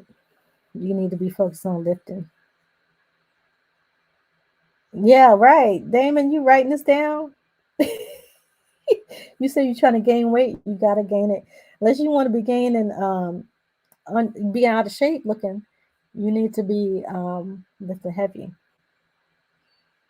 Your hit intervals is good for losing weight. Definitely. That's the best. You're right. I used to do it on the elliptical or the bike too. You can do it on the bike. I just never like running on treadmills. I'd rather go outside and run, you know. Yeah, I do. Just like I was just saying, I love to work outside too, Northern Bell. Definitely. Okay, you said study Asian. No, the Asians don't have good muscle mass culturally. They're very, I don't know what's the word to say. They're not really muscular. Very, very lean. Unless you're looking for that look, right? And that's no offense to them because they eat a lot of carbs, rice, little meat, veggies, sauce, right? You want to eat more protein. Even if you don't eat meat, you're vegan, you need to find avocados or something that's full of protein, chickpeas, you know, to supplement that protein. Yep. Amari Khan, oh, you finally made it. Yeah, we at the tail end. I haven't been in here about 4 hours and 36 minutes, and I need to get off and eat my carbs and my other food, my protein. Yeah, you said you did burpees and threw up and scared you. That means it's working. Yeah, I've had clients before that did burpees and throw up or do anything and throw up. It's normal to throw up because your body wasn't used to it. So you're basically detoxing. The sweating is detoxing as well. One of my friends, Barry McCain, he was telling me about the they have the portable steam and sauna rooms now. You can get it on Amazon too. I'll put the links down for y'all. But those are good too. This is what our ancestors did. We had the sweat lodges. It's very spiritual and it's very good for your physical body. You're going to sweat out all that negative energy, all those toxins, and it helps with weight loss as well. That's why you saw, y'all remember the Missy Elliott video? She's in that big, what people call trash bag. That's really a sauna suit to sweat and detox everything. Hey, peace, Carlene. But yeah, so what our ancestors would do, we would go into the sweat lodge, and then after that, they would jump in the river that's cold water. So you want to use that, take a cold shower after. And that's going to kind of revive the muscles and then get the blood flowing. And it's going to make your skin glow for the ladies. And some of the fellas want the skin glow too. So my email, I'm going to put it in the chat. Tasha at gmail.com.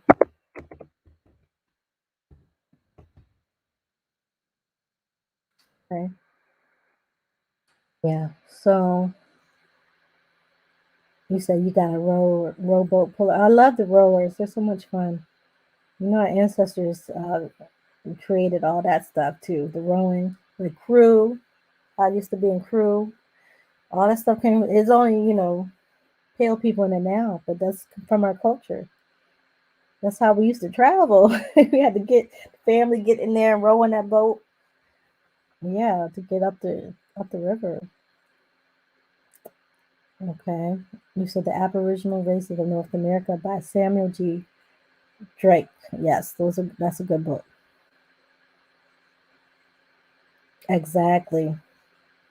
You said pale people don't usually question they are not Indian friendly in Georgia. Yeah, I just live in Georgia. So I know you just live in Augusta. I know what you mean. I think Atlanta's a little more liberal. They're a little more open, but still some difficulties. Yeah, hopefully it will get better though in Georgia. We'll see. I appreciate you all for tuning in. Please, please, please like, share, and hit the bell button and join the notification tribe. All right. Please make sure you share this video out so people can see this information because it's practically hidden from us in a plain sight, right? So you in Georgia right now, Carlene? Yeah, it's gonna get better. It's definitely gonna get better. Oh, somebody else had a quick question. Bullish Prince of Wales says, in your opinion, does eating mushroom fungus increase the count of Canadia in the body? I'm not sure about it. I know the Canadia, you can get that through yogurt and things.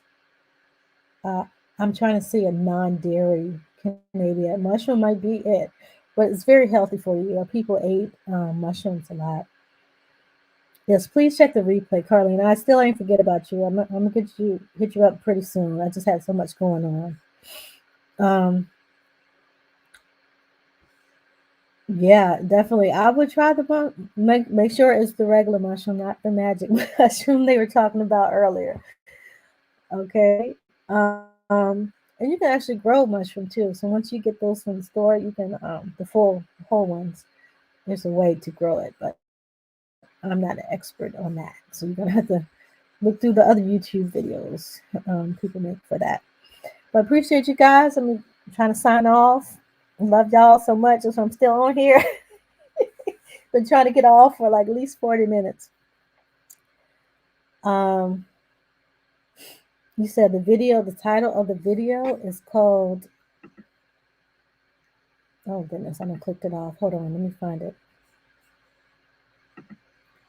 I done went all around the world. The one we just watched, right? Hold on, give me a second. Art and Conversation, Interpretations of Mississippian Iconography, the Birmingham Museum of Arts. Let me see, I didn't give y'all the link. Give you the link. They have others. The heck is going on? I'm sorry, y'all. This thing is acting up. All right, I'm gonna give you a link here. I'll put it in the chat. All right. Love you too, cousin. Okay, I'll let Little Bear know. I'll give him a hug. Mr. Vita. All right, thank you. Yes, please, please, please like and share. Hit the bell button for sure. Make sure it's solid gray so you can get all the updates because y'all know they trying to keep people from seeing my videos. And yes, if you would like to donate and help pay for that expensive book, please hit up the Cash App. I appreciate all donations. Like I told y'all before, it goes into, y'all see the prices of these books yourself. It goes into research and buying books and things like that. I appreciate all the super chats. I love y'all. I do this for y'all so everybody's informed and we know that we can move as a unit together once we start getting our genealogy together, getting our political power together, as well getting our spirituality together. So I appreciate you guys. And in the Powhatan language, to say goodbye, we say Anna. So Anna.